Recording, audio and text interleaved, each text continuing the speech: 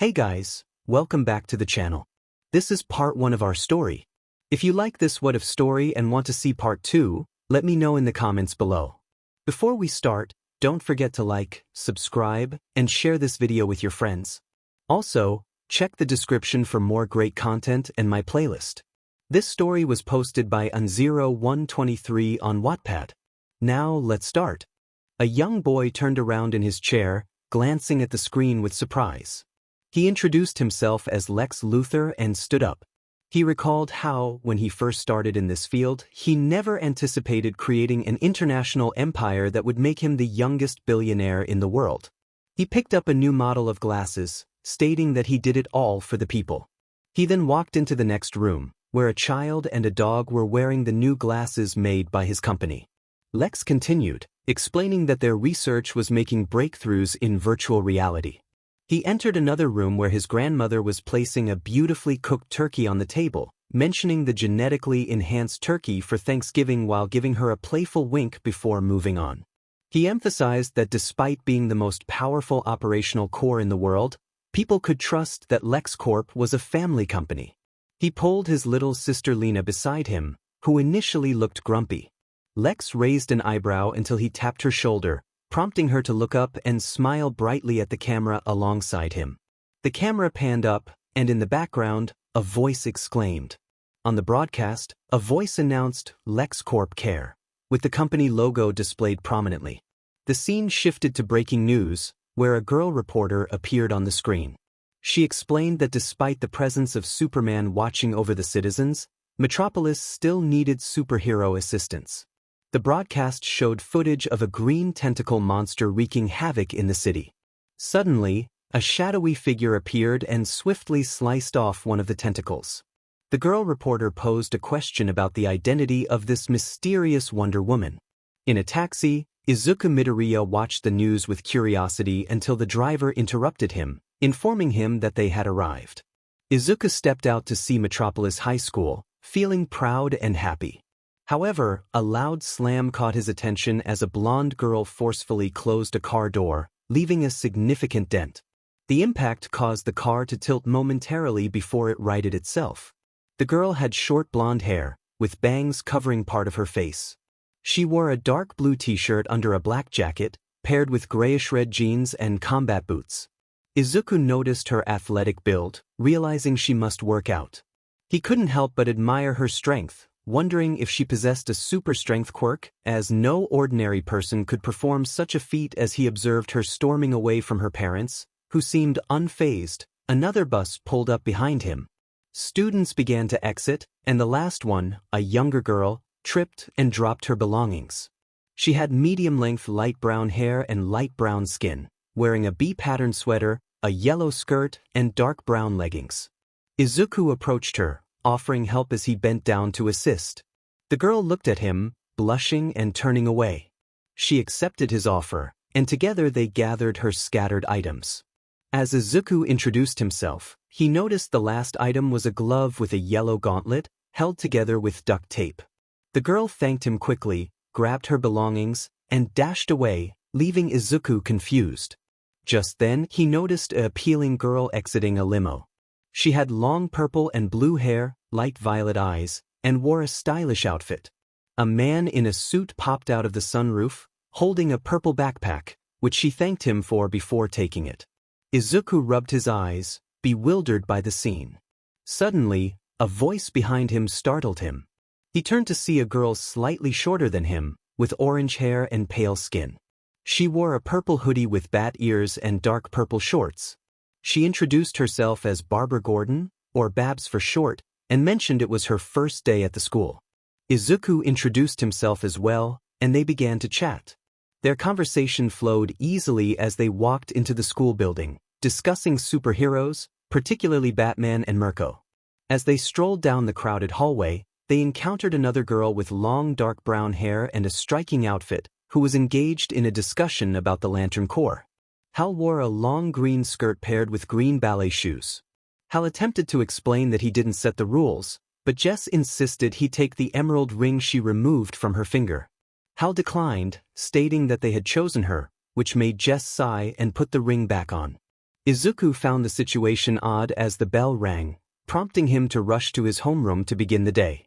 3 hours later, during lunch break, he scanned the cafeteria for a place to sit and noticed Babs sitting alone, observing her surroundings as if analyzing something.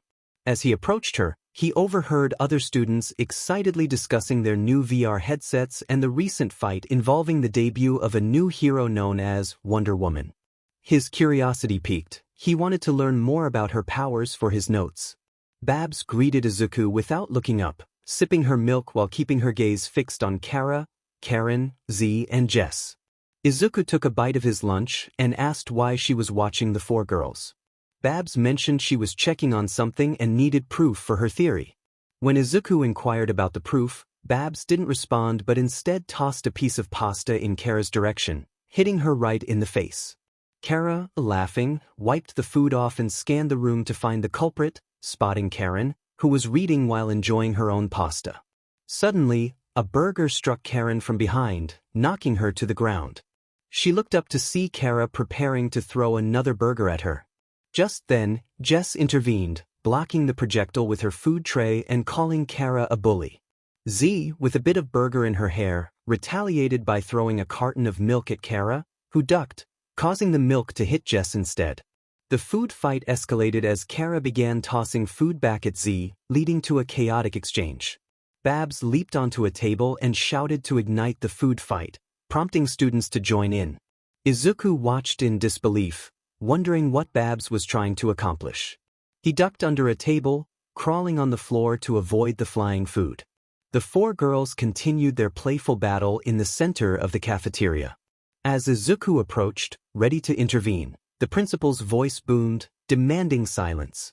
The room fell quiet, but the girls continued their playful scuffle until the principal reached them, declaring that they would all face detention. Izuku felt a wave of panic wash over him. This was not how he envisioned his first day. The principal led the 6 teens into an empty classroom, where they sat in silence, remnants of food still on them. Izuku rested his head on his desk, feeling overwhelmed by the unexpected turn of events. Z, filing her nails, remarked that they might need good attorneys. Kara challenged her, claiming she had better aim. Jess stood up, ready to defend Karen, who offered a sincere apology, though most of the others were too caught up in their argument to hear her. Suddenly, the door swung open, and the principal returned with a police officer, explaining that they had found a girl wandering the streets, skipping school on the first day. He instructed her to join the others while he determined her homeroom. A cloaked figure entered the room, and once the door closed, the cloak fell away, revealing a stunning young woman. She walked to the coat-rack, hung up her cloak, and took a seat at a desk in the middle of the room, leaving the other students in awe. Karen whispered that the girl was appealing, while Z and Jess shared their astonishment. Izuku and Babs simultaneously recognized her as the Wonder Woman. However, Kara scoffed, dismissing her as merely a girl in costume. The young woman introduced herself as Diana, Princess of Themyscira and the Amazons, declaring her strength and resilience. Kara challenged her, warning that she didn't want to pick a fight. Diana accepted the challenge, standing up and facing Kara, who also rose to meet her. They both assumed fighting stances, and as Kara threw the first punch, Diana effortlessly dodged, commanding her to try again. Kara attempted another strike aimed at Diana's head, but the Amazon countered with a swift kick to Kara's midsection, surprising them both. Diana had expected Kara to take things further, while Kara was surprised she had been sent back at all. Having finished her playful antics, Kara dusted herself off and brushed some hair from her face, then resumed her assault on Diana with wild punches. Diana skillfully blocked, dodged, or parried each attack. Izuku, feeling anxious, urged everyone to stop before someone got hurt.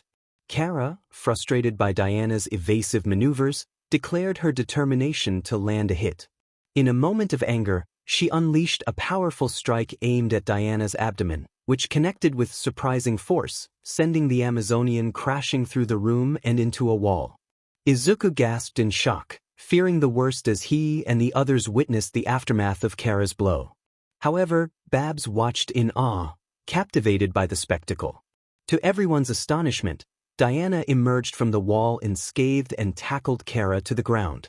Izuku exclaimed in disbelief at the princess's resilience. The two continued their fierce struggle, rolling around and causing chaos in the room. Izuku, Babs, Karen, and Jess quickly moved to the other side to avoid the destruction, while Z remained at her desk, calmly applying makeup. Izuku expressed concern about the potential damage to the school, and Jess insisted they needed to intervene. Karen, determined to help, reached into her bag and began assembling some makeshift armor, securing it with electrical tape. Suddenly, she shrank down to the size of an insect and attempted to fly through the closed windows. Izuku turned back to the fight, where both women were still exchanging blows. Frustrated and desperate to stop the chaos, he pulled out a blue, tank-shaped bottle, shook it vigorously, and pressed it against his hand. The bottle announced its power, and in an instant, Izuku propelled himself forward, positioning himself between the two combatants just as they were about to collide. A shockwave erupted from the impact of their halted punches, leaving both women wide-eyed in surprise. Izuku pleaded with them to cease their fighting, fearing for the school's safety. Jess chimed in, emphasizing that violence was never the solution, and her ring glowed green as she conjured a broom and dustpan to start cleaning the mess. Seizing the opportunity, Kara picked up Izuku and tossed him across the room, returning her focus to Diana. Meanwhile, Z, still preoccupied with her makeup, noticed someone approaching the door and warned everyone. As the teacher entered, the students scrambled to appear innocent in the now spotless room. The teacher raised an eyebrow, questioning if everything was all right. Z assured him all was well, and he, distracted by his own thoughts, left the room without further suspicion. Once the door closed, everyone sighed in relief. Izuku, feeling a wave of relief wash over him, was startled when Kara landed heavily on his desk, demanding to know how he had managed to catch her attack. She narrowed her eyes, which began to glow slightly as she pressed him for answers. Overwhelmed, Izuku struggled to respond, fearing her reaction. Diana intervened, calming Kara and revealing that Izuku was the champion of Zeus. Confused, Izuku wondered what that meant. Kara pointed out that he wasn't Greek but Japanese, prompting Babs to leap from her desk in excitement. She exclaimed that she had known all along that they were special, recalling moments that hinted at their extraordinary abilities. She shared her plan to instigate a food fight to bring everyone together, which had unexpectedly worked out, especially with Izuku's involvement. Everyone looked bewildered by Babs' revelations, and after a moment of silence, Izuku voiced the question on everyone's mind, asking if she truly believed that inciting a fight was a good idea. Babs admitted her plan wasn't fully thought out but insisted that most of it had worked. Diana then turned to Izuku, asking for his name. He introduced himself as Izuku Midoirya, and Diana expressed her longing for his guidance. Was it her mission to save the world of humanity and guide it onto the right path? She pondered this while kneeling before Izuku, who appeared confused and slightly flustered. Izuku suggested that if she wanted to be a superhero, she could learn from others and work together in team-ups. Babs's eyes widened with excitement at the idea of forming a superhero team. Diana, filled with enthusiasm, expressed her joy at finding a kindred spirit with the warrior spirit of an Amazon. She felt it was her destiny to bring the Amazonian way of peace into the world of men and rid it of all evil. The gods had bestowed this honor upon her, and she had feared carrying this burden alone. Now, she rejoiced at having a sister in arms and a champion by her side in this quest, embracing Babs tightly and pulling Izuku into the hug as well. Izuku felt a rush of embarrassment as he blushed, feeling the warmth of Diana's embrace. Babs, still starstruck, suddenly recalled something Diana had said. She pointed out that Diana had 5 sisters and a champion on her side. Kara quickly expressed her reluctance, stating that every time she used her powers, trouble followed. Jess, shaking her head, declared she wasn't interested in fighting, while Z humorously noted that she was an artist, not a police officer. Karen quietly admitted she wasn't good at that sort of thing. Diana, frustrated, slammed her hands on her desk, startling everyone. She called them cowards, insisting that the same mantle of greatness bestowed upon her was also given to them. Babs encouraged the group to consider the excitement of facing heroes and villains, having a hidden lair, and secret identities. Z pointed out that to have a secret identity, one needed to dress more like a human and less like Diana currently did. The other girls remained unconvinced until Izuku spoke up, urging them to think about the importance of justice and doing good. He shared that the greatest heroes were those who rushed into danger to protect those who couldn't protect themselves. He had always wanted to be a hero who smiled and safeguarded those in danger. He recounted how he had learned that the greatest heroes shared a common trait: they acted selflessly. His words ignited a spark of passion in the girls, revealing to Kara and Diana that Izuku was more than he seemed. Z, however, reminded them that to fight as heroes, they first needed to pass as normal humans. Babs then proposed that they try the superhero idea, with Diana teaching them how to be heroes in exchange for a makeover. The girls began to consider this offer. Izuku felt a bit anxious about their response until Z playfully agreed to the makeover. Karen hesitantly joined in, and Jess decided to participate for Karen's sake. The only one left was Kara, who still seemed unconvinced. Izuku encouraged her, and despite her reluctance, she agreed to join, turning away to hide her expression. Once Kara joined the group, Babs celebrated by giving everyone a bear hug, marking the beginning of their new superhero team. Jess pointed out that they needed to address Diana's outfit, insisting she couldn't go around dressed like that. Z reassured them that she had a place in mind for such situations. After school, the group took Diana to Metropolis Mall to find her a new everyday outfit. Diana was bewildered by the fashion store, exclaiming her surprise. Babs began teaching her the ways of a normal teenager, explaining that she shouldn't use phrases like, "by the white beard of Zeus." She emphasized the importance of looking the part, suggesting bright colors and bold logos. Kara chimed in, insisting on leather clothing, but Babs quickly pulled her away. Babs continued her lessons, explaining the significance of a phone in a teenager's life, which left Diana dizzy from the overwhelming information. Jess then intervened, dismissing the leather and offering Diana a set of clothes made from organic cotton. Karen advised Diana to dress in a way that wouldn't draw too much attention, handing her a selection of sweaters.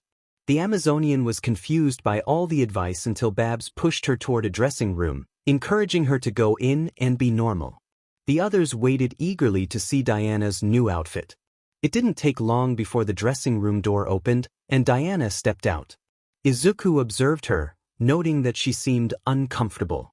The purple-haired girl acknowledged this, expressing her own struggle to move in the clothes. Babs rushed to grab a few items, but the purple-haired girl playfully tripped her, causing Barbara to stumble. Z, closing her makeup mirror, interjected, asking if they had finished teasing Diana.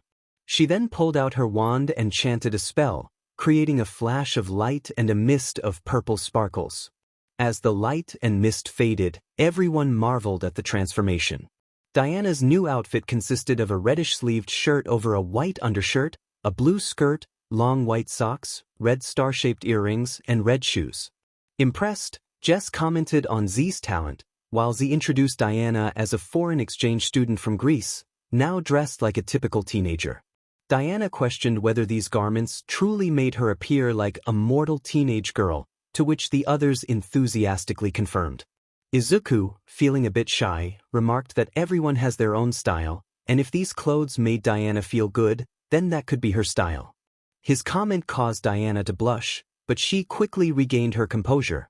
She then declared that now that she had learned her first lesson in becoming a teenager, it was her turn to teach them. Pointing to a tall skyscraper, she instructed everyone to meet her there in half an hour for training, leaving them to prepare.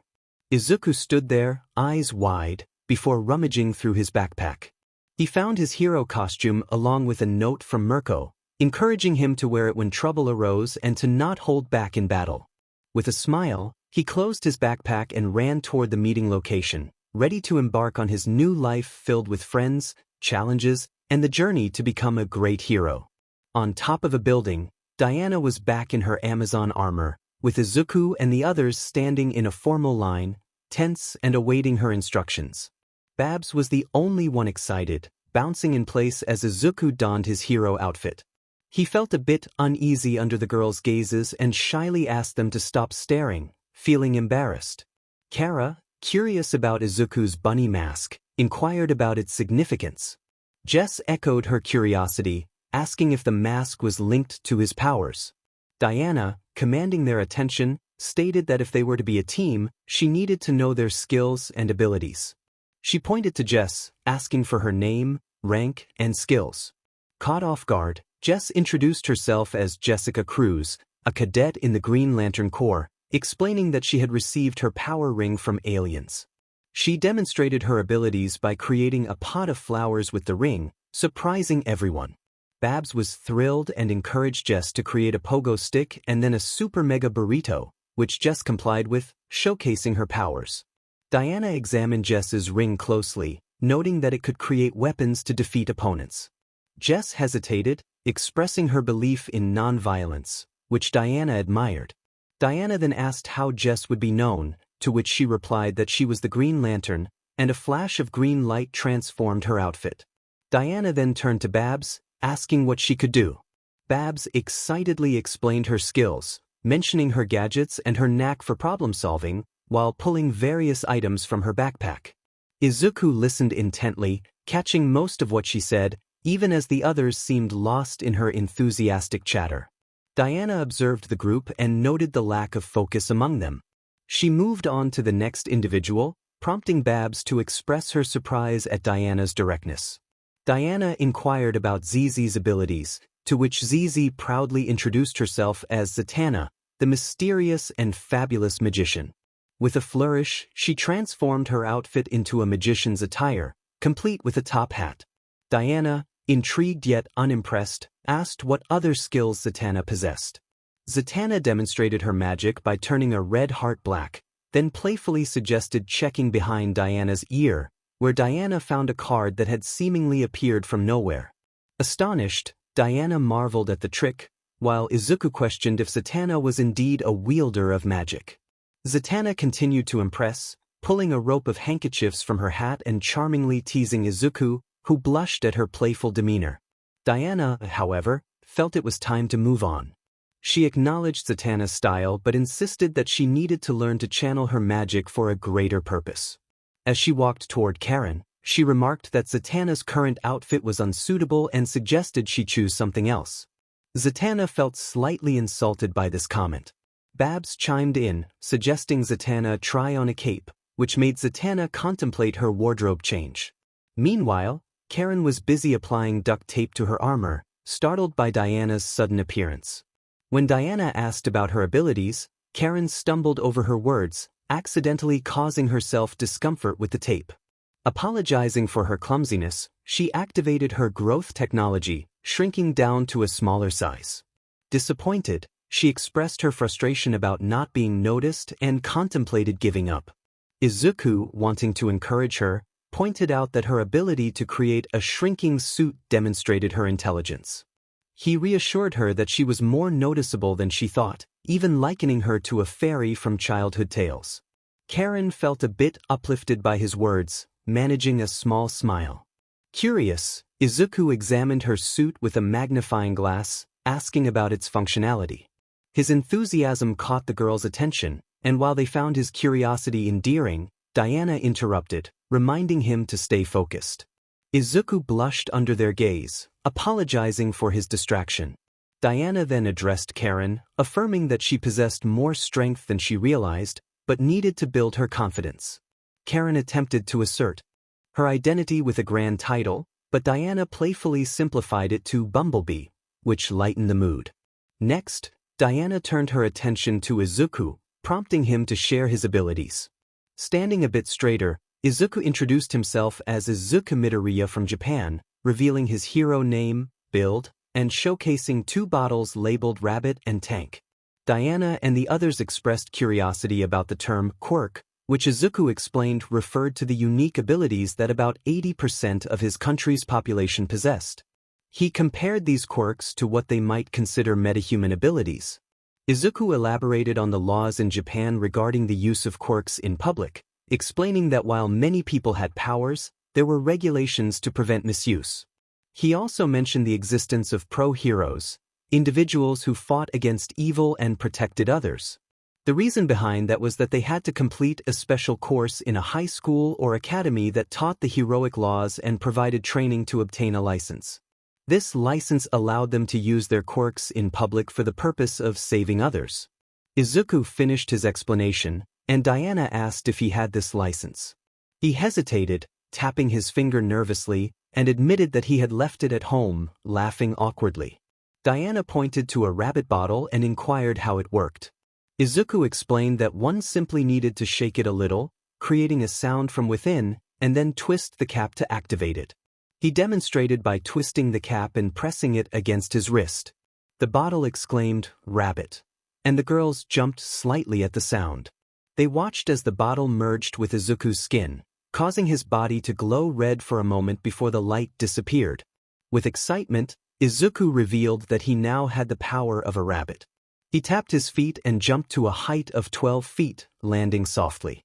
Diana, impressed, took his hand and noticed a rabbit logo on his wrist.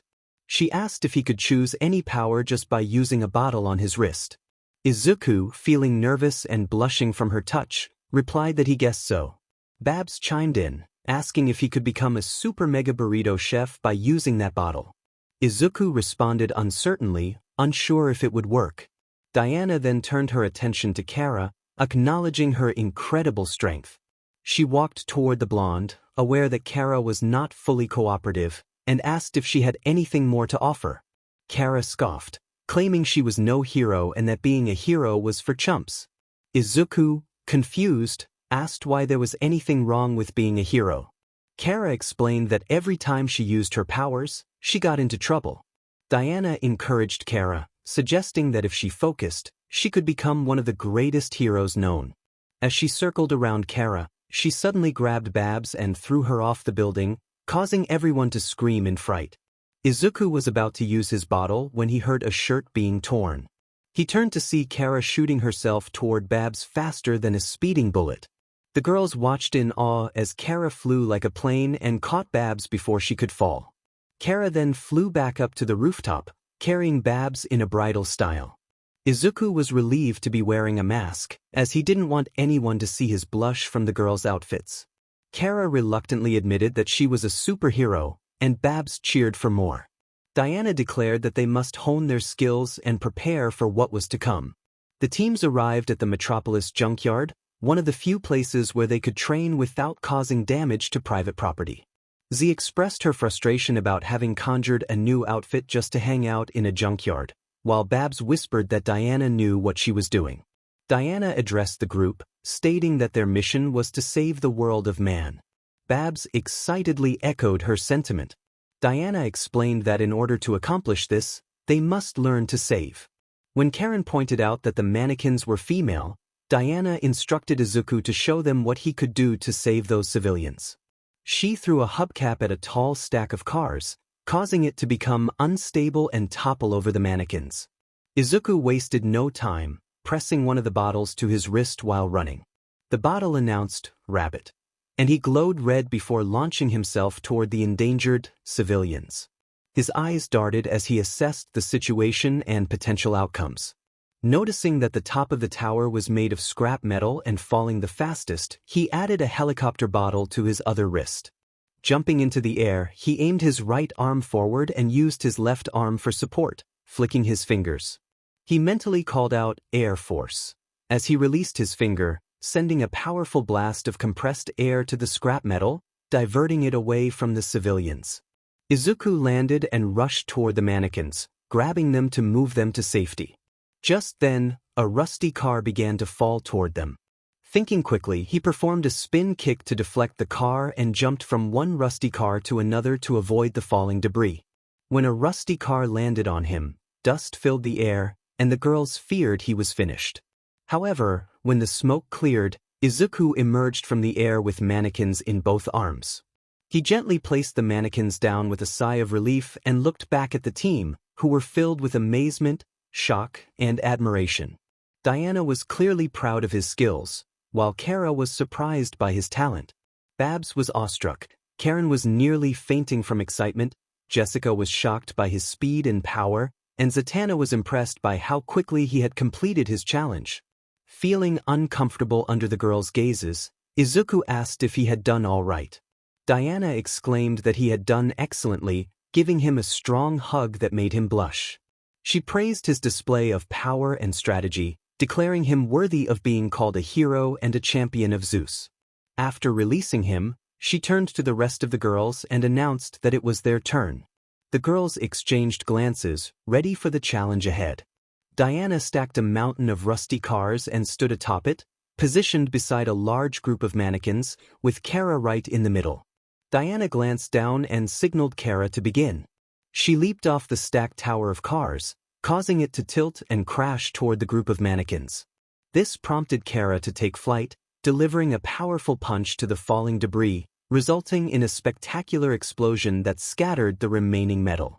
As 𝗂𝐻 descended closer to the ground, she smiled, anticipating the same praise Izuku had received during his turn. However, she was met with expressions of horror and disappointment from the others. Izuku pointed to the ground, urging 𝗂𝐻 to look down. She cringed at the sight of the rusty cars and scrap metal having struck the mannequins, sending them tumbling in various directions, some trapped beneath the cars or skewered by the debris. There were no survivors. The group decided that 𝗬𝗓's next lesson should focus on being a normal teenager. Babs announced that it would be Normal Teenager Lesson Number 4, Pop Culture, and she dragged 𝗬𝗓 into a comic book store. 𝗧𝗏 commented on the store's offerings, unimpressed by its selection. Izuku's eyes lit up as he spotted something exciting. He rushed to the manga section, thrilled to find classic volumes of popular titles like Naruto, Isekai, Bleach, Fairy Tail, Mob Psycho 100, One Punch Man, and others. His heart skipped a beat when he discovered a limited edition comic featuring Mirko, Ryukyu, and the Underground Hero, and it was in color. Babs, meanwhile, found something intriguing thanks to 𝗧𝗏. She exclaimed about a super rare Batman Giant Super Special limited edition comic that came with a wall Batman poster, expressing her longing to have it. 𝗬𝗓, however, admonished Babs, insisting they must protect the innocent rather than obsess over material possessions. Jess clarified that Babs was merely using an expression. As they exited the store, Jess explained that if someone were hungry, they might say, "I'd kill for a burrito," and encouraged 𝗬𝗓 to give it a try. Taking a deep breath, 𝗬𝗓 approached a nearby food cart and slammed her palm down, declaring she would do anything for a burrito. The vendor, startled, ran away in fear as 𝗬𝗓 waved money and chased after him. Izuku and the girls gasped and followed her, oblivious to the other teenagers around them. Back at the junkyard, it was 𝗧𝗏's turn. Her task was to save the civilians from being crushed by the car compactor. She soared into the air, surrounded by a purple magical aura, her eyes glowing brightly as she danced with an orb of light. After a moment, she threw the orb at the compactor's 𝗬𝗏, turning it off just in time. She landed gracefully, conjuring energy hands that applauded her, but her moment of triumph was short-lived when Batgirl pointed out that the mannequins had already been crushed moments before she had flicked the 𝗬𝗏. Next was Karen's turn. She held onto a guard dog by its chain as it barked, while Jessica placed a piece of steak onto a mannequin. Karen felt a surge of fear as she looked to 𝗬𝗓 for a signal to start. Taking a deep breath, she shrank down and prepared her missile launchers, but they malfunctioned, sparking instead of firing. As the dog charged toward her, she flew away and hid behind 𝗬𝗓, watching as the dog snatched the steak off the mannequin's face, along with its head. Overwhelmed by the sight, Karen fainted, prompting 𝗬𝗓 to comfort her until the dog broke free, sending the young heroes into a frantic chase to recapture it. Returning to the lesson on being a normal teenager, 𝗧𝗏 decided to take the group to a spa. The girls, -1, enjoyed various treatments. 𝗧𝗏 indulged in a full beauty treatment, Barbara received a pedicure, Karen enjoyed a massage, and Jessica had a seaweed facial. Meanwhile, 𝗬𝗓 struggled against the masseuses who were attempting to work on her. Izuku sat in a chair, while 𝗂𝐻 remained disinterested, focused on her phone. Babs asked what they were doing, and 𝗧𝗏 explained that they were pampering themselves, emphasizing the importance of self-care for a normal teenage girl. 𝗬𝗓, confused, questioned the focus on toenails. The masseuse, noticing 𝗬𝗓's calluses, declared it was time for the big guns and pulled out an electric nail filer. Mistaking it for a weapon, Diana drew her lasso of truth, causing the 𝗵𝗍𝗧s to flee as she chased after them. The others followed suit, running past 𝗂𝐻𝗁, who looked up just in time to see Izuku, red-faced from witnessing a few accidental glimpses, faint in his chair. 𝗂𝐻𝗁 dashed out of the spa and headed straight for the music store across the street. Back at the junkyard, Barbara faced her own challenge, saving a cat doll hanging from a tree while navigating a group of mannequins blocking her path. Diana pointed out the cat, but Barbara was momentarily distracted by a butterfly. After regaining her focus, Diana reminded her of her task. Babs dashed off, skillfully sliding and flipping under and over the mannequins, striking some while deftly avoiding others. Babs pulled the pins from her back grenades and dropped them, sending the remaining mannequins flying. She leaped into the tree and captured the cat, celebrating her success. However, when she turned to her teammates, she noticed their disappointed and horrified expressions. It dawned on her that her task might not have been what she had assumed. Babs nervously questioned whether those mannequins had been bad guys. The team shook their heads, confirming that the so-called bad guys were merely bystanders. It turned out that Jessica's attempt at hero training had been rooted in her aversion to violence. Diana had positioned the mannequins in front of her and Jessica while instructing Barbara to operate a large wrecking machine. Diana challenged her to fight against the machine to save the mannequins, but Jessica steadfastly refused, holding on to her belief in non-violence. Realizing she couldn't sway Jessica, Diana decided to demonstrate the effectiveness of her own approach. She created a green safe with her power ring and placed the mannequins inside, far from the machine. Although Diana had anticipated this outcome, she instructed Babs to take on another task, telling her to use the machine's attachment against 𝗂𝐻𝗁 and Izuku. Jessica and the others attempted to save the two, but 𝗂𝐻𝗁 managed to disable the machine, sending the others tumbling while Izuku landed in Diana's arms. In the next typical teenage lesson, the group went to the movies to teach the Amazonian how to behave in that setting. Unfortunately, the majority voted to watch a film titled Dull Expressionless Love. Babs arrived with a bucket of popcorn, announcing it as normal teenager lesson number 86, Romance. The film turned out to be a stereotypical cringeworthy love story. Everyone watched with varying levels of interest, except for Izuku and 𝗂𝐻𝗁, who struggled to understand the appeal of such movies. Diana expressed her confusion about the film's events, prompting 𝗂𝐻𝗁 to explain the plot.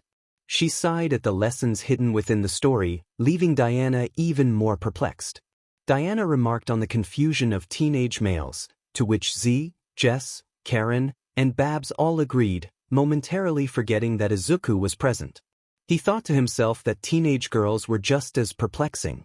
As the movie approached its climax, where the lead male rushed to the lead female's home and they embraced, Diana misinterpreted the scene.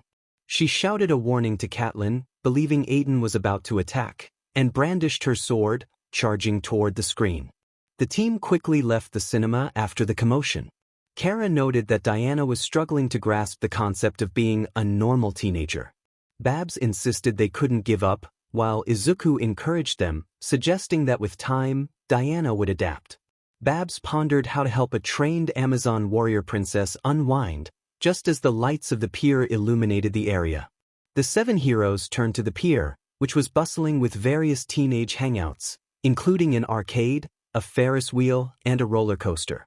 They spent the evening at the boardwalk, leaving with souvenir stuffed animals, a photo booth SRP, and plenty of laughter.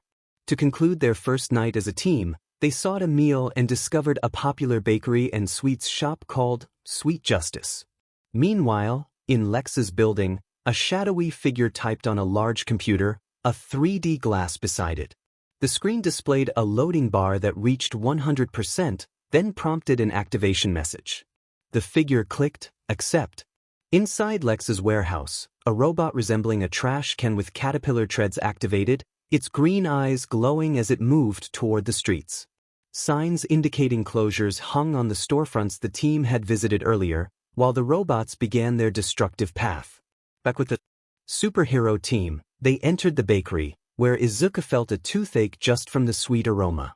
The display case was filled with an array of baked goods, chocolates, ice creams, and other treats. Babs pressed her face against the glass, mesmerized by the selection. A young boy with blonde hair and a friendly smile approached the counter, greeting the girls enthusiastically. He introduced himself as Barry and asked what they would like, his excitement evident. The girls greeted him, except for Diana, Izuku, and Babs, who were new faces to him. Barry offered to take their orders, and after some deliberation, Z decided for them. Babs would have the candy cake triple ripple tower with rainbow sprinkles, Diana would have the death by chocolate, and Izuku would enjoy the strawberry sundae. Barry quickly took their orders to the back and returned moments later with their treats, handing them over as the girls expressed their gratitude. They then searched for a place to sit and enjoy their sweets. As they departed, Izuku, Barbara, and Diana were joined by Barry, who greeted them warmly. Izuku reciprocated the greeting, and Barbara cheerfully acknowledged Barry before placing her order. Diana expressed her pleasure in meeting Barry, completely misinterpreting the situation, which left Barry scratching his head in confusion.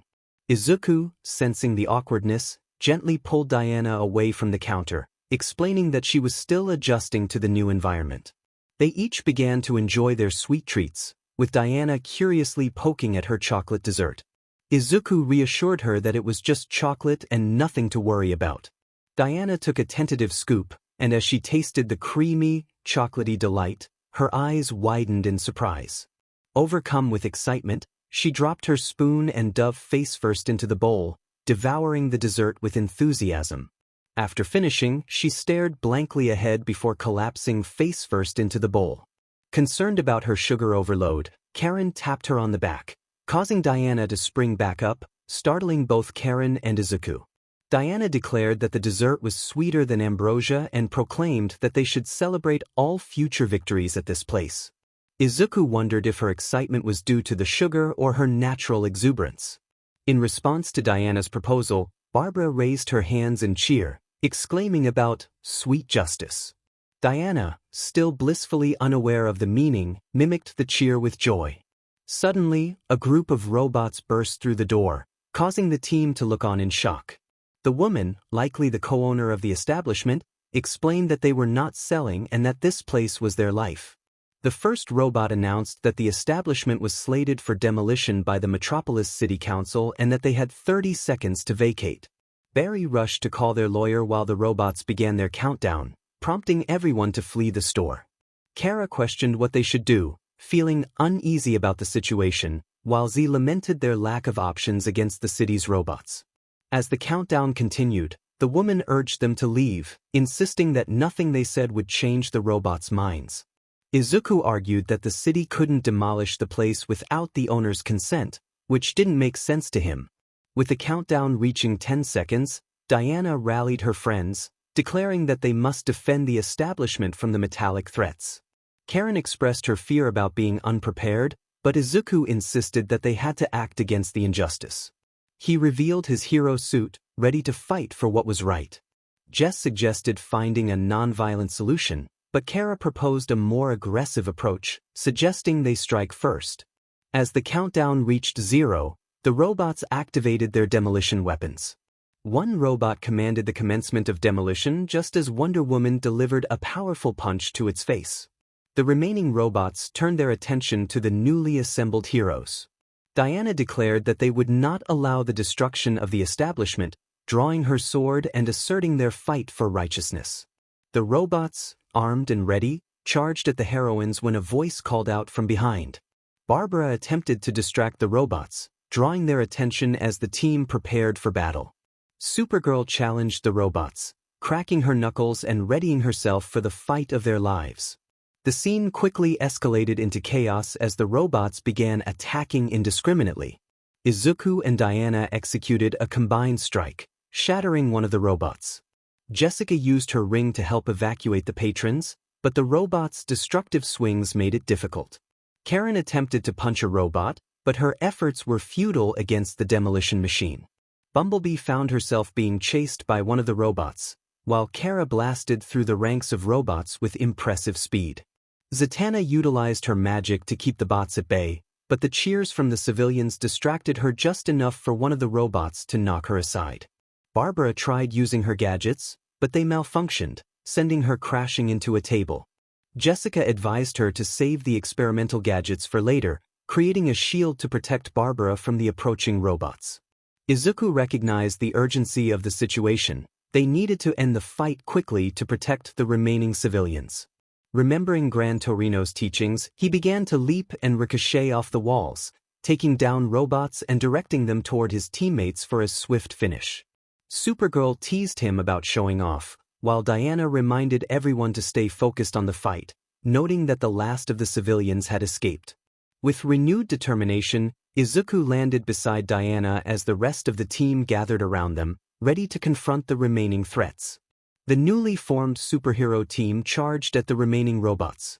Izuku instructed Luna to spin, using a tank and rabbit bottle to deliver a powerful front-facing axe kick that shattered a robot into pieces.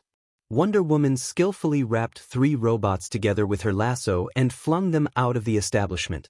Kara's eyes glowed red as she unleashed her heat vision, slicing through the demolition bots with precision. Zatanna used her magic to transform the weapons of the demolition bots into balloons, causing them to float harmlessly.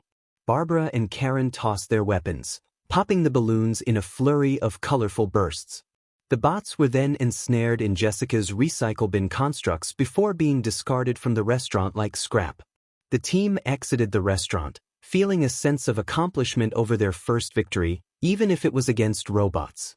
However, just before Barbara could suggest a team high five, the restaurant collapsed behind them. They had overlooked the property damage incurred during their battle, and combined with the destruction caused by the robots, the bakery fell in on itself. Izuku's face drained of color as he stood in shock, realizing that despite their efforts and the defeat of the enemy, the robots had still completed their mission. Barbara's eyes widened in despair. Karen nearly fainted, Zatanna was left speechless, Jessica bit her lower lip in shame, and Kara rubbed her neck, feeling guilty.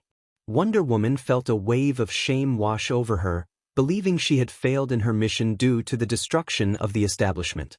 It seemed nothing could make the situation worse.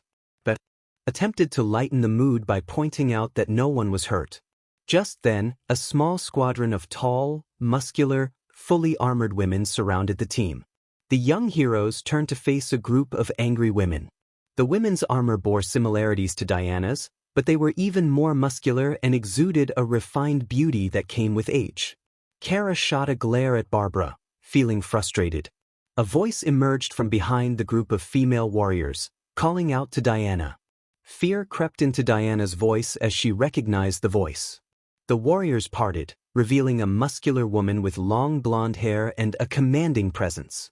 She was cloaked in animal fur and wore a small crown atop her head. The woman, Queen Hippolyta of the Amazons, addressed Diana in a firm and commanding tone, stating that she was in a lot of trouble. Diana sighed and turned to her friends, admitting that this was her mother. Bat, feeling intimidated, remarked that Diana's mother looked like a final boss. Karen hid behind Kara, questioning why Hippolyta was there and why she seemed so angry. Hippolyta explained that she had come to take her runaway daughter back home, surprising the group with this revelation. Kara, confused, asked if it wasn't Diana's destiny to save the world of man. Hippolyta clarified that Diana had no such destiny, revealing that she had disguised herself as a warrior, participated in the tournament of Athena and Aphrodite without permission, and even stole a boat to come here. Izuku, shocked by this news, stepped forward and questioned Diana about sneaking out. Hippolyta declared that Diana would be grounded for the rest of her immortal life, pinching Diana's ear and pulling her away as she protested in discomfort. Izuku felt that this was unfair, even as Barbara and Karen signaled for him to step back. He called out to Hippolyta, causing her to stop and turn toward him. Despite feeling intimidated by the taller woman and her armed entourage, Izuku found courage in Diana's presence. He revealed his true identity, stating that he was a man, and argued that Diana had proven herself worthy by passing the tournament tasks, despite having disguised herself to enter. Hippolyta's skepticism was evident, but Izuku stood his ground, asserting that Diana had the right to make her own decisions, even if they conflicted with her mother's wishes. He pointed out that at 317 years old, Diana was more than capable of making her own choices. He turned to Diana, expressing that she had the potential to save the world someday, and that she was more than just a girl or a princess, she was Wonder Woman. His words brought a smile to Diana's face and tears to her eyes, while the others watched with admiration. Barbara, Karen, Zatanna, and Jessica were moved by Izuku's speech, though Kara maintained a strong facade. Bat whispered that it was appealing, wiping away a tear. Empowered by Izuku's words, Diana steadied herself and faced her mother, declaring that she was more than old enough to make her own decisions and had proven her worth to be there. If Hippolyta could not accept that, then that was unfortunate. Queen Hippolyta turned to Izuku with a fierce glare, accusing him of turning her daughter against her and her people. Izuku raised his hands in defense, urging that they could talk about this. He emphasized that Diana was her own person, and while that might anger Hippolyta, acceptance was necessary. Diana reiterated that Izuku was a true hero and that she respected his judgment, causing gasps among the other Amazons. Hippolyta questioned why Izuku's word should hold any weight, dismissing him as merely a man. Diana countered that he was the champion of Zeus, the defender of man against evil, nearly causing Izuku to have a heart attack from embarrassment. Hippolyta regarded Izuku with skepticism, her expression a mix of anger and curiosity. She examined him closely from head to toe. The other Amazons followed suit until Diana and Kara stepped forward. Suddenly, Hippolyta and the other Amazons erupted into laughter, catching everyone off guard for a moment before they began to settle down. Hippolyta took a deep breath and remarked that she hadn't laughed so much since Diana was a baby, recalling the time she ran around the palace wearing her battle helmet. She questioned whether anyone could truly believe that this small man was the chosen champion of Zeus. Diana urged her mother to allow him to demonstrate his abilities, assuring her that all fears and doubts would be dispelled. At that moment, the entire pier began to tremble as a massive robotic exoskeleton emblazoned with the 𝐒𝐿𝐴𝐶𝐵 logo appeared. The giant robot started wreaking havoc, attacking everything in its path. Batgirl recognized it as a 𝗕𝐿𝐴𝐶𝐵 demolition robot suit, explaining that Luthor used them for large-scale demolitions, similar to the bots that had previously attacked Sweet Justice. Kara wondered why Lex Luthor would engage in such destruction, questioning his motives as a wealthy billionaire. Hippolyta chastised Diana for wasting time with idle chatter, asserting that a true Amazon confronts danger head-on. With that, she and her Amazon warriors charged at the robots and the colossal mech suit. While the female warriors managed to hold their ground against the smaller demolition bots, the mech easily swatted them aside. From its shoulders, a pair of cannons emerged, firing blasts of goo that ensnared the Amazon warriors, including Queen Hippolyta.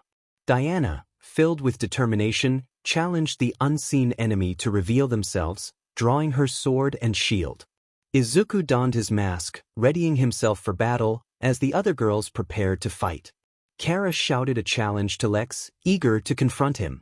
A high-pitched voice echoed from the mech, questioning if they thought she was Lex. The cockpit opened to reveal a young blonde girl, no older than 10, who declared herself Lena Luthor, the world's youngest criminal mastermind. A silence fell over the battlefield as Kara asked who she was. Lena, offended by their ignorance, proclaimed her identity and her grand plan to rid Metropolis of all the adults and teenagers. Izuku recognized her from 𝗕𝐿𝐴𝐶𝐵 commercials, prompting Lena to assert that she was not just a child but the genius behind her elaborate scheme. Kara expressed her confusion, to which Lena indignantly explained that she had reprogrammed her brother's VR goggles to trap teenagers and hacked the demolition robots to destroy their favorite hangouts. With nowhere to go, the teens would be forced to rely on the VR sets, allowing children to take control of Metropolis. Kara dismissed Lena's plan as foolish, while Izuku pointed out its many flaws, questioning how the city would function without adults. Lena, frustrated, vowed to destroy the pier before turning her attention to the young heroes, charging at them with the giant mech. As the mech's arms rose high and then slammed down toward the heroes, they scattered to avoid the attack.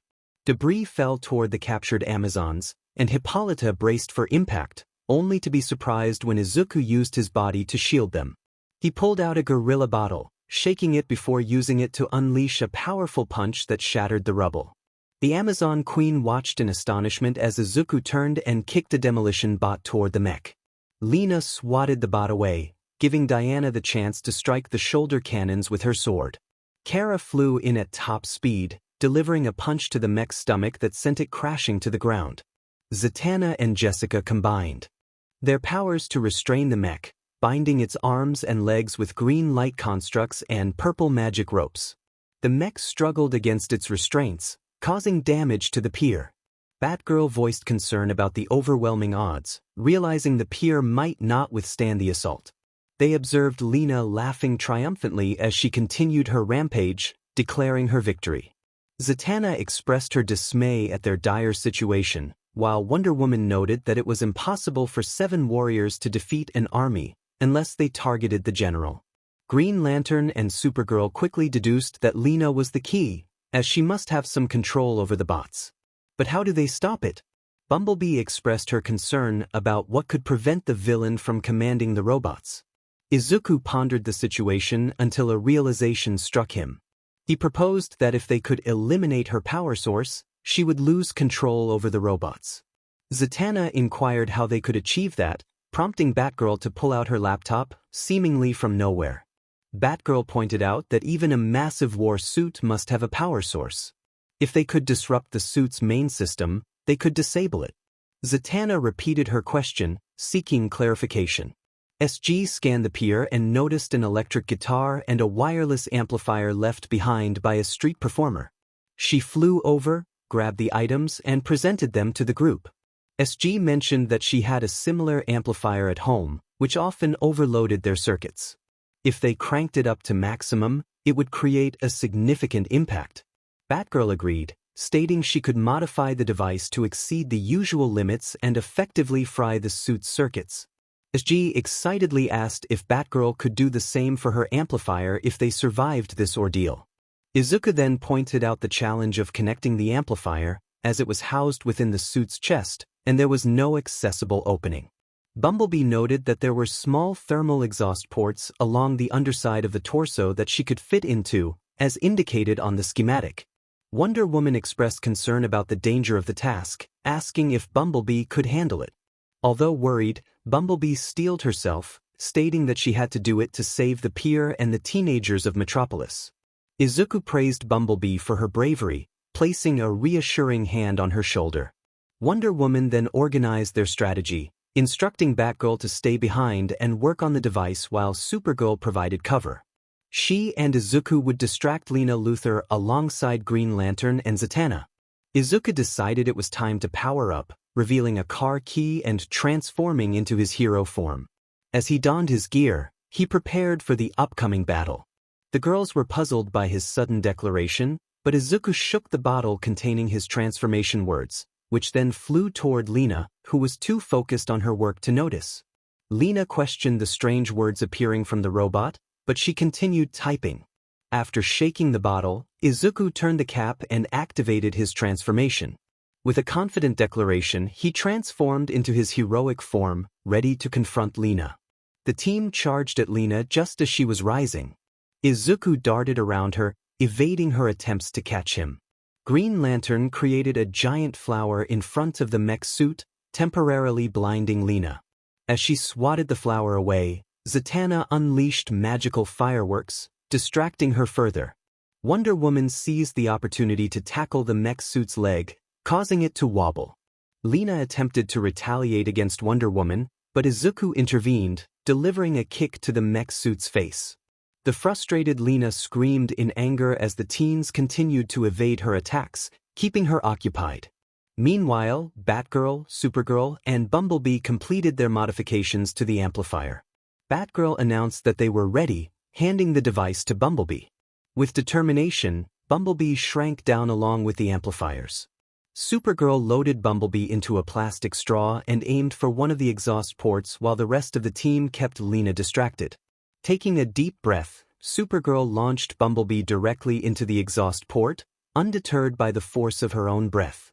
Bumblebee navigated through the hot interior of the mech suit, enduring the heat as she reached the main circuitry area. She quickly resized the amplifier and plugged it in, informing her teammates that she was in position. Outside, Batgirl searched for the perfect song to disable the mech suit and found one she believed would work. She activated the music, and the amplifier blared it at full volume. The music caused the circuits to malfunction, and the mech suit began to break apart. Bumblebee swiftly exited the suit just before a powerful surge of electricity struck her, leaving her momentarily stunned. Inside the pilot's seat, Lena struggled to regain control of her malfunctioning mech, throwing a tantrum as she realized her defeat. She screamed in frustration, insisting that they had cheated, but the mech suit eventually collapsed, crashing to the ground and creating a small crater upon impact. The team of superheroes gathered around the fallen mech suit as Bumblebee emerged from the exhaust port, returning to her normal size and breathing from the heat. She asked if anyone had water, removing her helmet to reveal her sweat-soaked hair. Zatanna materialized a water bottle, which Bumblebee eagerly drank. Meanwhile, Izuku, Wonder Woman, and Supergirl worked to free Diana's mother and her warriors from their confinement. They broke through the hardened material one by one, liberating the Amazon warriors. Wonder Woman expressed her concern for her mother, asking if she was all right. Her mother reassured her, expressing pride in Diana's bravery in facing the enemy and overcoming the mechanical threat. Taking a deep breath, she prepared to share her thoughts with her daughter. She admitted that she had been wrong about Diana. On this day, Hippolyta expressed her pride in Diana, acknowledging her wisdom and the true spirit of an Amazon. She placed a hand on her daughter's shoulder and smiled warmly, a gesture Diana had not seen in a long time. Turning to Izuku, who had returned to his usual demeanor, Hippolyta approached him with a serious expression. Izuku felt a wave of nervousness wash over him as he braced for what was to come. Hippolyta addressed him, stating that as the champion of Zeus, he had proven his worth and that she would trust his judgment. She asked him to look after her daughter, and he responded with a slight blush, affirming his commitment. Hippolyta then rallied her warriors, declaring their return home. Before joining them, she pulled Diana aside for a private conversation. She gently reminded her daughter that while her understanding of men might be limited, it was clear she had feelings for the young champion. Diana felt a rush of embarrassment at her mother's words. Hippolyta suggested that Izuku could be a good match for her, playfully winking before departing to join the Amazons. Shortly after, Lena's parents arrived, likely to ground her for her actions. Lex Luthor decided to donate funds to repair the damage Lena had caused, including to Sweet Justice. The arrival of the police also brought crowds of civilians eager to see the new heroes who had saved their city. The team felt a swell of pride as they heard cheers and applause from their newfound fans. As the day progressed, the group gathered at Zatanna's penthouse, watching the news coverage of their recent exploits. The anchor reported on the clash between the teenage heroes and Lena Luthor, leaving the audience curious about the identities of these young champions. Kara, excited by their newfound fame, changed the channel in search of something more entertaining. Karen expressed disbelief at their sudden recognition, while Zatanna marveled at being featured on the news. Kara noted how catchy their new name, Teen Titans, sounded, although Jess pointed out that it might not make sense in a few years when they were adults. Kara shrugged off the concern, suggesting they could simply drop the teen and call themselves the Titans. In that moment, the Teen Titans were officially formed. In just a few days, so much had changed, and Izuku felt grateful to have a team he could rely on, friends who stood by him. Although he was far from his origins, he felt a sense of belonging. Diana approached Izuku, asking if they could speak privately. He agreed, his cheeks warming as they stepped into an adjacent room.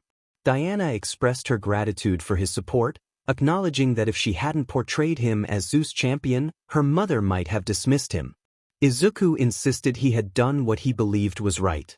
Diana smiled and, leaning in, placed a gentle kiss on his cheek, leaving him blushing furiously. As she returned to the others, Izuku felt overwhelmed, unaware that this was just the beginning of their journey together. Meanwhile, in a distant tower, a man with blonde hair watched the news alongside a woman with green hair. They discussed the developments in Metropolis, their conversation tinged with caution about their own plans. In a dark bar, another figure pondered the situation, deciding to let things unfold for now while plotting for the future. As Izuku and Diana stepped into Metropolis, they found themselves in an academy filled with new friends, adventures, and opportunities. They were leaving their pasts behind, embarking on a journey that seemed vast and full of promise. Each member of their team faced their own struggles, whether it was 𝗂𝐻 grappling with her strength, Zatanna fearing her magic, or Karen dealing with bullies. Yet, they were all touched by a light that guided them toward their dreams. In the end, they would become who they were meant to be, united as the Titans, ready to face whatever challenges lay ahead. Scream zoomed to the Teen Titans as they leaped into the air, their voices echoing with determination. From the shadows, Tomura and Izumi reached out to build, flanked by two muscular figures who lent their strength to the duo. They embodied the essence of support, saving, and embracing, touching the hearts of those around them. Images flashed in Izuku's mind, he, Tatsu, and Diana training together, exchanging smiles as they sparred. Another image showed Izuku, Karen, and 𝗂𝐻 at an arcade, where Izuku was playfully losing while 𝗂𝐻 celebrated her victory, and Karen offered him comfort. A scene unfolded of Izuku and 𝗧 performing a magic trick on stage, followed by a moment of sweetness where Barbie giggled at Izuku's comical brain freeze. In another memory, Izuku and Star marveled at the vibrant fish in an aquarium, their smiles reflecting the joy of the moment.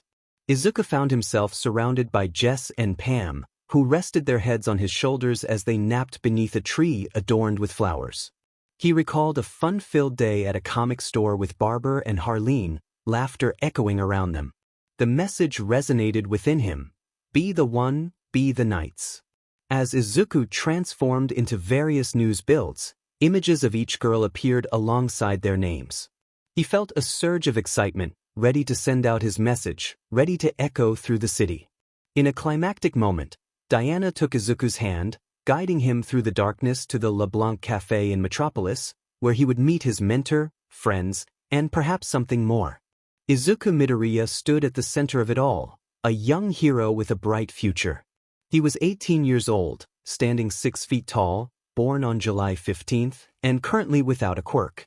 As 𝗵𝗵𝗲, he embraced his new identity, enjoying curry, analyzing heroics, and cherishing the bonds he formed with friends and loved ones. He had a passion for coffee and the LeBlanc shop, living a double life as a secret hero and vigilante. His personality shone through as brave, strong, kind, and intelligent. He wore various outfits chosen by his friends, each reflecting a different facet of his life. He had a bike and a phone, and his hero attire included the 𝗵𝗵𝗲 drivers and weapons, though he struggled to control some of his advanced forms. As the Teen Titans settled into their new roles, they returned to their daily routines, balancing heroics with personal lives. After a late-night patrol, 𝗂𝐻 found herself crashing into bed, sleeping soundly. The morning sun shone brightly when a knock at the door stirred her from her slumber. Mrs. Danvers called out, announcing that one of 𝗂𝐻's friends had arrived. 𝗂𝐻, with messy hair, groggily made her way to the door, wondering who could be visiting so early. The door swung open, revealing 𝗧, who entered with 2 rabbits in a cage. 𝗧 cheerfully introduced the bunnies, Blackberry Hazel Bun III and Dandelion Pipkin Heisenflay, explaining that she needed 𝗂𝐻's help while she performed. 𝗂𝐻, confused, questioned why the rabbits were in her room. 𝗧 insisted they were magical and needed special care during her performance. 𝗂𝐻 pointed to a spot on the floor, indicating where 𝗧 could place the bunnies, and 𝗧 began to clean the room with a wave of her hand. As she laid out the rules for caring for the rabbits, 𝗂𝐻 grew impatient, asking how long 𝗧 would be gone. 𝗧 replied that it would be more than an hour, and as she prepared to leave, she emphasized the most important rule: never put the 2 bunnies together. 𝗂𝐻, looking at the adorable creatures, simply responded with indifference. 𝗧 expressed her gratitude and waved goodbye to the bunnies before leaving. Alone with the rabbits, 𝗂𝐻 couldn't help but exclaim over their cuteness, naming one Merlin and the other Harry Houdini as she snuggled with them. Just then, Izuku appeared behind her, dressed casually in a t-shirt and sweatpants, witnessing the amusing scene before him. 𝗂𝐻, caught off guard, insisted that he had seen nothing, narrowing her eyes at him as he feigned ignorance. Nervously, Izuku was acutely aware that his life was in jeopardy. Kara, preparing to cuddle with the bunny, paused and asked why he was there. Izuku explained that 𝗧𝗏 had asked him to watch the bunny with her while she was away for a magic show, showing Kara a text about it. Curious, Kara questioned why 𝗧𝗏 needed her assistance. Izuku replied that he could watch the bunny, but not in his apartment, where dangerous chemicals were present. Kara agreed, noting it would be a disaster for the cute little bunny, before placing Merlin back in his cage and taking out Harry Houdini. Concerned, Izuku knelt beside Kara and asked if she should be playing with them like that.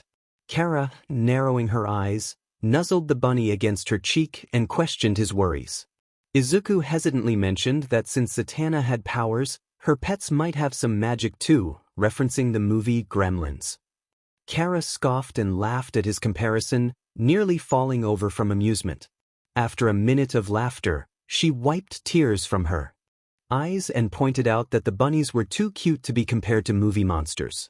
Seeing the bunnies reaching for each other with adorable expressions tugged at Kara's heartstrings. She wanted to let them play together, but when she reached for the locks, Izuku stopped her, reminding her of the rules. Kara, frustrated, tried to unlock the cages again, but Izuku gently slapped her hand away. She warned him that if he did that again, she would retaliate. Izuku insisted they couldn't break 𝗧𝗏's rules. Kara, determined, jumped at the cages, and despite Izuku's efforts to pull her back, her strength was overwhelming. She challenged him to get physical, and they tumbled to the ground, playfully wrestling on the hardwood floor. Izuku struggled to gain the upper hand against her unique strength. In a moment of desperation, he reached out, but accidentally grabbed Kara in an awkward manner. Both froze, realizing the situation, and Izuku felt panic rising within him. Kara's eyes glowed with intensity as she prepared to retaliate, her anger palpable. Izuku quickly evaded her attempts to punch him, narrowly avoiding her strikes. She declared that he would regret his actions, missing him by mere centimeters as she punched the wall with enough force to shake the house, inadvertently loosening the locks on the bunny cages. Distracted by their playful scuffle, neither of them noticed the bunnies escaping their cages and embracing each other. When they finally looked, a strange pink aura surrounded the bunnies. Kara triumphantly declared that nothing bad had happened, just as they shared a hug. She then lifted Izuku by his shirt collar, ready to continue their playful banter. Izuku, sensing the tension, pointed out that there had only been 2 bunnies. Kara turned to see that the bunnies were now joined by 5 adorable babies. Overwhelmed with excitement, she dropped Izuku and knelt down to admire the sight, exclaiming that Harry Houdini was now a mommy. Just as they marveled at the scene, the 5 babies multiplied into 15, and then hundreds before their eyes. Izuku quickly regained his composure, grabbing Kara's wrist and leading her out of the room as the bunnies burst forth like a wave of fluff. They dashed outside, where the baby bunnies headed straight for the largest collection of vegetables in the city. Both teens exchanged glances before racing after the adorable stampede. Kara, soaring through the sky, reminded Izuku that he wouldn't escape unscathed. He gulped, using a rabbit bottle to leap from rooftop to rooftop, aware that this chaos was partly his fault. The 2 heroes spotted the bunnies targeting a vegetable and fruit stand. The workers screamed as the bunnies approached, but before they could be overwhelmed, 𝗲𝗏 swooped in to rescue them. The bunnies devoured everything in their path, leaving a wrecked cart behind. 𝗲𝗏 urged them to stop the bunnies before they consumed everything in the city, leaping after the fluffy horde. 𝗔𝗂𝘁 landed in front of the stampede, commanding the bunnies to halt as if addressing a pack of dogs. The bunnies flowed past her like a rock in a stream. She sighed, blowing a loose strand of hair out of her face as she took to the air once more and caught up with her teammate. 𝗲𝗏 pointed out that the bunnies were heading toward the Midtown area, expressing concern that they would overrun the city if they didn't act quickly. He pulled the driver and fastened his seatbelt. Supergirl confidently declared that she had it under control and flew toward the bridge, using her strength to pull half of the steel from it to block the bunnies. With a smirk, she announced that the road was closed. 𝗲𝗏 hesitated, noticing that Supergirl was distracted by the bunnies moving in a different direction. He pointed it out, prompting her to exclaim in frustration as she was nearly overwhelmed by the adorable creatures. 𝗲𝗏 dove into the swarm of bunnies to rescue her just as they headed toward Pelham Park, where 𝗧𝗏 was entertaining children with a magic show. 𝗧𝗏 was performing tricks that delighted the kids at the party. She reached behind the birthday boy Tommy's ear, expecting to pull out a quarter, but instead revealed a tiny baby bunny.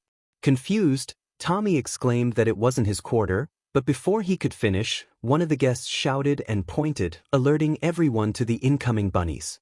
As the wave of cuteness surged into the park, 𝗵𝘃𝗲, Supergirl, and 𝗧𝗏 stood above the rising tide of bunnies. 𝗧𝗏 glared at 𝗵𝘃𝗲 and Supergirl, who were exchanging nervous smiles, with 𝗵𝘃𝗲 carrying Supergirl in a bridal style. The silence was broken when Supergirl nervously asked how things were going. 𝗧𝗏, frustrated, scolded them for letting the bunnies out of their cages and allowing them to interact. She expressed her disappointment, especially toward 𝗵𝘃𝗲, whom she expected to be responsible. Supergirl defended herself, stating that it was an accident and that neither of them had intended for this to happen. 𝗵𝘃𝗲 awkwardly agreed, unsure whether to mention that Supergirl had been the one to suggest letting the bunnies out. 𝗧𝗏 demanded to know how they could have let this happen, directing her anger at 𝗵𝘃𝗲. He suggested they focus on how to resolve the situation instead of arguing. 𝗧𝗏 decided to take charge, pulling out her wand. Tommy, curious, asked who the two were, and 𝗵𝘃𝗲 introduced them as the lovely assistants of the magnificent 𝗧𝗏. The children cheered as 𝗵𝘃𝗲 leaped from tree to tree, picking them up and placing them safely on the roof. He then pulled out 2 bottles, shaking them energetically. With a dramatic flair, he activated his driver, announcing the transformation sequence. The kids cheered as he gathered yellow energy and sent waves of bunnies away from them. 𝗧𝗏 then had an idea to make all the bunnies disappear. Floating high in the air alongside Supergirl, she held out her hat and began to magically absorb the bunnies. Supergirl helped by gathering as many bunnies as she could and tossing them toward the hat, while 𝗵𝘃𝗲 used a vacuum to assist in the effort. In no time, they cleared the park of bunnies and posed triumphantly in the center. 𝗧𝗏 spread her arms wide, declaring her success as the children cheered. One child shouted that Supergirl was the best, to which she responded with a glare, trying to maintain her composure. Just then, the ground shook as a massive wave of bunnies approached, with 2 mischievous bunnies riding atop the wave. 𝗧𝗏 panicked, realizing they were still together, while Supergirl noted their affection for one another. 𝗵𝘃𝗲 shouted for them to run as the wave of bunnies swept them away. The 3 heroes struggled against the current of fluffy cuteness, trying to stay afloat. As they swam for air, 𝗧𝗏 seized the opportunity to scold 𝗵𝘃𝗲 for breaking the rules she had set. She expressed her disappointment, believing she could rely on him. 𝗵𝘃𝗲, feeling guilty, apologized, but Supergirl interjected, defending him and admitting that she was the one who wanted to let the bunnies out. She insisted that they needed to focus on fixing the situation instead of arguing. This only sparked a new argument, as 𝗧𝗏 insisted that her magical rabbits were of the highest pedigree and should not be compared to others. Supergirl retorted that her name was better, to which 𝗧𝗏 dismissed her, leaving 𝗵𝘃𝗲 to hide his face from the 2 frustrated friends. The only way to stop the magical rabbit was to confront it directly. She held her breath and dove into the wave of bunnies, emerging in a superhero costume. 𝗧𝗏 announced that it was with the magic itself that they would find a solution, trying to lighten the mood, but all he received was a glare from 𝗧𝗏. He laughed nervously and dove back into the river of rabbits. 𝗧𝗏 explained that the cause of the chaos was the love between Blackberry Hazel Bun III and Dandelion Pipkin Heisenley. 𝐒𝐻𝐵 pointed out the incorrect names, reminding 𝗧𝗏 of the right ones. 𝗧𝗏 rolled her eyes and declared that she would simply have to cast a spell to drive them apart. As her eyes turned purple, she chanted a spell, and a wave of powerful magic engulfed all the baby bunnies. 𝗧𝗏 and 𝗬𝐻𝐵 believed that everything would improve, and 𝗵𝘃𝗲 even let out a sigh of relief. However, their calm was short-lived as the bunnies began to gather and assemble. Their eyes glowed bright red as they formed a large, monstrous bunny creature that roared at the heroes, prompting everyone to step back. Feeling a twinge of fear at the sight of the creature, 𝗧𝗏 admitted she might have misworded the spell. 𝗬𝗏𝗃, undeterred, declared that while she couldn't handle 1,000,000 tiny bunnies, a single giant one would be no problem. She blasted off toward the massive bunny. 𝗵𝘃𝗲 attempted to stop her, but she was already soaring toward the enormous creature. He sighed, expressing his frustration at her impulsiveness, and jumped after her, using his rabbit and hawk bottles. 𝗏𝗏 thought that 𝐔𝐸 had more brawn than brains. If he could save her from danger, he hoped she wouldn't endanger him in the process. He leaped high toward the monster, trying to catch up with her. 𝐔𝐸 attempted to punch through the creature, but the bunnies skillfully dodged her attacks, creating openings to evade her strikes. Frustrated, she yelled out her exasperation and tried again, but the creature continued to avoid her punches. As the beast opened up once more, 𝐔𝐸 saw her chance to strike, but it retaliated with massive hands aimed at her. Just then, 𝗏𝗏 caught her in a protective embrace, saving her from being crushed. He looked up at 𝗏𝗏, who had red wings, and felt as if time had slowed. The speed of his jump had pulled back his mask, revealing a brave face that made her blush, just as they landed on the rooftop of a nearby building. 𝗏𝗏 asked if she was all right, to which 𝐔𝐸 replied that she was fine but requested to be put down, feeling embarrassed. He complied, his own cheeks slightly flushed. 𝗧𝗏 arrived on the rooftop, concerned for her friends. 𝐔𝐸 quickly reassured her that they were okay and shifted the conversation to how they could stop the monster rabbit. 𝗧𝗏 explained that they needed to separate Sir Reginald Button-Sweet and Cottontail Cloudy to reverse the spell. 𝐔𝐸 interrupted with the correct names again, and 𝗧𝗏 confirmed that if they could separate the two, the rest would disappear. 𝗏𝗏 questioned how they could locate the rabbits within the creature. 𝐔𝐸 stepped forward, scanning the monster before pointing to its chest, where the rabbits were nestled together, looking adorable. 𝗏𝗏 expressed concern about how to reach them without being able to hit the creature. 𝗧𝗏 suggested a plan, asking 𝗏𝗏 if he had the strongest armor in his bottles. He confirmed that he did and showed her 2 bottles.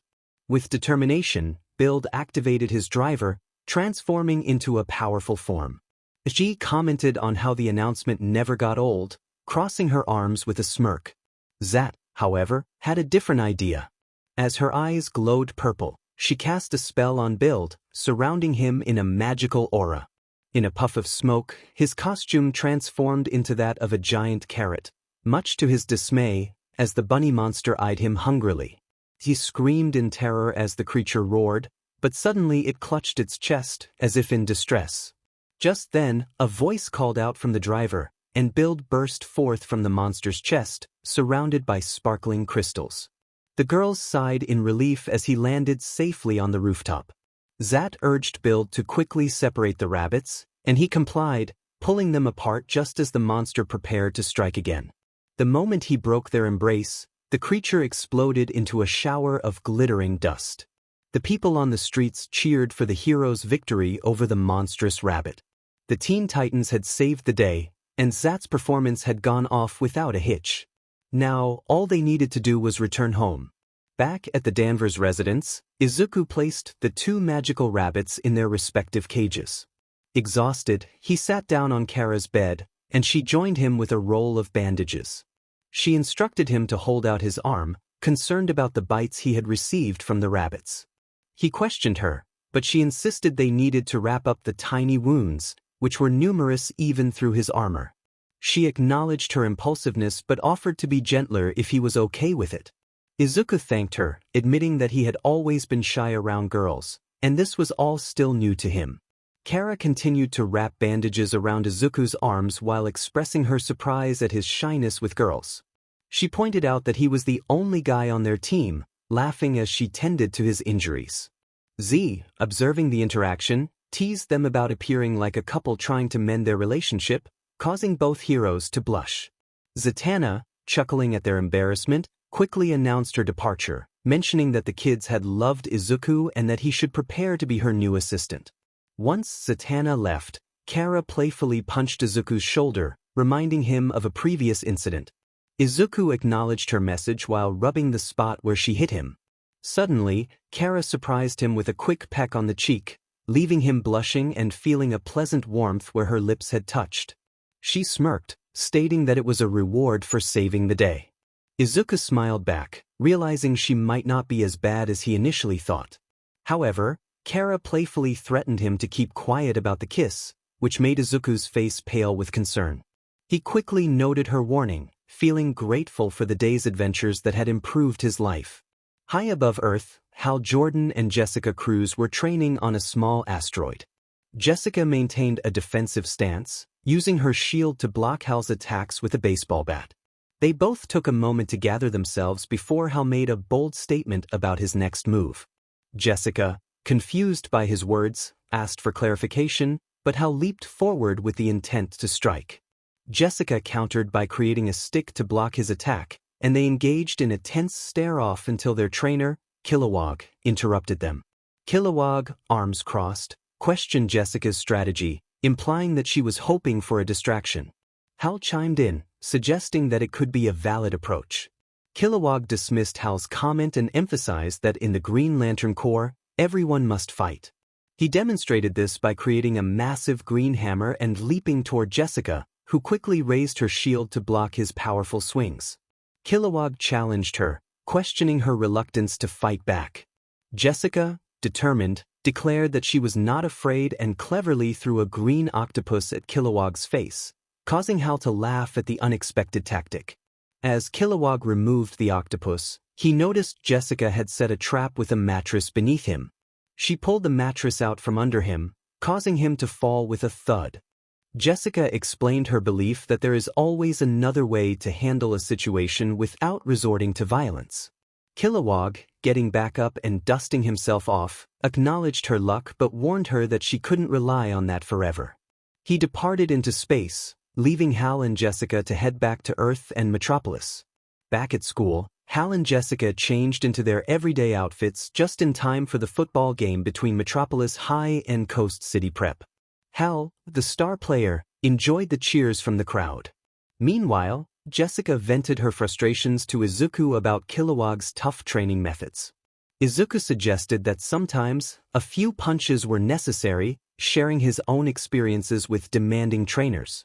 Jessica found it hard to believe that anyone could be as tough as 𝗘𝐻𝐻, but Izuku insisted that his trainers were even more challenging. As they spoke, Jessica couldn't help but laugh at Izuku's stories of his training experiences, which included some rather humorous encounters. She reassured him that seeing their team win the game would surely lift his spirits, especially as the opposing team arrived. Izuku realized that Hal Jordan was part of the Green Lantern Corps alongside Jessica and turned his attention to the school team preparing for the match. Hal Jordan was known for his confidence, but Jess remarked that he was a bit too full of himself, despite being recognized as one of the best Green Lanterns.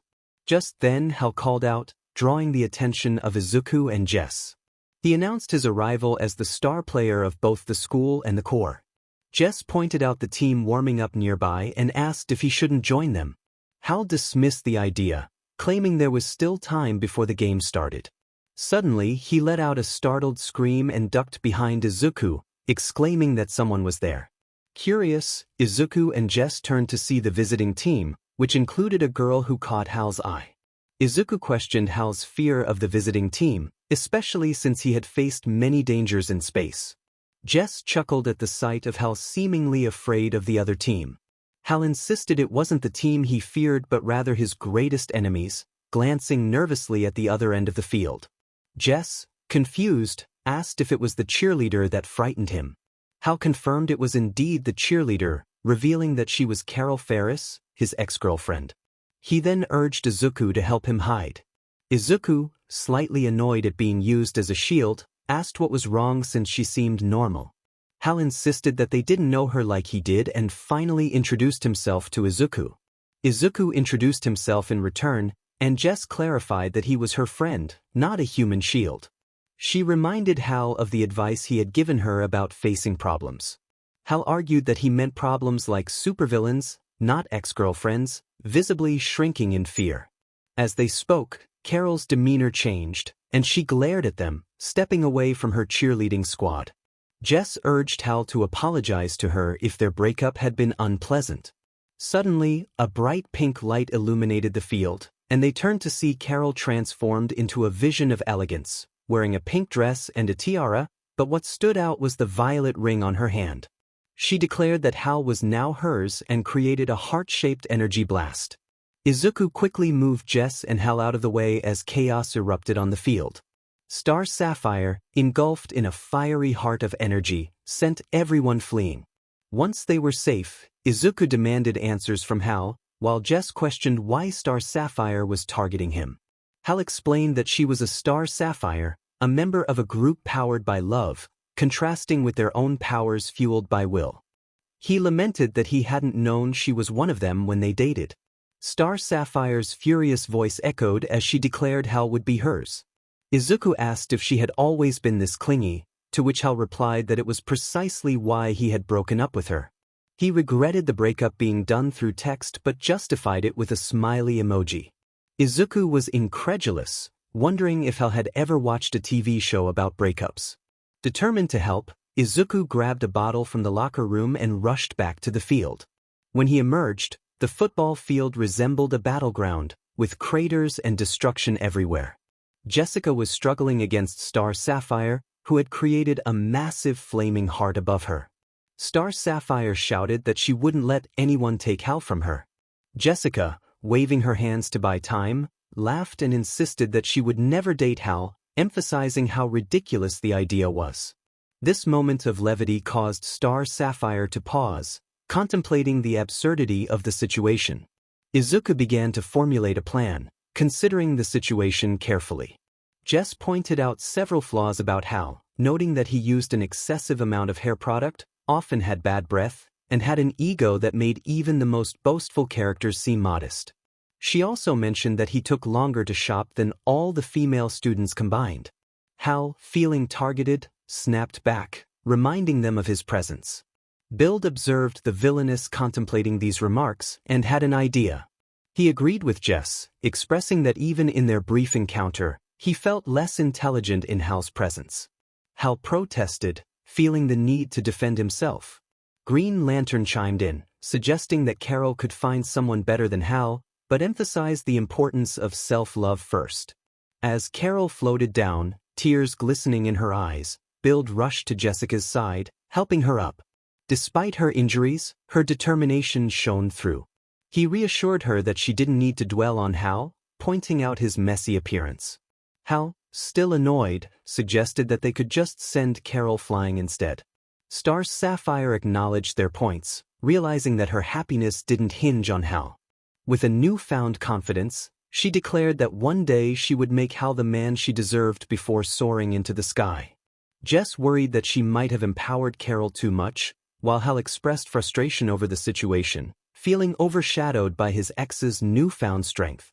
Build, feeling a bit embarrassed for not being more proactive during the fight, reassured 𝐤𝑒𝑠 that she had done the right thing. Meanwhile, Green Lantern felt a rush of warmth as Izuku comforted her, noticing how well-defined his muscles were for someone who appeared so slender. She momentarily slipped into another language, complimenting him before realizing her mistake and stepping back slightly. After the encounter with the pink supervillain, the football game was postponed until the field could be repaired. A few hours later, Izuku, 𝐤𝑒𝑠, and the Titans received an excited text from Barbara, urging them to meet at the pier for some big news. When they arrived, they found Barbara bouncing with excitement, ready to share her announcement. Diana inquired about the big news, and Barbara revealed that Sweet Justice had been rebuilt, showcasing the newly restored sweet shop. Kara expressed her eagerness for some treats, and Diana suggested they celebrate their next victory there. However, Barbara had more to share and led them to an abandoned building. The girls stared in awe while Izuku looked at Barbara in surprise, questioning if this was truly what he thought. Barbara confirmed that this would be Izuku's shop and pulled him inside, with the girls following closely behind. Once inside, they settled into a booth, and Barbara began fiddling with the straw dispenser, which unexpectedly triggered a hidden mechanism. The booth flipped, revealing a new underground area. They slid down to a soft landing, discovering they were in a secret lair. Barbara proudly introduced their new base, and Izuku was taken aback by the revelation. Kara asked how Barbara had found such a place, to which she casually explained that she had stumbled upon it online. Diana declared that this would be their headquarters for defending the city, filling everyone with a sense of pride and excitement. As they celebrated, Izuku noticed a pinboard displaying news clippings of their past victories, and a photo of the group from the night they first became friends brought a smile to his face. Later, Karen was on her way to school, excitedly texting Izuku and Barbara about a surprise for the Titans. As she walked, she was unexpectedly hit by a ball and found herself face-to-face with Doris Zull and Leslie Willis, who greeted her with mischievous smiles. Karen nervously laughed, trying to play it cool, but Doris and Leslie had other plans. They playfully dragged her toward the gym, teasing her about her science background and making her feel uneasy. In the locker room, Doris and Leslie continued their playful antics, throwing Karen near a locker. Karen tried to explain that this wasn't a science building, but Doris, with a narrowed gaze, made it clear that Karen's irritation had crossed a line. Leslie chimed in, emphasizing Doris's tendency to squash anything that annoyed her. The playful banter continued, with Doris making Karen hit herself, leaving her feeling a mix of embarrassment and amusement. Doris released her grip on Karen and approached the locker room, opening the door. She suggested that Karen should enter and think about how comedy works. As Doris attempted to push Karen inside, Karen halted her, stating that she could manage on her own. She stepped into the locker room, and Doris closed the door with a loud bang, laughing as she did so. Inside the locker, Karen sighed, hearing the door open and close. Later that evening at the LeBlanc Cafe, Izuku, Zatanna, and Barbara arrived early to prepare the space, decorating the room and attending to various tasks. Barbara requested more nails, tape, copper wire, and some snacks while she worked on the electrical systems. Izuku, having completed the shelf work, acknowledged her request and turned to Zatanna, asking for her assistance. Zatanna cheerfully used her magic to unpack the coffee items that Izuku had ordered online or received from a mentor. Izuku watched her work, impressed by how effortlessly she handled it. He complimented Zatanna on her amazing magic, to which she graciously responded, reminding him of a promise he had made her, causing him to blush and laugh nervously. He then inquired about Karen's whereabouts, hoping to ease his own discomfort. Suddenly, the door swung open, and Karen entered, looking visibly downcast. Izuku expressed his concern, asking what was wrong. Karen replied that she didn't want to discuss it, setting down her bag and taking out her tools to help Barbara. Zatanna and Barbara exchanged glances, piecing together the situation. Zatanna guessed that it was the bullies again, prompting Karen to set down her iron and let out a frustrated huff. Barbara speculated that it was Doris, the muscle-bound girl from Class C, and Karen confirmed this with a nod. She lamented that it was the 5th time that week that she had been tormented due to her height, expressing her determination that soon, Doris would regret her actions. Izuku, confused, asked who Doris was. Zatanna explained that she was a girl from Class C, known for bullying others, particularly because she was favored by the coach for her athletic abilities. Karen vented her frustrations about Doris, recalling how the bully would mock her with taunts.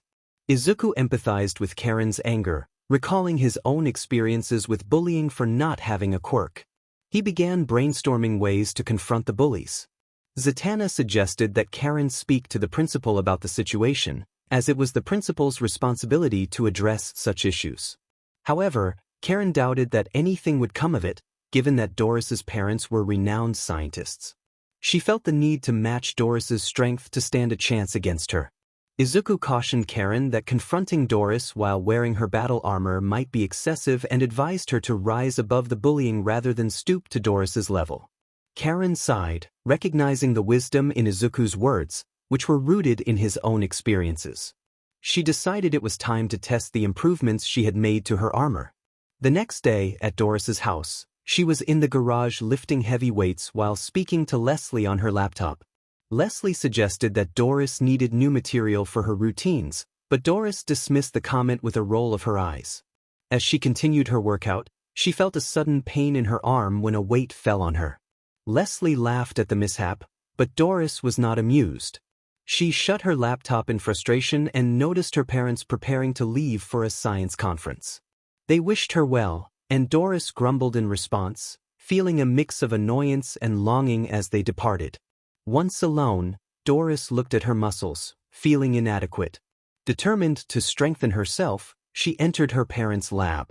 Inside, she navigated past various scientific equipment and spotted a serum labeled growth chart. She grabbed a bottle and a serum gun, preparing to inject herself. With a chuckle, she injected the serum into her arm, feeling a surge of power as her veins glowed orange, spreading the glow to her face. At the LeBlanc Café, Barbara emerged from the changing room, announcing the debut of Karen's new armor design to her friends, Diana, Jessica, Zatanna, Kara, and Izuku, who were all eagerly awaiting the reveal. Karen stepped out, showcasing her upgraded Bumblebee armor, and her friends applauded her new look. Zatanna praised the design, while Diana admired the battle-ready aspect of the armor. Jessica complimented Karen's appearance, and Kara expressed her excitement about the new features. Karen explained that she and her friends had added solar power capabilities to the suit, which also resembled a bee. Barbara proudly noted the modifications, highlighting the innovative design. There was no longer a doe's tone when they buzzed, as she demonstrated her wings buzzing. Barbara pointed out that it was like a bee, while BB and Izuku looked at her with deadpan expressions. BB then pressed her gauntlets, which transformed into a beetle sting, explaining that it was an electric beetle sting capable of incapacitating large enemies for 5 hours. She smiled as Zatanna, Diana, Jessica, and Zara turned their attention to Izuku, who looked away, blushing and feeling nervous about having created such a powerful weapon. Barbara chimed in, comparing it to a cute little bee, which only made BB sigh and continue. She announced her biggest upgrade yet, creating a dramatic effect. Taking a deep breath, she pressed the other side of her gauntlets, and everyone watched with interest. She began to glow softly in gold, growing a few inches, then a couple of feet, before suddenly shrinking down to the size of an insect, just as she had originally. Diana, Jessica, Zatanna, and Kara clapped nervously. Zatanna cheered, while Kara commented on how she had shrunk. Differently. BB expressed her frustration, insisting that she was supposed to grow, not shrink. Zatanna reassured her, saying that she looked cute small, but BB felt that being cute was useless when facing villains as a tiny insect. Barbara comforted her, suggesting it was likely just a crossed wire or a misconnection. Karen agreed, feeling hopeful and asking Izuku if he could please add his bottle to her suit.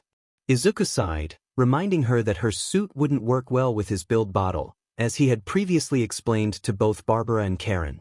Kara questioned how he could know if it would work or not, joking about it not turning her into a monster. The girls looked at Izuku, who rubbed his neck in embarrassment. He revealed that it had happened before, shocking the group. He explained that one of his bottles had been used by League villains, who thought it would enhance their abilities, but it had disastrous results. He showed them a video of a monster wreaking havoc in Matsufa, which had been caused by a mad scientist's power gone berserk. The monster was eventually confronted by heroes, who worked together to defeat it. Izuku lay back on the sofa, snorting at the mention of mad scientists. Diana asked if that was what happened when others used his bottles, and Izuku confirmed that without proper equipment or if the person already had quirks, it would only turn them into a berserk monster. He apologized to Karen, explaining that he couldn't give her that enhancement. Karen shook her head, understanding his reasons and placing a comforting hand on his shoulder. Izuku thanked her, feeling a blush rise as the atmosphere in the room filled with warmth, causing a tinge of jealousy among the other girls. Jessica cleared her throat, drawing their attention. She reminded Izuku that he had mentioned needing DNA to create a bottle. When he nodded, she asked if their powers could also enhance him. Izuku began to respond, but was interrupted when he noticed Barbara holding a knife, ready to draw BLD. He quickly snatched the sword away, insisting that he only needed a simple strand of hair, not anything more drastic. Barbara responded with surprise, and the girls quickly offered him strands of their hair without hesitation. Izuku was taken aback by their trust, reflecting on his past. He had always wanted to be a hero like All Might, but his parents had never acknowledged him, focusing their attention on his sibling instead. After creating a device that ended up being destroyed, he had wandered the city until Mirko and Ryukyu found him and brought him to you, where he was welcomed by teachers and mentors. There, he found happiness again and began creating devices that were successful, but faced criticism from civilians and some heroes who deemed his inventions dangerous. Despite the protection from you, and the police, he felt the need to become a hero in a place where he wouldn't be judged. Diana called out to him, snapping him out of his thoughts as she and the others expressed concern. They noticed tears on his cheeks, and he quickly wiped them away, assuring them it was just a happy cry. The girls sensed that he wasn't entirely okay but chose not to press him further, having just gotten to know him. Izuku then suggested that since he and Karen needed more electric supplies from the shopping mall, they should decide who would join them. Barbara eagerly raised her hand, followed by Diana. The others looked at Zatanna, who reluctantly explained that she had a show to perform with her father. Jess announced her protest against the show due to its use of animals. Zatanna was pleased to find that they could share a cab as she and Jess left the room. Izuku turned to Kara, asking if she wanted to join them. After a moment of thought, Kara shrugged, deciding she had nothing better to do. Sure, she agreed, rising from the couch as the group departed the house. At the mall, the four heroes arrived without any issues. Metropolis was known for its troubles, but so far, nothing had occurred. In the elevator, Diana was unsure how it operated, so she asked Izuku to help her understand. He gladly demonstrated how it worked, but Diana grasped his arm, keeping him close. Izuku felt flustered, not just from her sweet perfume but also from her gentle presence.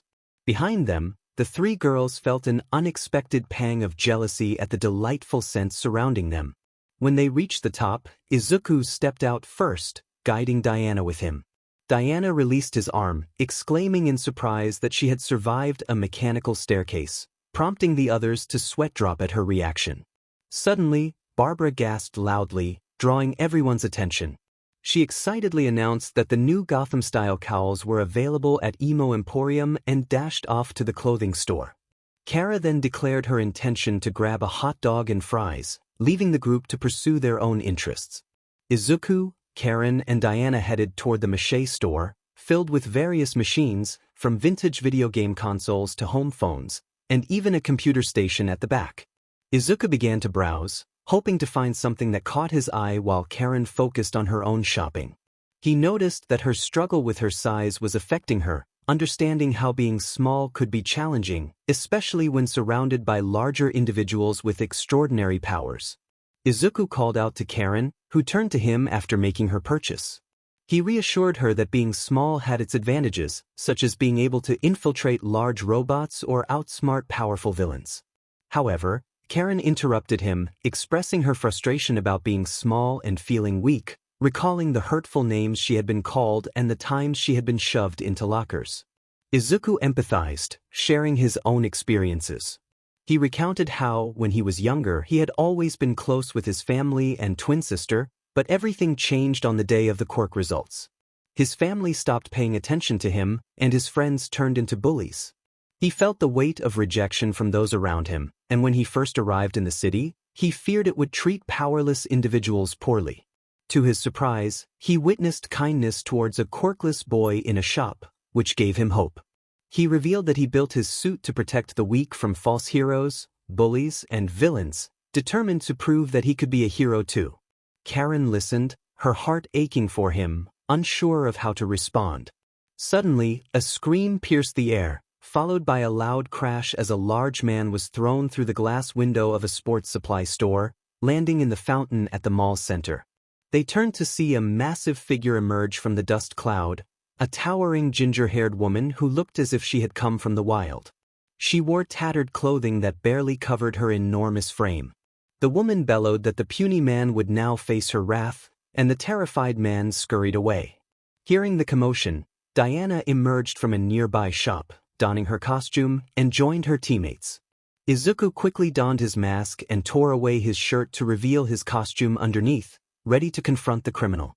Determined, they charged at the giant woman, with Izuku moving from the left and Diana from the right.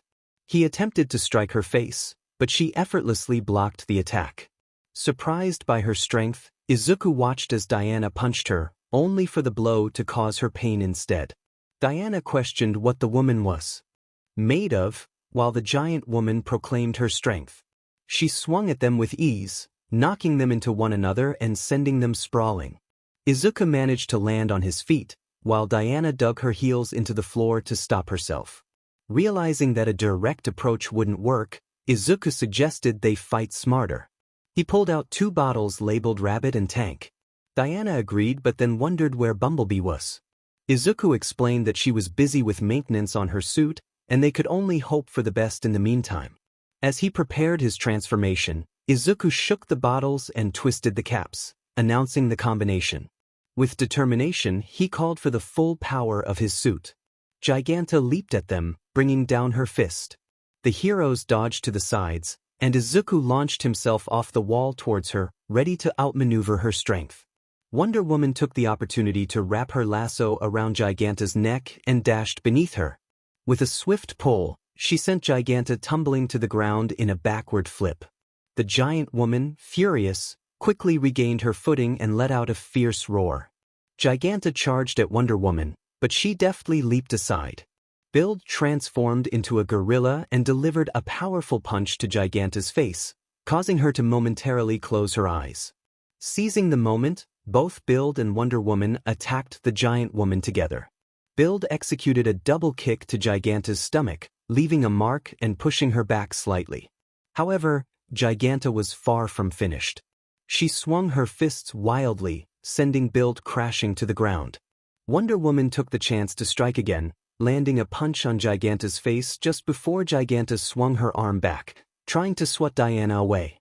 𝗓𝗫𝗓 bellowed, declaring her 𝗕𝗏𝗄 as she beat her chest like a fierce creature. Suddenly, a voice called out from behind her, challenging the giant woman. Karen, clad in her bumblebee armor, caught 𝗓𝗫𝗓's attention. 𝗓𝗫𝗓 laughed heartily at the sight of the bug-themed superhero, mocking her size. Karen, undeterred, activated her armor's size functions, proclaiming herself as the new and improved Bumblebee. For a brief moment, it seemed to work, but instead of growing larger, she shrank down to her usual size. Frustrated, she muttered to herself, which only made 𝗓𝗫𝗓 laugh even harder. 𝗓𝗫𝗓 attempted to crush Bumblebee between her hands, but the agile hero managed to evade her grasp. Bumblebee, recalling Izuku's encouraging words, flew up to 𝗓𝗫𝗓's face, surprising the giant. She declared it was time to take action. Buzzing around 𝗓𝗫𝗓 like an annoying fly, Bumblebee showcased her speed and agility, making it difficult for the giant to land a hit. As 𝗓𝗫𝗓 swatted at her, Bumblebee guided her up to the upper floor, where 𝗓𝗫𝗓 continued her futile attempts to catch the smaller hero. Irritated, 𝗓𝗓𝗓 demanded to know why Bumblebee wouldn't stand still. In response, Bumblebee playfully asked if that tactic ever worked while standing atop 𝗓𝗓𝗓's nose. A sinister smile crossed 𝗓𝗓𝗓's face as she prepared to strike. However, Bumblebee dodged just in time, causing 𝗓𝗓𝗓 to punch herself squarely in the face, leaving her dazed. Bumblebee couldn't resist taunting her, asking why she was hitting herself. To add insult to injury, she flicked 𝗓𝗓𝗓 on the forehead, sending the giant crashing down through the mall floor and into the parking garage below. Bumblebee celebrated her unexpected victory, exclaiming her triumph over 𝗓𝗓𝗓. Wonder Woman and 𝗵𝘃 rushed to her side, eager to hear what had happened. Bumblebee joyfully recounted her success, returning to her normal size and sharing a hug with Izuku in celebration. Realizing her actions, she blushed and stepped back, as did 𝗵𝘃. Wonder Woman then embraced Karen in a proud bear hug, praising her for embodying the true spirit of an Amazon. Bumblebee's heart swelled with pride at the compliment.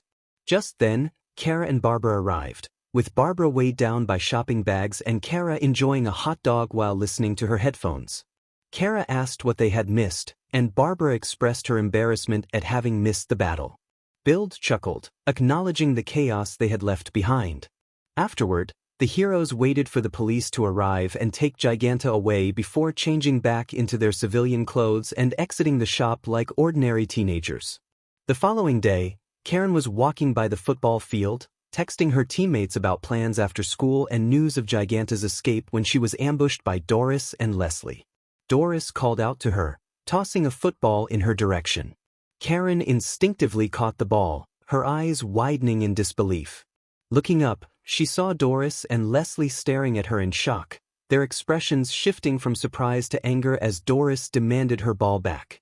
Remembering Izuku's encouragement and her recent victory, Karen found her confidence and taunted Doris, challenging her to come and take it. Doris accepted the challenge and began chasing after her, marking a significant step in Karen's journey toward bravery. Meanwhile, a robotic figure observed the scene from a distance before returning to its owner, who was seated on a bench reading a book. Izuku inquired about the outcome, and the blue dragon familiar displayed a video of Karen standing her ground while being chased by Doris, which brought a smile to Izuku's face. Later that afternoon, Izuku met up with the girls' families in front of the 𝗵𝗃 Cafe, ready to enjoy the rest of the day together. As Izuku opened the door and announced the grand opening, everyone turned to him. He continued by saying that from that day forward, the 𝗵𝗃 Cafe was officially open, gesturing widely for everyone to enter and enjoy the coffee and curry he had prepared. Inside, the atmosphere buzzed with anticipation. Many thought the curry and coffee would be just like what they usually had, but as they took their first bites and sips, surprise filled the room. The crowd exclaimed in unison, marveling at the flavors. Eliza commented on the perfect tenderness of the meat, while Jeremiah praised the sauce. Zatara added that the ambience of the cafe enhanced the experience. They all echoed their delight, declaring it the best they had ever tasted. Lois instructed Jimmy to feature the cafe in the newspaper the very next day, and he nodded eagerly while savoring his meal. Hal couldn't stop eating, digging into the curry with enthusiasm, joined by Garth. Barry chimed in, expressing how good it was, and soon they were all asking for more. Oliver Queen remarked on the balance of spices, sauce, and vegetables, enjoying his meal with proper table manners.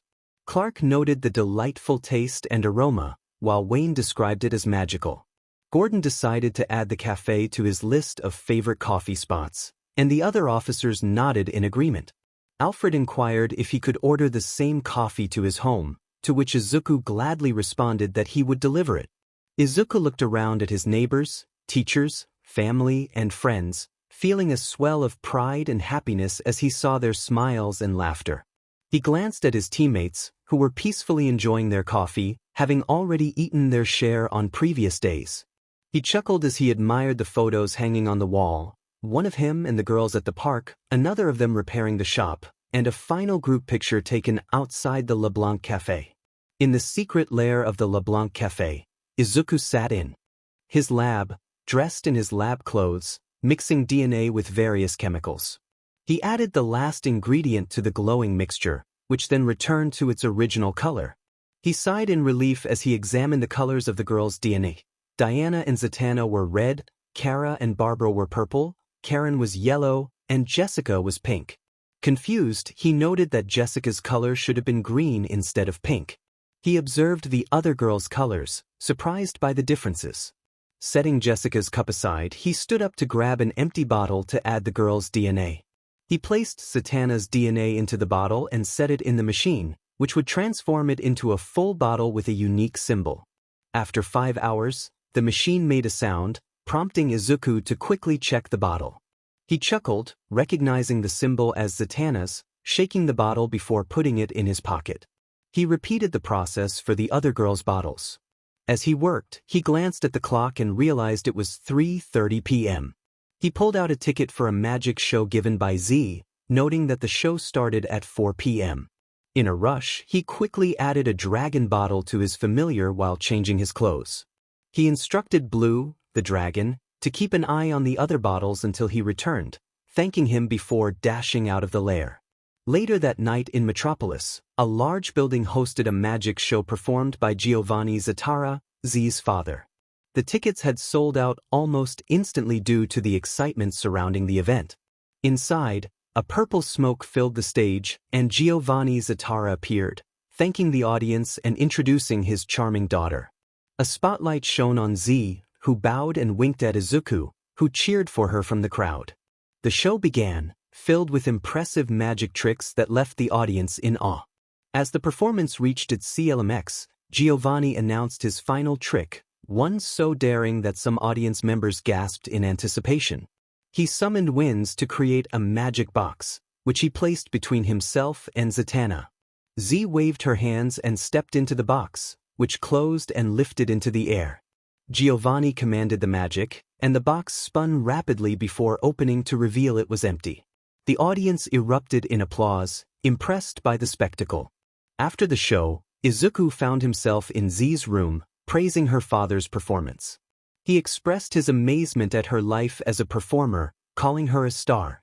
Z, brushing her hair, downplayed the compliment, while Izuku admired the idea of traveling and entertaining people alongside her father. Noticing something was off with Z, Izuku asked if she was all right. She responded playfully, teasing him about being captivated by her charm. Izuku blushed and insisted he wasn't a pervert, to which Z giggled. She then revealed that her sighing was due to concerns about her father. Izuku, worried, inquired if he was bullying her, but Z reassured him that it was nothing like that. Izuku expressed his longing to perform magic on stage, not just as an assistant. He stood behind the dressing room, having discarded his old outfit for a new one. He was determined to create his own act, hoping that one day people would recognize the name 𝗧𝗓. As she waved her wand, creating sparkles, she showcased her dazzling performance dress. Izuku caught a glimpse of her attire, feeling a rush of embarrassment as he turned away, trying to suppress a nosebleed. Z smirked and continued, playfully telling him that this was where he came in. She reminded him of a promise made on a previous day filled with bunny-related antics. Confused, Izuku tried to recall that day, but his thoughts were interrupted when Z grabbed his arm and pulled him into the dressing room. She insisted they find the perfect outfit for him, using her magic to change his clothes rapidly, leaving him dizzy and recalling the exhausting shopping trips he often endured with girls. After what felt like an eternity, they arrived at the bustling pier fairgrounds, where people wandered between shops and socialized. Z, filled with excitement, looked at Izuku and asked if he was ready for the show. As he stepped out from the shadows, he questioned the necessity of the tail attached to his costume. Z assured him it was essential and playfully tapped it, causing him to shiver. She handed him a megaphone, and he looked puzzled as she struck a pose, muttering encouragement. Izuku cleared his throat and announced to the crowd that they were about to witness something extraordinary, introducing 𝗧𝗓, the princess of prestidigitation. However, he noticed that the audience was more captivated by a street magician nearby, known as the Ace of Spades, who was performing tricks. Annoyed, Izuku growled about the competition, while Z watched intently. The Ace of Spades called for attention, spinning a coin and asking a girl to choose heads or tails. As he revealed a double-headed coin, Z gasped, noting the trick. Izuku, unimpressed, had seen it all before. The crowd was amazed, and Z rolled her eyes, expressing her disdain for the magician's antics. She was determined to show them real magic. When the ace performed a card trick, revealing a heart ace symbol on his chest, the crowd went wild. Izuku and Z exchanged glances, both unimpressed. Z decided it was time to confront the ace, dragging Izuku along. She boldly declared that his tricks were not true magic and knocked over his cards, revealing the deception. The crowd gasped in surprise. Z then showcased her own magic, transforming a man's flower shirt into a real one, giving a bald man hair, and turning a party popper into a butterfly. She proudly presented her tricks, but the crowd remained unimpressed, calling her magic fake. Frustrated, Z listened to their remarks, feeling the sting of their criticism. As the crowd began to disperse, Z's anger boiled over. She unleashed her magic, her eyes shimmering with icy determination. She lifted into the air, creating a shockwave that pushed Izuku back. Concerned for her, he called out to her, but she was consumed by her fury. Z cast a spell on the ace, leaving Izuku worried about the outcome. When the ace attempted another card trick, he revealed a tattoo of a grand face instead of the expected ace of spades. The crowd reacted with disappointment, and he quickly dressed, noticing their disinterest. Z, now in a better mood, asked Izuku if he wanted ice cream, walking away with a smile. Izuku, still curious about what had happened to the ace, followed her. Meanwhile, the ace heard giggles and discovered a pair of glowing green eyes peeking out from under his shirt. Startled, he jumped back as Grandier's head popped out, teasing him before bursting free. Laughter erupted as Grandeur began to wreak havoc at the fairgrounds.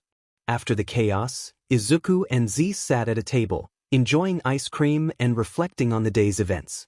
Both remained silent until Izuku mentioned the situation with her arm. Z acknowledged the disaster, misunderstanding his concern.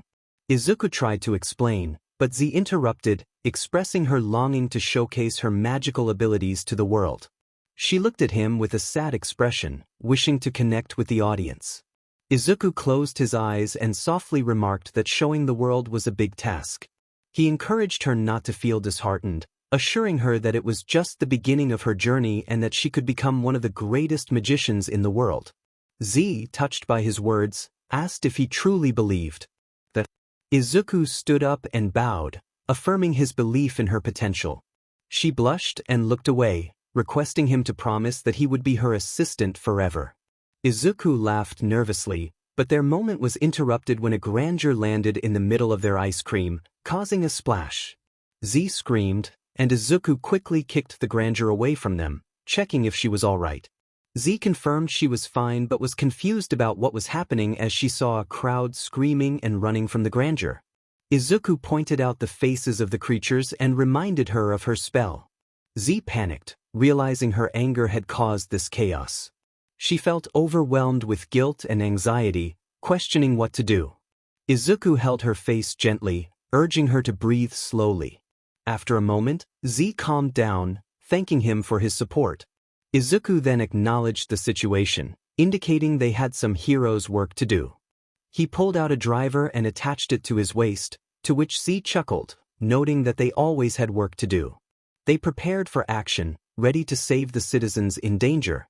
Z spotted a mother with a baby stroller fleeing from a grandeur that was chasing them in a bumper car. Zatanna chased after them until she reached a carousel. As the mother and child continued to run, Zatanna conjured magic and fired at the grandeur's bumper car, causing one to crash into a nearby store. She created a roller coaster track that sent another grandeur flying into the sea. The mother and baby sighed in relief as Zatanna guided them safely out of the fairgrounds. Meanwhile, Izuku heard a child's screams as they clung to a carousel while a grandeur spun it faster. One by one, the children lost their grip and were flung away, causing panic among the parents. Izuku rushed in, catching the children and safely returning them to their parents. He noticed one little girl still holding on until she lost her grip and was sent flying. Acting quickly, he transformed his tank bottle into a hawk and flew toward her just as a large piece of debris approached. The girl closed her eyes in fear, but Izuku caught her just in time and flew her back to her grateful parents.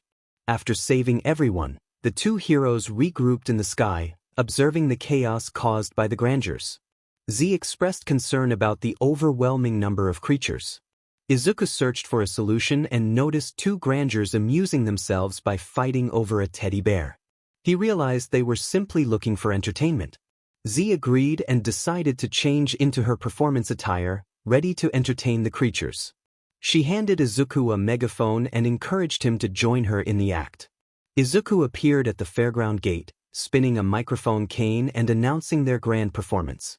He introduced Z with flair, and she made a dramatic entrance surrounded by purple magic smoke. Z began her show by throwing cards into the air, transforming them into a giant heart of spades for the grandeurs to see. She changed the colors of the cards while Izuku showcased his own magical transformation, delighting the audience of creatures. Z lifted Izuku into the air with magic, creating a fiery circle. He leaped through it, transforming into a bunny and hopping through the flames, earning applause from the grandeurs. For her final trick, she placed the bunny Izuku into her hat and pulled out the human Izuku, heightening the excitement among the creatures. Z announced that her last trick would be daring and thrilling, capturing the attention of the grandeurs as they gasped in anticipation. Z prepared to showcase her latest trick, conjuring a box that resembled one her father had used. With a flourish, she announced the word, disappear, as the door of the box opened on its own. Izuku looked at Z in astonishment, having never seen anything like it before. Z urged him to trust her, whispering encouragement as she gestured for him to enter the box. Nervously, Izuku stepped inside, and Z closed the door behind him. Z then addressed the audience, her voice filled with excitement. She raised her wand, which glowed with a purple light, and called upon the magic within. "Make this boy disappear," she commanded. The box began to spin before coming to a halt, and when the door opened again, it was empty. The crowd erupted in cheers and applause. Z asked if anyone from the audience would like to volunteer, and several eager hands shot up as they rushed into the box without hesitation. Meanwhile, Izuku emerged from a magical portal, circling around to close the box filled with the audience members inside. He gave a thumbs up to Z, who nodded in approval as she lifted the box into the air with her wand. Those who had been saved by the two heroes emerged from their hiding spots, gazing up at the shimmering box suspended in the sky. Z chanted her magic, her eyes glowing with a mystical light, and then the box burst into a shower of sparkling purple particles that rained down like confetti. Taking a deep breath, she struck a final pose, declaring, "Tada!" Izuku praised her for the performance, and she smiled in response. However, one man in the crowd shouted that it was fake, causing Z to look down, disheartened. Izuku glared at the man, who then pleaded for mercy. Using his wizard bottle, Izuku created a magic circle near the heckler. With a determined fist, he punched into the circle, and a large fist appeared, sending the man flying into a nearby toy store. Moments later, the man stumbled out, dazed, exclaiming that it was real before fainting. The crowd erupted in cheers for Z and Izuku, who performed a few more tricks before bidding farewell and riding home on Izuku's bike. On the way, Z asked numerous questions about his wizard bottle, and Izuku did his best to explain. Upon arriving at Z's penthouse, they prepared to part ways. Z looked at Izuku one last time, a playful idea forming in her mind. She reached for her top hat and invited him to come closer to see one last special trick. Izuku agreed, intrigued by what she might reveal. He leaned in, expecting something surprising to jump out, but instead he felt a warm sensation on his cheek. To his astonishment, Z had kissed him gently. She smiled at him, saying she thought he deserved it, which left Izuku nearly speechless. Z giggled at his reaction, teasing him further with a playful remark about having fun with him. She wished him good night, walking away with a sway in her step that made Izuku blush. He touched his cheek, still in disbelief, wondering how he had attracted the attention of not just one, but 3 girls.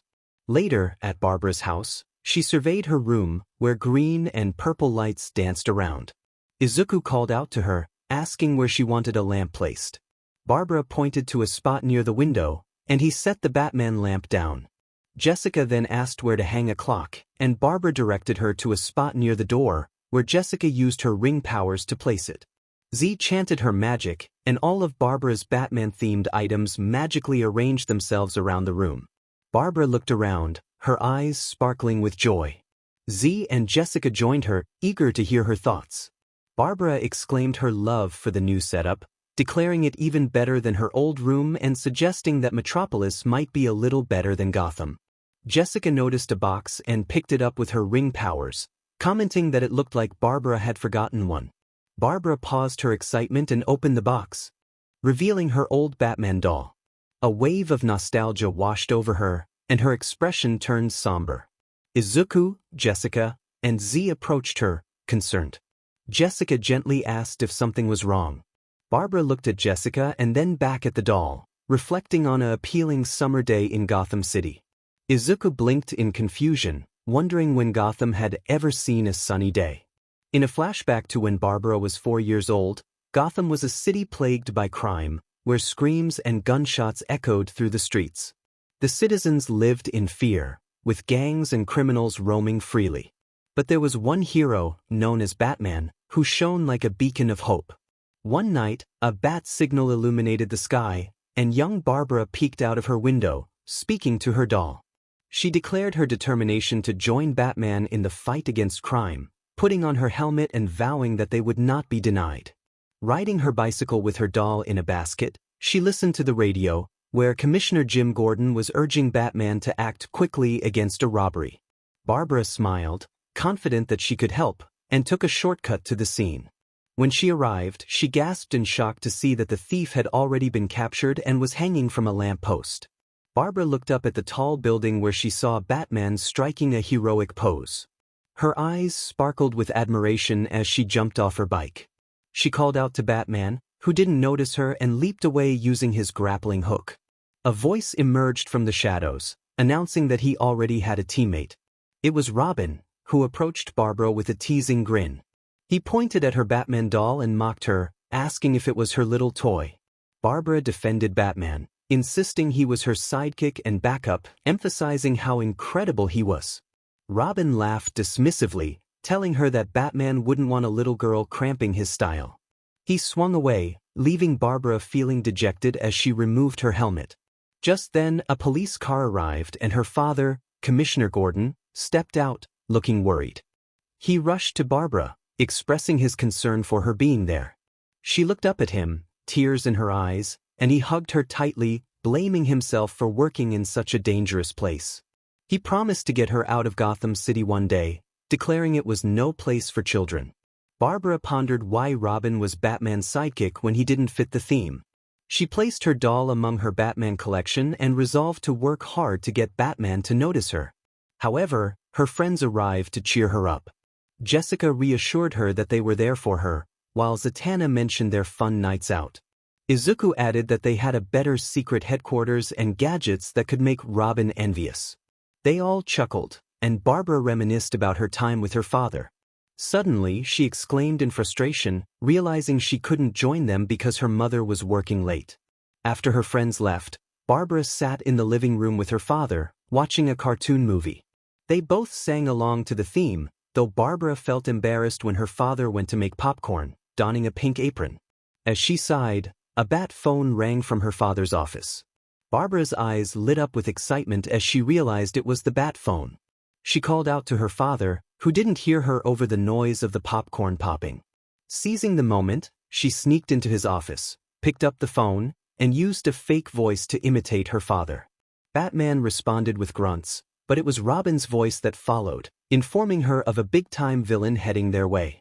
Barbara's excitement grew, but her father interrupted, asking if she wanted butter on her popcorn. She quickly replied no, trying to keep her cover. After hanging up, she dashed to her room, grabbing her Batman doll and opening the window. This was her moment. She declared to her doll that tonight they would show Batman what they were capable of. Just as she was about to leave, her father called out for popcorn time. Barbara quickly returned to the living room, pretending to yawn and feigning tiredness. Her father tried to convince her to stay for their movie night, but she rushed back to her room, changing into her Batgirl costume and leaping out the window. She landed in the yard and activated her secret bat bike, which emerged from the bushes. With her doll in the basket, she rode off. Meanwhile, the bat phone rang again in Gordon's office, and he picked it up, confused by the sounds on the other end. On the road, Batgirl rode her bike, envisioning the glory that awaited her if she succeeded that night. Suddenly, she noticed her fuel was low and shouted in frustration. Determined, she pulled out her phone and called someone she could rely on. Soon, a familiar figure arrived, and Batgirl explained her situation as they sped toward the Metropolis pesticide plant. The person she called was 𝗵𝗃, who rode behind her and asked if she had really faked her father's voice and skipped their movie night. Batgirl confirmed, excited about the possibility of joining Batman's team. 𝗵𝗃 sighed, reminding her not to forget about their teammates as they continued their journey. 𝗵𝗃 didn't blame her for her decision, but he felt sad for her leaving her father like that. He asked Batgirl if she was sure her father was okay with their father-daughter night. Batgirl responded with curiosity, wondering why he was asking that. 𝗵𝗃 expressed his concern, noting that her father was always busy with work and rarely had time for her. He thought that this night might be precious to him, especially since it reminded him of the old cartoon show from her childhood. Batgirl seemed to reconsider her choice. Before Batgirl could decide, they arrived at the Metropolis pesticide plant. 𝗵𝗃 began to ask how they would proceed, but Batgirl interrupted him, excitedly announcing that Batman wasn't there yet. She jumped off the bike, eager to take down the villain before Batman and his sidekick arrived. 𝗵𝗃 sighed behind his mask and followed her inside. Once inside the factory, a vine-like green plant slithered around the space. Batgirl whispered for the villain to show herself. 𝗵𝗃 questioned the effectiveness of her approach, prompting Batgirl to look at him incredulously. Suddenly, the room shook, and a vine crawled out from a crack, moving toward them. Batgirl threw her batarang at the vine while 𝗵𝗃 used his panda bottle to slash at it. They thought they had stopped it, but the vine only grew larger and lunged at them. They dodged to the side and ran into the medical room, where they spotted the villain responsible for the attack. Batgirl gasped in shock upon recognizing Poison Ivy, who sat on a throne made of vines and leaves. Ivy remarked on how curious it was to see them, as she had expected to see Batman and Robin instead.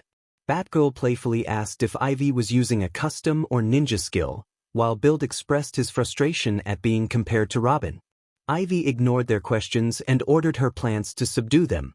As the Venus flytrap plants lunged toward them, Build slashed at them with his panda bottle, while Batgirl charged at Ivy, who retaliated with a plant that released a cloud of purple smoke. Batgirl held her breath, but a vine struck her, leaving her dizzy.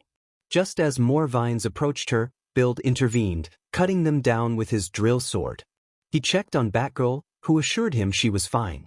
They both turned their attention back to Ivy, glared at them and declared that no one would leave.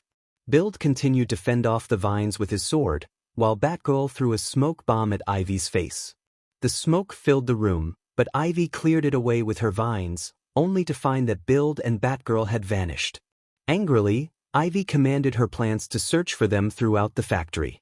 Meanwhile, Build and Batgirl hid in the nursery room, brainstorming their next move. Build suggested that Batgirl should give up on waiting for Batman, but she remained hopeful, insisting he would come.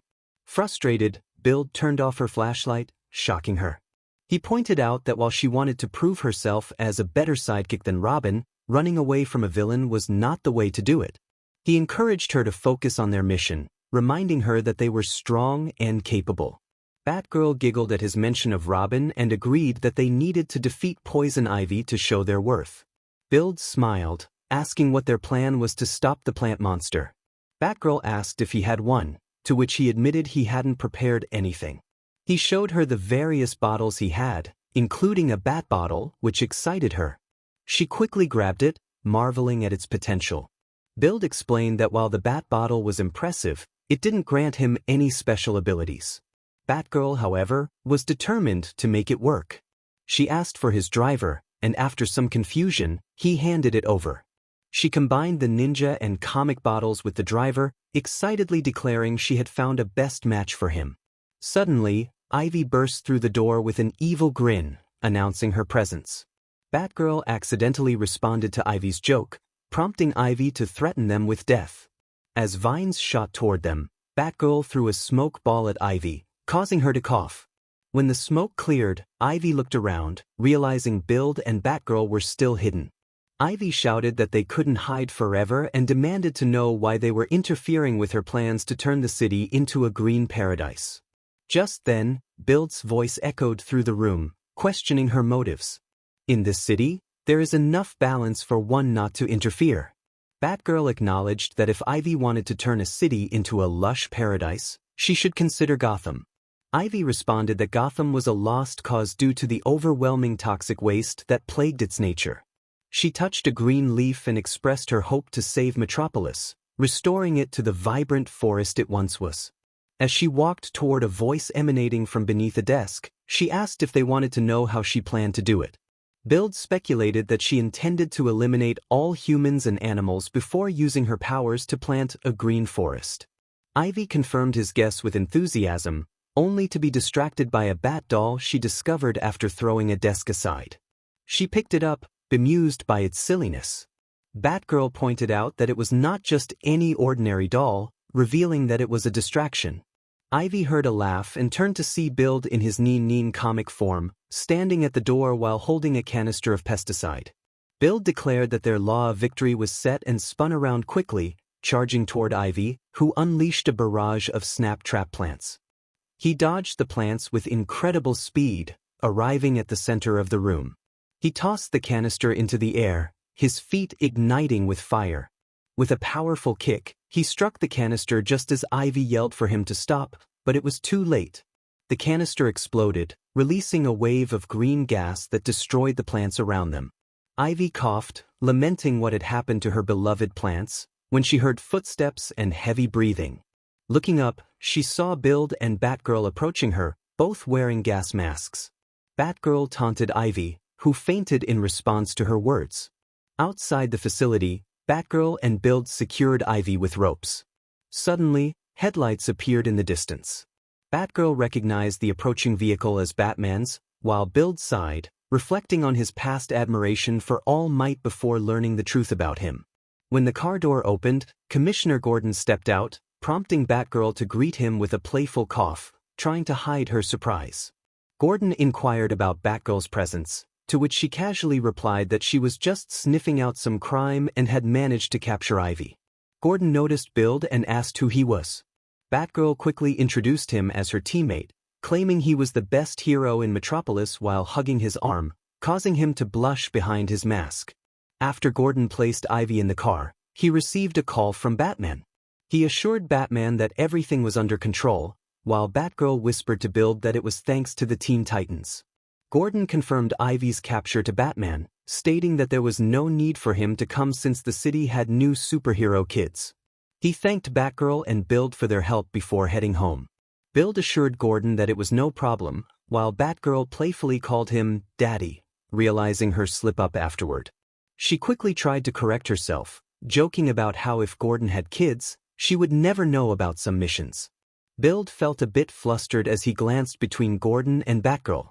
Gordon smiled and remarked that he always thought Batgirl was more capable than Robin, suggesting that her Teen Titans team were true heroes. Once Ivy was secured in jail, 𝗵𝘃𝗀 and Batgirl rode their bikes toward Barbara's house.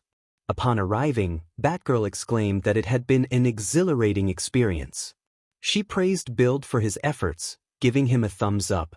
With a smile, she skipped over to him and, in a moment of spontaneity, leaned in to give him a quick peck on the cheek before running into the house, leaving him surprised and wondering about what had just happened.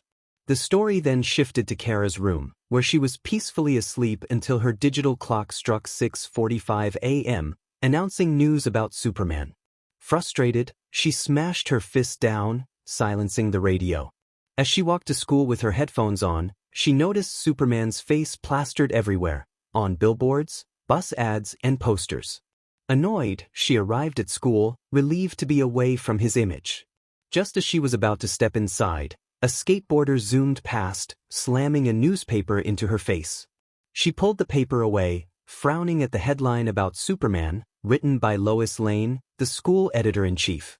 In the journalism club, Lois was busy typing on her computer and directing her assistants.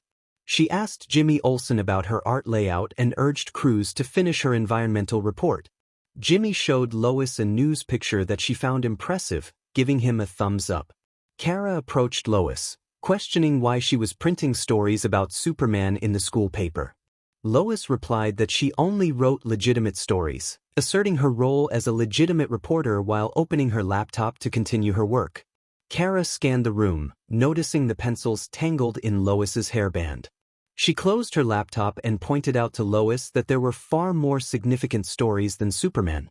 Just then, Jessica entered with a case about a chemical dumping incident. Jessica affirmed Kara's point, mentioning she had some leads on the issue. Kara and Lois exchanged deadpan looks, knowing that only a few citizens cared about such news. Kara proposed the existence of another hero to Lois, who listened intently while Jessica rolled her eyes and walked away, wishing someone would take these matters seriously. Kara suggested this new hero might even be better than Superman, which piqued Lois's curiosity. However, Lois expressed her skepticism, questioning what other hero could offer her an internship at the Daily Planet. Kara, with a playful smile, mentioned Supergirl, twirling her hair. Lois stared at her for a moment before returning to her laptop, dismissing the idea. Kara slammed her laptop shut, frustrated, and declared Supergirl's name emphatically. Lois laughed, suggesting that if Supergirl had done anything worthy of the front page, she would already be featured there. As Lois demanded a pencil, Kara, in a fit of anger, grabbed the pencils from Lois's hair and broke them before storming out of the room. Lois blinked at the broken pencils, realizing they were the ones she had been searching for. In the school chemistry lab, pairs of students worked diligently to create the perfect chemical mixture, except for Izuku and Kara, who were struggling. Kara complained to Izuku, expressing her frustration about the situation. Izuku explained that a retread meant doing something that had already been done without any new ideas, urging her to stop adding excessive salt to the mixture. Ignoring his warning, 𝗂𝐻 continued to vent about her past, revealing that she used to babysit Izuku back on Krypton. Barbara, sitting across the table, feigned surprise and commented on 𝗂𝐻's struggles. Izuku, concerned about the chemical mixture turning an alarming color, warned 𝗂𝐻 again but kept his distance. 𝗂𝐻 lamented that she had the same powers and background as Superman, feeling overlooked while he gained all the attention. Suddenly, the mixture exploded, and everyone turned to see 𝗂𝐻 pinned down by Izuku, who shielded her from the blast. They both stood up, and 𝗂𝐻 apologized, confused about what had just happened. Izuku, frustrated, pointed out that if he had measured everything correctly, they wouldn't have had that explosion. 𝗂𝐻 continued to complain about her lack of recognition compared to Superman, prompting Izuku to facepalm. Barbara suggested that 𝗂𝐻 should make herself noticed by showing everyone what Supergirl could do. Izuku hesitated but felt compelled to agree with Barbara's encouragement. Just then, Diana entered and cautioned 𝗂𝐻 about seeking glory, warning that it could blind her to the greater good. 𝗂𝐻, determined, resolved to confront Superman and prove herself. Diana looked at her with a serious expression, while Izuku, feeling defeated, knew he had no choice but to follow her discreetly.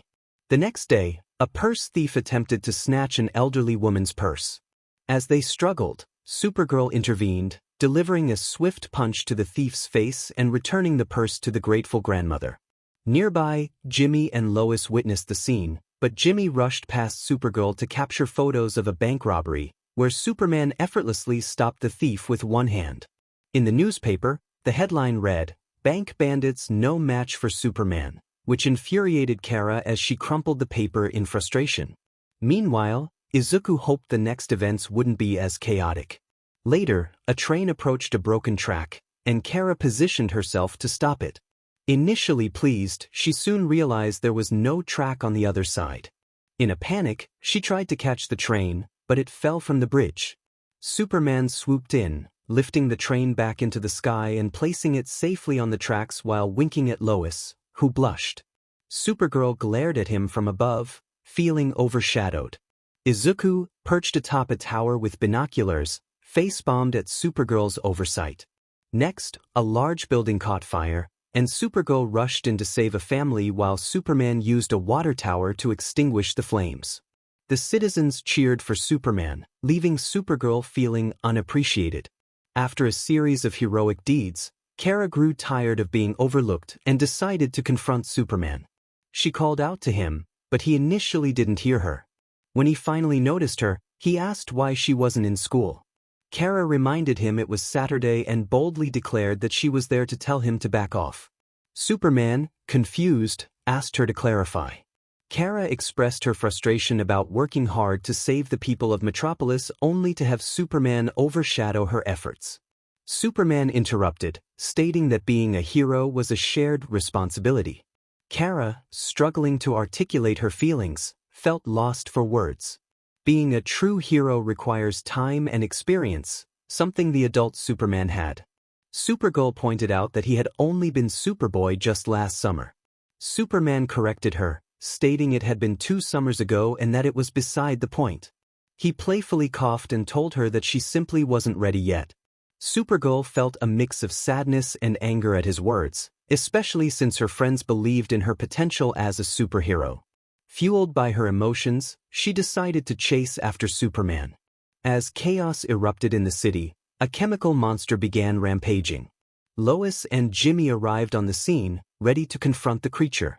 Lois nudged Jimmy, telling him that an opportunity had just presented itself and asked if he was ready to earn his internship at the Daily Planet. Jimmy looked confused as Lois picked up a rock and called out to the monster, urging it to turn around and smile for the camera. She threw the rock, and the monster roared in response, causing both Lois and Jimmy to flee as the creature pursued them. Izuku emerged from the courthouse and noticed the monster chasing after Lois and Jimmy. He quickly ran to a nearby location to change into his hero costume. Meanwhile, Superman and Supergirl were playfully arguing and slapping each other until Lois shouted for Superman's attention. She warned him about the chemical monster preparing to attack. Superman told Supergirl that it was time to get serious and threw her away from the scene for her safety. He then flew down to confront the monster, drawing cheers from the crowd. Supergirl returned at super speed, realizing that Superman was more focused on the audience than the threat at hand. Feeling frustrated, Supergirl was about to leave when Build appeared in front of her. He expressed his relief at seeing her and urged her to join him. Supergirl questioned his presence, wondering if he was there to witness Superman's heroics. Build clarified that he was there to stop the monster from causing destruction. Supergirl was puzzled when Build explained that the creature was a biochemical monster created from waste chemicals. He warned that if it were struck by a strong blow, it could create a massive explosion that would endanger everyone nearby. Supergirl acknowledged that Superman often showed off, but they needed to focus on stopping the monster. Build insisted they had to save Superman first and prepared his equipment.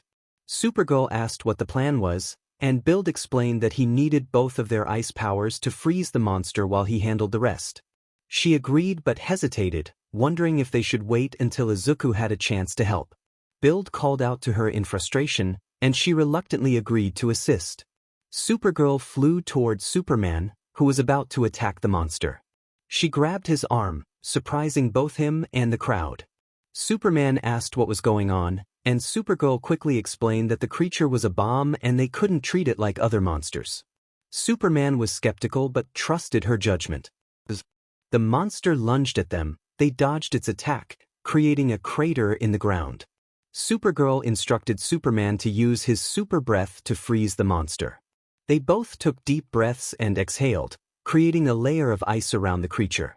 Once it was frozen, Supergirl called out to Build, who was ready for his experiment. Build activated his transformation sequence, and the crowd watched in awe as he morphed into his hero form. He declared that the law of victory was set and prepared for a powerful attack.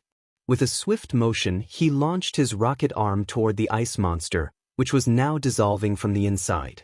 Supergirl followed closely behind, worried about the creature's impending escape.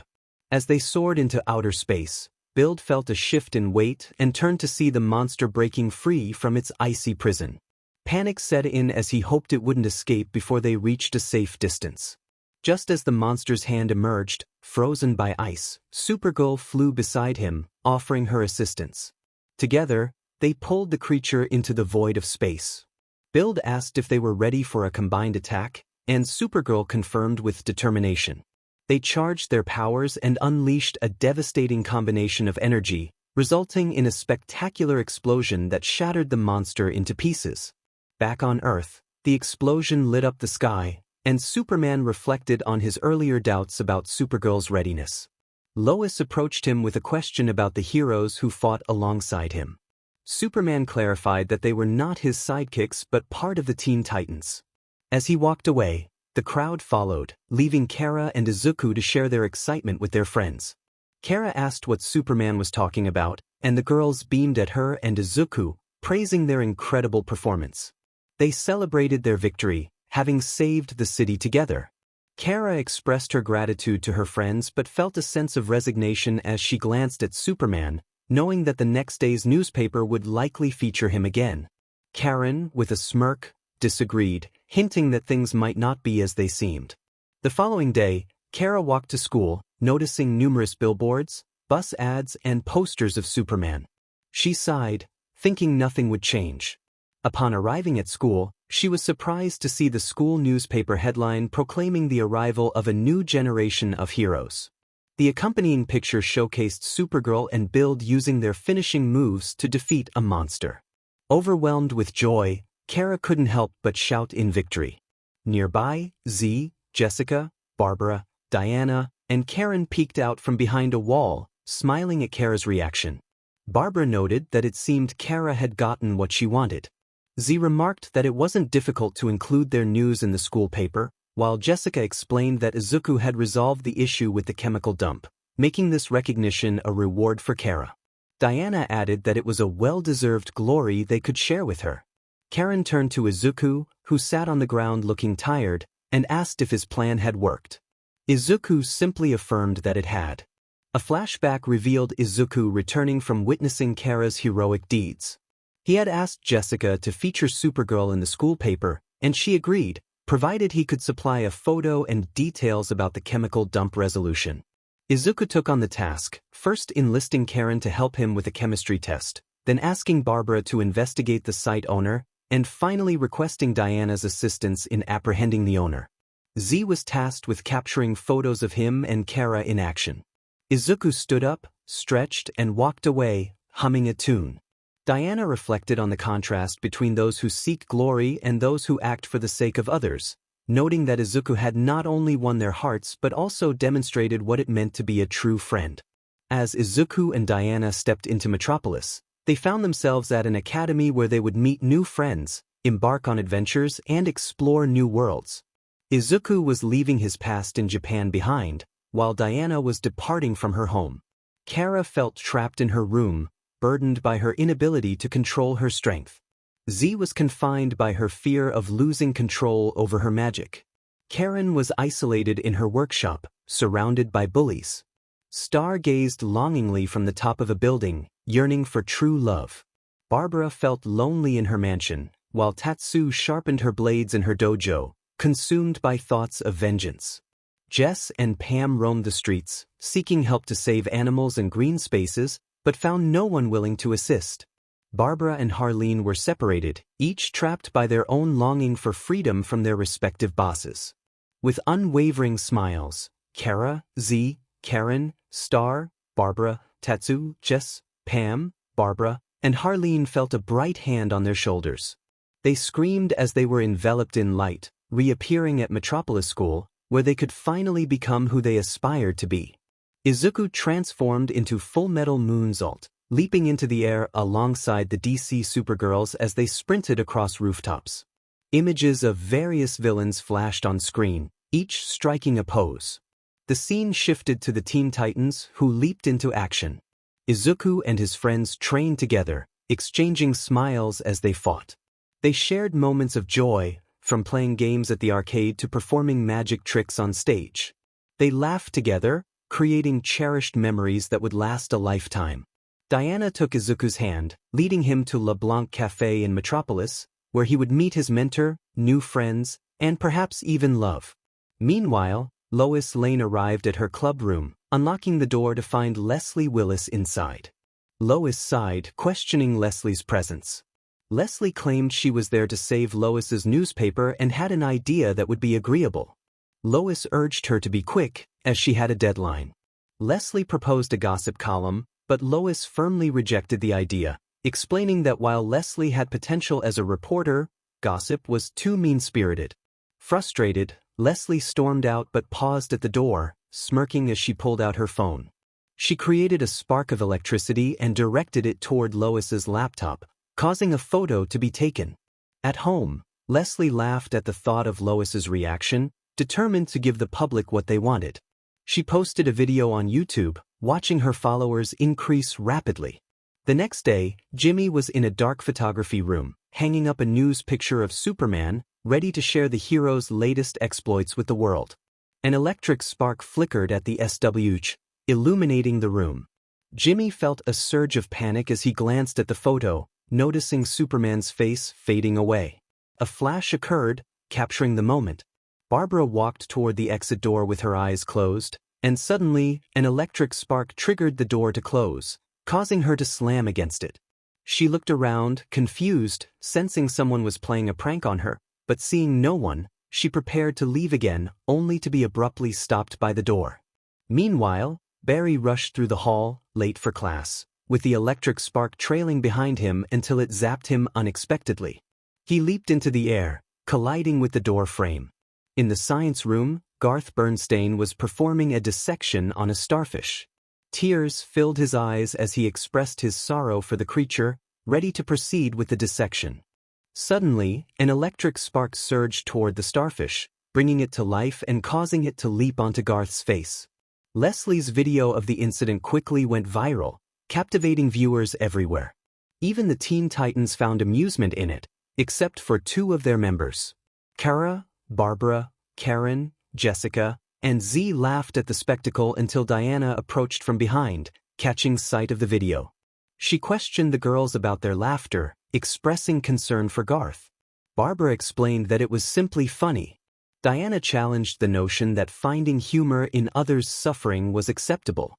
Z defended their laughter, suggesting it was just an embarrassing moment that everyone experiences, turning to Izuku for support. However, Izuku remained silent, lost in memories of his own childhood, where he had faced mockery for being quirkless. Suddenly, a young boy shouted, drawing attention to Lois, who was being ridiculed by those around her. Ignoring the taunts, Lois continued toward her journalism club, passing by Leslie, who called out to her with a smirk, suggesting Lois might wish for a gossip column. Lois rolled her eyes in annoyance as she approached the door, but Leslie sent an electric shock through it, causing Lois to jump in surprise, eliciting laughter from the crowd, except for Diana and Izuku. Diana felt a wave of sadness wash over her, while Izuku remained stoic. Then, a loud bang echoed through the hallway, silencing the laughter. Everyone turned to see Izuku standing near a dented locker, his fist clenched. He glared at the laughing students, sending a chill down their spines. He warned them to leave the hallway within 3 seconds before he took action. A punk kid stepped forward, attempting to act tough, but Izuku swiftly delivered a roundhouse kick that the kid barely avoided by dropping to the ground.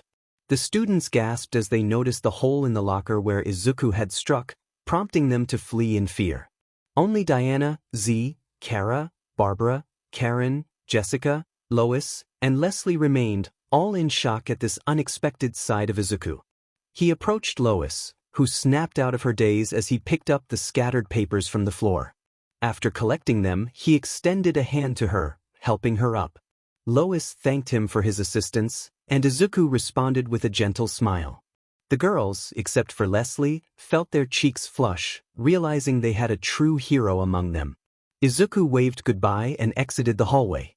The next day, at Metropolis Plaza, Izuku and Diana visited a shoe store where Diana complained about her shoes falling apart from her rigorous training.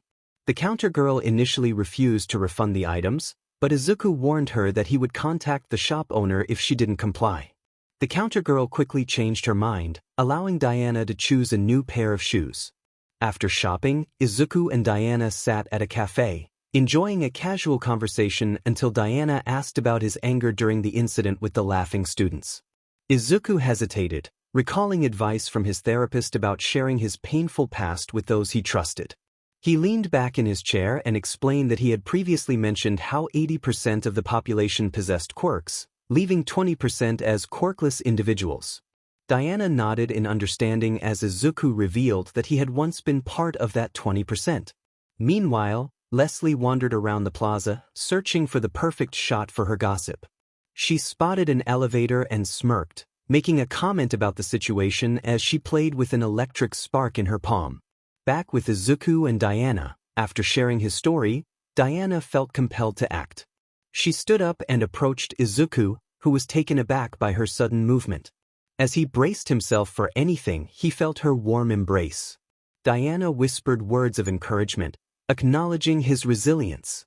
To others, it might have seemed like a simple gesture, but for Izuku, it was a heartfelt affirmation that he had survived a harsh world where he had faced rejection and betrayal for being quirkless.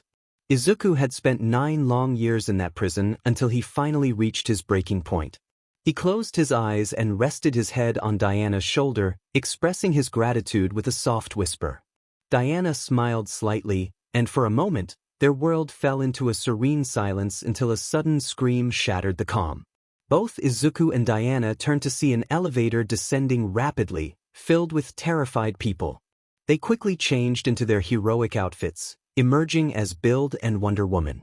Wonder Woman threw a lasso rope at Build, who caught it and stabbed the rabbit tank into his palm before leaping toward the elevator.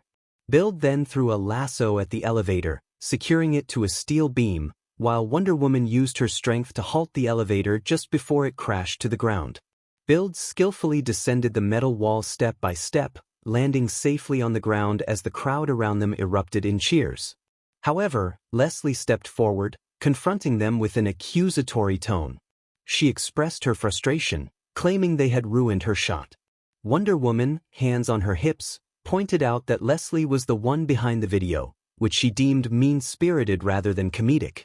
Leslie rolled her eyes and sarcastically remarked about the poor souls on her website who were constantly laughed at, dismissing Wonder Woman's concerns. Wonder Woman nodded, acknowledging Leslie's lack of awareness. Leslie then proposed that they watch her internet comedy show that evening, hinting at a special announcement just for them. Wonder Woman agreed, urging Bill to follow her as they walked away. Later that night, Leslie, dressed in a business suit, went live to make her announcement. She stated that due to the criticism of her channel being mean-spirited, she was retiring. Just as she seemed to walk away sadly, she returned to the camera to introduce her new management. As a storm gathered in the city, Leslie announced her new host. A bolt of electricity struck, revealing Livewire, who energetically declared her intentions to bring chaos to Metropolis. She promised super pranks, laughter, and humiliation, challenging Wonder Woman and the Teen Titans to stop her. Meanwhile, the Teen Titans watched in disbelief as their laptop was fried by Livewire's electric attack.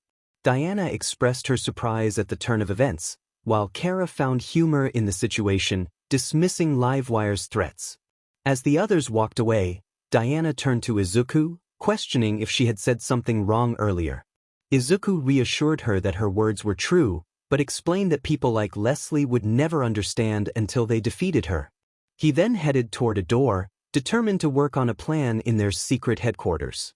Diana inquired about his destination, and Izuku explained that he was going to his lab to create something that would help them win against Livewire. He smiled at Diana, wishing her good night before leaving. At LeBlanc Cafe, the girls were watching the video, and Barbara read a comment that criticized Leslie's videos. Suddenly, they heard a whimpering voice from the locker where Karen was hiding. Karen declared she would never come out again, prompting Jessica to comfort her. Just then, a new live video appeared, and the girls turned their attention to it. Livewire shouted excitedly, inviting everyone to her shocking event at Glen Morgan Square, especially targeting Wonder Woman and Build. She challenged them to come if they dared before the video ended with an emoji of her kicking Green Lantern. Diana found Livewire's challenge amusing and asked the girls if they agreed. While the others groaned in frustration, Diana wondered where Izuku was. Barbara informed her that he had gone to test his new weapons at the junkyard. After a moment of thought, Diana decided they should confront Livewire first and texted Izuku to join them afterward. At Glen Morgan Square, a large stage was set up, and a crowd gathered to witness the event. From an alleyway, Supergirl, Zatanna, Batgirl, Beast Boy, and Green Lantern peeked out, feeling nervous. Wonder Woman noticed their apprehension and encouraged them, but Green Lantern admitted they were not afraid, they just realized the crowd had not come to see them succeed. Beast Boy added that they were there to see Livewire make fools of them. Suddenly, a spotlight illuminated the stage, and a countdown appeared on the screen. The countdown reached 3, 2, 1. Livewire appeared on the screen, exclaiming with enthusiasm that she was ready to entertain Metropolis. She announced the start of the prank night of the century, teasing the audience about what she had in store for her beloved fans. With a wink, she declared that it was time for the Queen of Mischief to unleash some surprises. On the screen, a clip of Supergirl appeared, looking disheveled with her eyes spinning in confusion. Livewire commented on Supergirl's recycled outfit, prompting laughter from the crowd as Supergirl looked down, feeling defeated. Next, a photo of Batgirl flashed on the screen, showing her running away from her bike in tears. Livewire joked that Batgirl needed training wheels, causing the audience to erupt in laughter while Batgirl hid her face in her cape. Another image appeared, this time of Green Lantern with her backside in the air, having fallen to the ground. Livewire quipped about the cause of greenhouse gas, and the crowd laughed as Green Lantern covered her mouth, blushing in embarrassment. A photo of Zatanna with her spiky hair was shown alongside a porcupine, and Livewire asked who looked better, Zatanna or the porcupine, eliciting more laughter as Zatanna gasped in shock. A video of Beast Boy dancing played, and Livewire remarked that it seemed he didn't know how to dance. The audience laughed as Beast Boy shrank down and hid in a dumpster. Livewire then called out for Wonder Woman and Build Nerd, questioning whether they had the courage to join the fun that night. In an alleyway, Wonder Woman encouraged her fellow heroes to join her, but they hesitated to step out. She urged them to believe in humanity, reminding them that people were inherently good and wouldn't laugh at true suffering. Wonder Woman recalled Izuku's words about the power of heroes and how they had inspired him. With newfound determination, she walked toward the stage, head held high, undeterred by the crowd's laughter. Livewire noticed Wonder Woman's arrival and smirked, asking about the absence of 𝗵𝘃𝗫. Wonder Woman drew her sword, challenging Livewire to face her and put an end to the cruelty directed at her team. Livewire dismissed her threat, claiming the fun had only just begun. As Wonder Woman leaped toward Livewire with her sword, Livewire retaliated with an electric kiss that caused Wonder Woman to drop her weapon, landing on the stage. The crowd continued to laugh as Livewire summoned electric wires that formed hands, shocking Wonder Woman. Livewire looked down at her, smirking and taunting her about the crowd's amusement. Wonder Woman felt anger rise within her, not from Livewire's words, but from memories of Izuku's struggles. Livewire prepared to deliver a punchline, absorbing energy from the stage lights and launching it at Wonder Woman, who braced for impact. Suddenly, a spear landed in front of her, absorbing the electric energy. Livewire was taken aback as a figure emerged from the crowd, stepping up to stand beside Wonder Woman. She was lifted in a bridal style by 𝗵𝘃𝗫, who nervously apologized for being late. Livewire mocked 𝗵𝘃𝗫, but he confidently stated that they would see who would have the last laugh. He instructed the other girls to take care of Wonder Woman before turning to face Livewire, spear in hand. Livewire laughed, dismissing him as just a nerd with a stick, unaware that the crowd was no longer laughing. 𝗵𝘃𝗫 took a stance, spinning his spear and declaring his menu for the day, Electric Eel. Livewire, angered, unleashed an electric wave at him, but he skillfully deflected it with his spear. As he danced around, he closed in on the stage, performing a perfect landing that earned him applause. Livewire, furious, charged at him, but he dodged her reckless attack with a playful dance. In a fit of rage, Livewire summoned wires from the ground, attempting to ensnare 𝗵𝘃𝗫. He narrowly escaped, but one wire wrapped around his foot, and Livewire swung him around like a rag doll. With a victorious grin, she pulled him close, asking who was now on the menu. 𝗵𝘃𝗫, still determined, pointed weakly at the screen, where images of Livewire in various silly poses appeared, making her the butt of the joke. As more and more amusing images appeared on the television, the crowd erupted in laughter at Livewire. She shouted for them to stop, but her pleas fell on deaf ears as they continued to capture photos and videos of her. Frustrated, she yelled again, demanding silence, but the crowd remained indifferent. Suddenly, she heard the sound of bottles clinking behind her.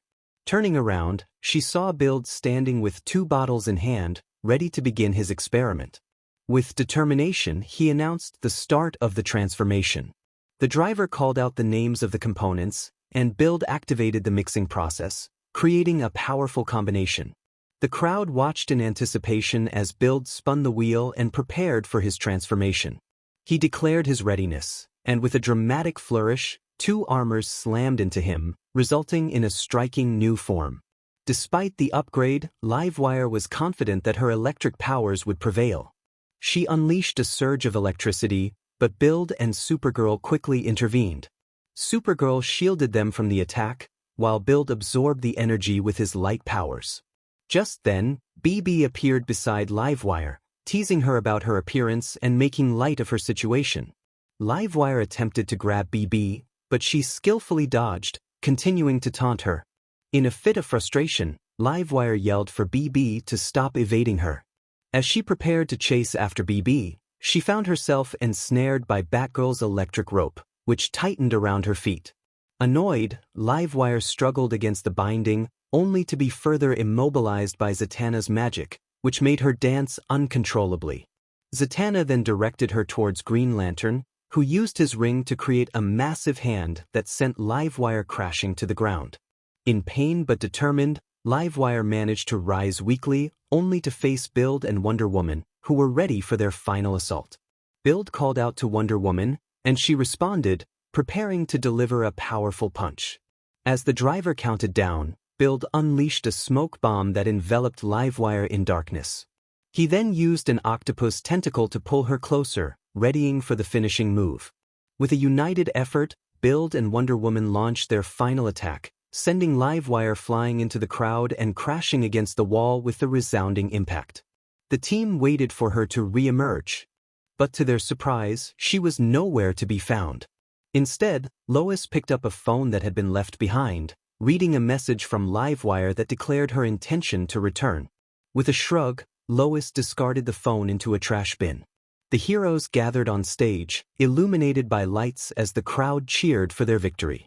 They struck a pose, and the headlines of the newspapers celebrated their heroism. Meanwhile, at home, Leslie read the news about the Teen Titans, feeling angered by their success. She crumpled the paper in frustration, vowing to show them who was truly powerful.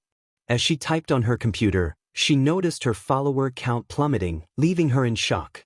Suddenly, a new comment appeared on her site, promoting a rival website featuring videos and pictures of the Teen Titans. Leslie was incredulous at the sight, feeling betrayed by her followers. In another part of the city, Izuku and Diana arrived in Metropolis, ready to embark on new adventures and meet new friends. They left their pasts behind, stepping into a world filled with possibilities. Meanwhile, Kara felt trapped by her inability to control her strength, Zatanna was confined by her fears of magic, and other heroes faced their own struggles. Each of them longed for freedom and connection. As they faced their challenges, a bright light touched their shoulders, and they were transported to Metropolis School, where they could finally become who they were meant to be. United, they would no longer allow the past to dictate their futures. Izuku transformed into Full Metal Moonsault, leaping into the air alongside the DC Supergirls as they raced across the rooftops. Images of villains flashed by, and the Teen Titans soared into action, embodying the spirit of teamwork and determination.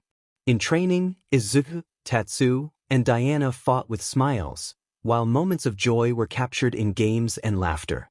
They shared experiences that strengthened their bonds, and as they embraced their destinies, they knew they were on the path to becoming heroes. At the end of the day, Diana took Izuku's hand, leading him to a cafe where he would meet mentors, friends, and perhaps something more. The chapter closed on their journey, hinting at the adventures yet to come. Social status, a long-standing aspect of human society, played a significant role in their lives, especially within the walls of high school, where hierarchies often dictated relationships and power dynamics. A girl stood out among her peers, excelling in her field with an undeniable beauty and confidence that commanded respect from both students and teachers alike. In the gym of Metropolis High, the reigning queen of the school showcased her talents. She possessed a flawless hourglass figure and lightly tanned skin, her long golden hair tied back in a ponytail. Her deep amber eyes resembled those of a predator, poised and ready. Dressed in the school's gymnastics uniform, she displayed her impressive legs, the fabric clinging to her form. With a powerful run towards the springboard, she leaped high, executing 2 perfect turns in midair before landing gracefully, reminiscent of a wild cat. The other girls and the coach gathered to celebrate her achievement, though she had anticipated the outcome from the beginning. One girl expressed admiration for her performance, suggesting that if she continued this way, they might win gold at the upcoming competition. The queen, confident in her abilities, responded with a hint of arrogance, reminding them of a recent mishap in the finals. The coach congratulated her, noting that it was the best jump of the day. As she wrapped a towel around her neck, she declared her intention to be captain once again, asserting her dempsey. However, like in the animal kingdom, a rival emerged to challenge her reign. The coach interrupted her thoughts, announcing that another girl was trying out for the team. The queen's eyes widened in surprise as she demanded to know who it was. The coach revealed that it was Diana Prince, prompting an eye roll from the queen as she recognized the newcomer. Diana was seen kneeling and reciting a mantra, calling upon a higher power for strength. When the coach called her name, she rose and took a deep breath, charging forward with determination. Performing a cartwheel onto the springboard, she soared above the onlookers, executing 3 flawless somersaults before landing with unmatched grace. The other girls rushed to congratulate her, leaving the queen feeling overshadowed and displeased. The coach, impressed, suggested they have co-captains this year, which infuriated the queen. The coach then dropped the unexpected news that Diana was the new team captain. Stunned, the queen glared at her rival, recognizing the challenge she posed.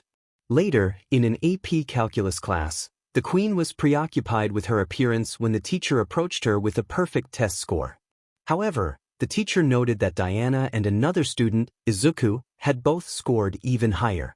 The classroom turned its attention to the two, who blushed under the spotlight. The queen's frustration boiled over as she crushed her makeup compact, unable to accept being outshined by two newcomers. Determined to reclaim her status, the queen decided to host a pool party at her mansion, believing it would reaffirm her position. She called out to her friends, inviting them to join her. However, one girl declined, explaining that they were helping Diana prepare for the homecoming dance. Diana appeared beside her, cheerfully inviting everyone to join in the festivities, which only fueled the queen's irritation as she watched her peers rally around her rival. As the girls celebrated Diana's growing popularity, the queen's anger reached a tipping point. She stormed off to her mansion, continuing to express her frustration until she reached her father's study, ignoring the "do not enter" sign and kicking the door open.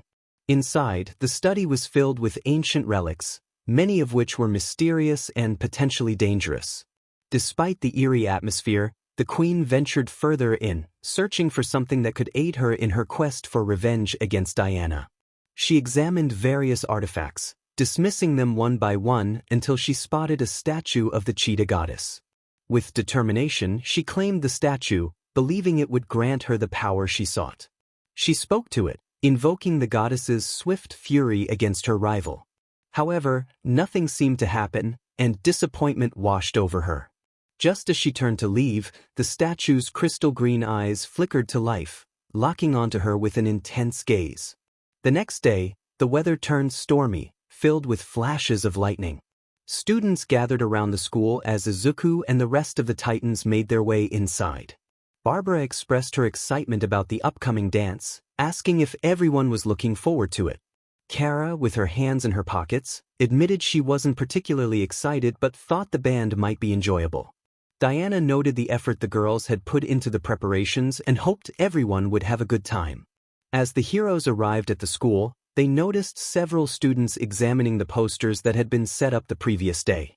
Upon closer inspection, they discovered the posters had been damaged. Izuku picked up the remnants of one and questioned what had happened. Kara made a pun about the situation, while Jessica reminded her that it wasn't the right time for jokes. Their banter continued, but it was clear that something unusual had occurred. Diana and Izuku examined the scratched posters and concluded that some sort of creature must have caused the damage. Suddenly, a storm began to brew over Metropolis City. The bell rang, and students headed to their classes, unaware of the lurking danger. In the women's changing room, Diana was about to open her locker when she sensed a rush of movement behind her.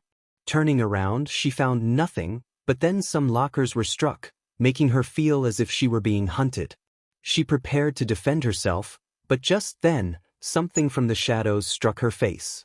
Diana quickly regained her footing just in time to dodge several lockers that came crashing down with a loud noise.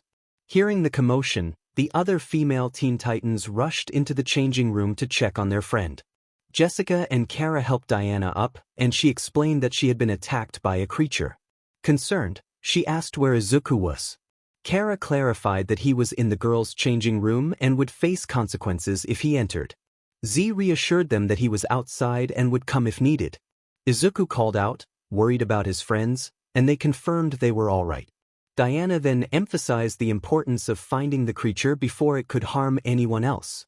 Kara questioned who could be behind the attack, and Barbara jumped in to explain that a popular girl, fueled by resentment and a lack of support, had unleashed some unknown forces for revenge against Diana. The team fell silent, struggling to grasp the situation. Izuku asked for clarification, and Barbara simplified her explanation, stating that there was clearly a monster on the loose. Diana insisted they needed to locate it before it could strike again. Izuku expressed concern about acting heroically in front of so many witnesses, but Diana suggested they find a way to evacuate the students quietly. Just then, they heard glass shatter, followed by the fire alarm blaring. Kara remarked on the delay, and the students began to exit the building into the stormy weather. Within moments, the school was empty except for the Titans. Once they confirmed the building was clear of students, they suited up for action.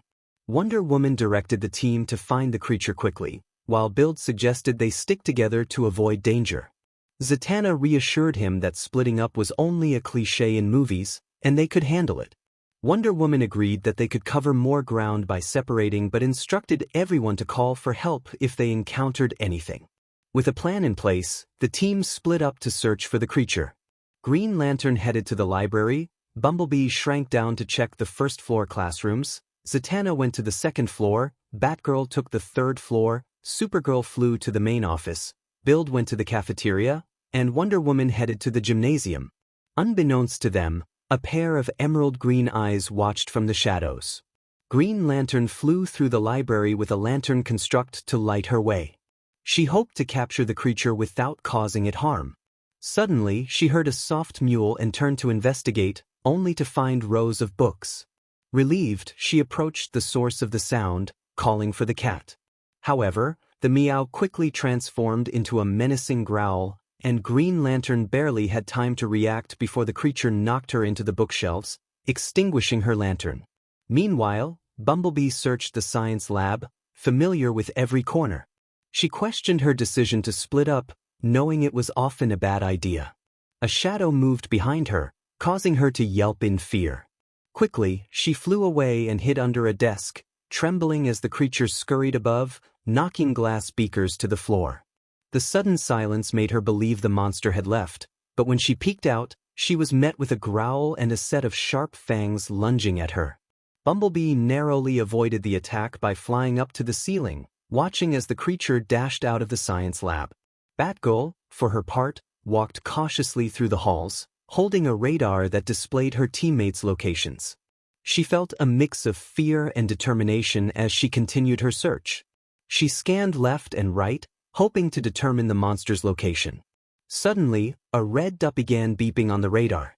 Batgirl focused intently on it, aware that her life depended on it. She watched as the dot moved toward Green Lantern's icon, then vanished. It then targeted Bumblebee, disappearing once more. Batgirl found this peculiar and turned to see the red dot behind her. She quickly spun around and threw a batarang at the creature, but it missed and struck a locker instead. When she turned back, the dot was behind her again, but then it vanished before her eyes. Batgirl pulled out another batarang and readied herself to throw it, but before she could, the monster tackled her from behind, rendering her unconscious. Supergirl flew through the office, immediately sensing that something was amiss. She noticed chairs and filing cabinets being moved around, seemingly to distract her.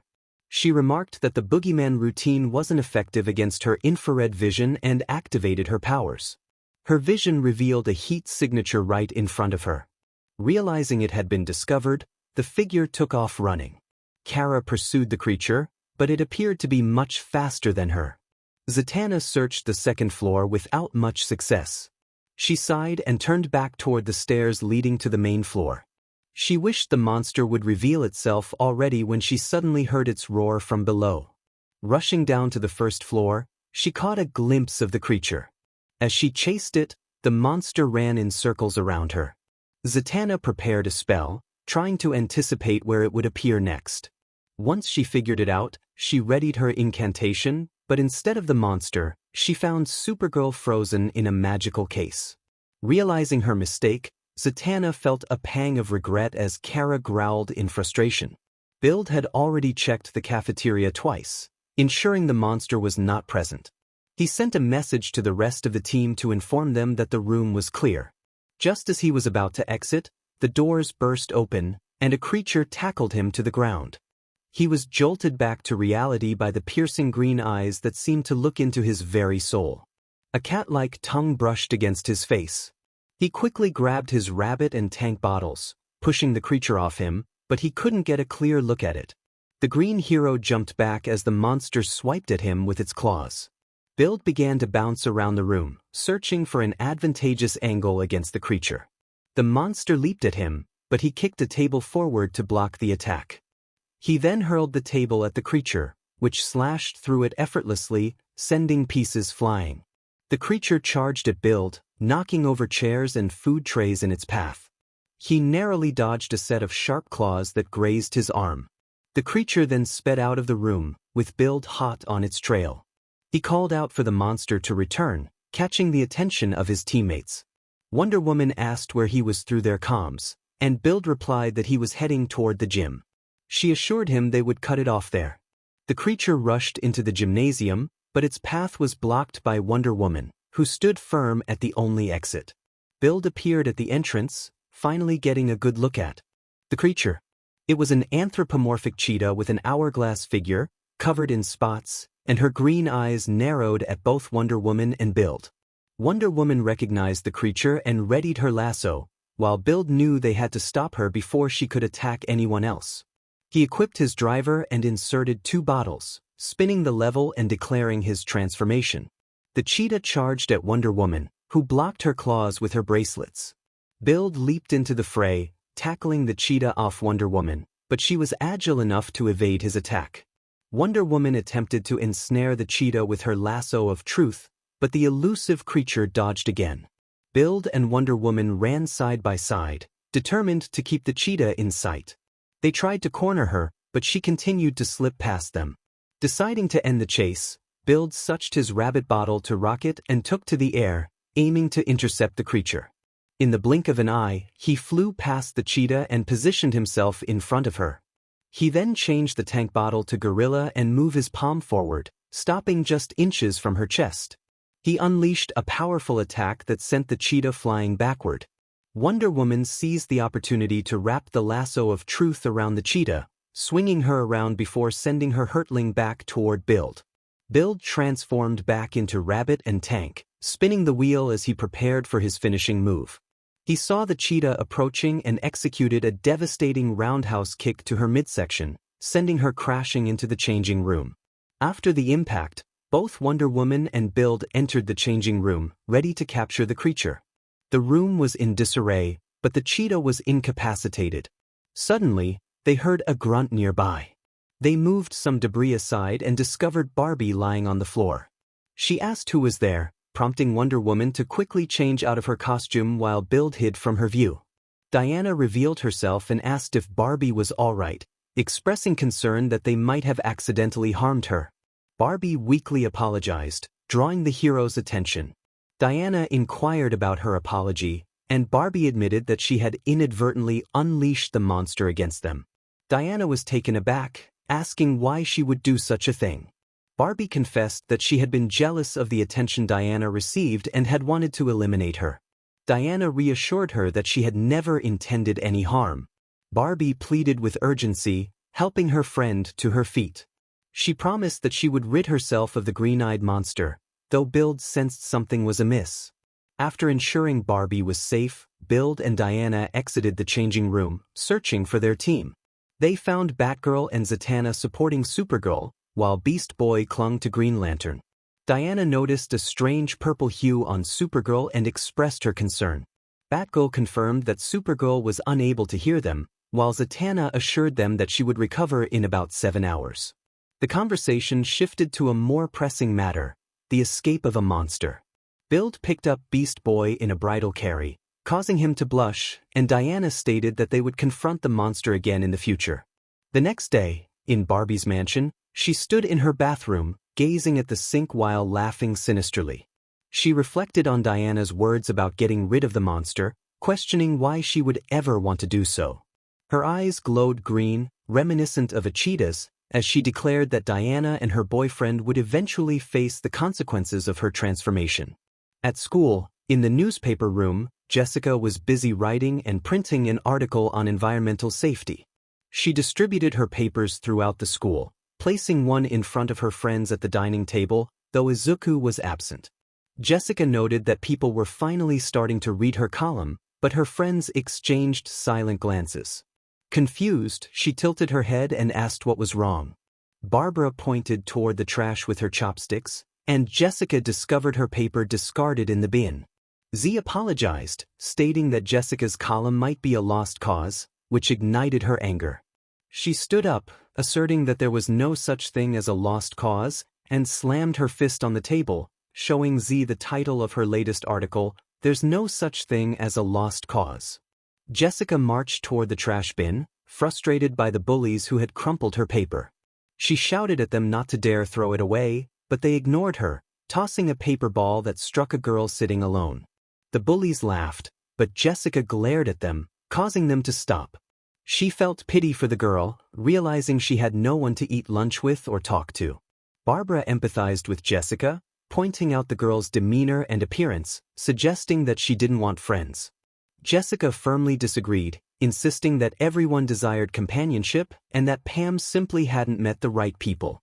Z and Barbara tried to dissuade her from pursuing Pam, but Jessica remained determined.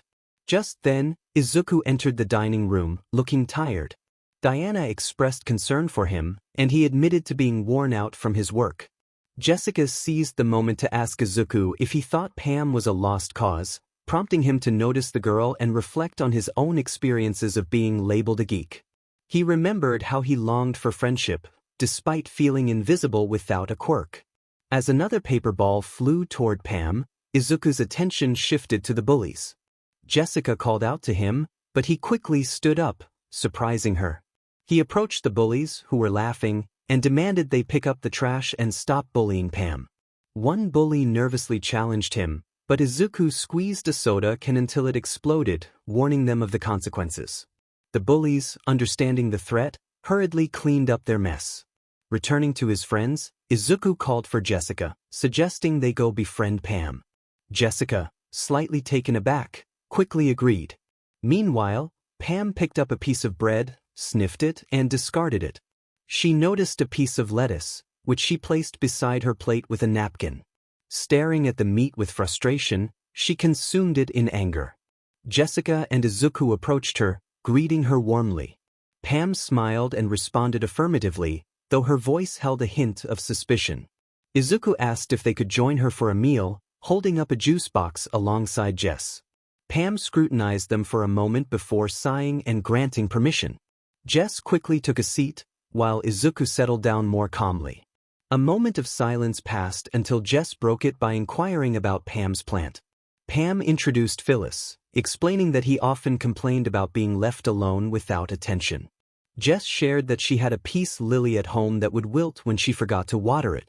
Curious, Pam asked Izuku if he had a favorite plant. After a brief moment of thought, he mentioned white carnations. Pam looked at him with interest, while Jess continued the conversation, recalling that the flowers symbolized purity, innocence, and good luck. Pam confirmed this but added that they also represented remembrance, loyalty, and Mother's Day.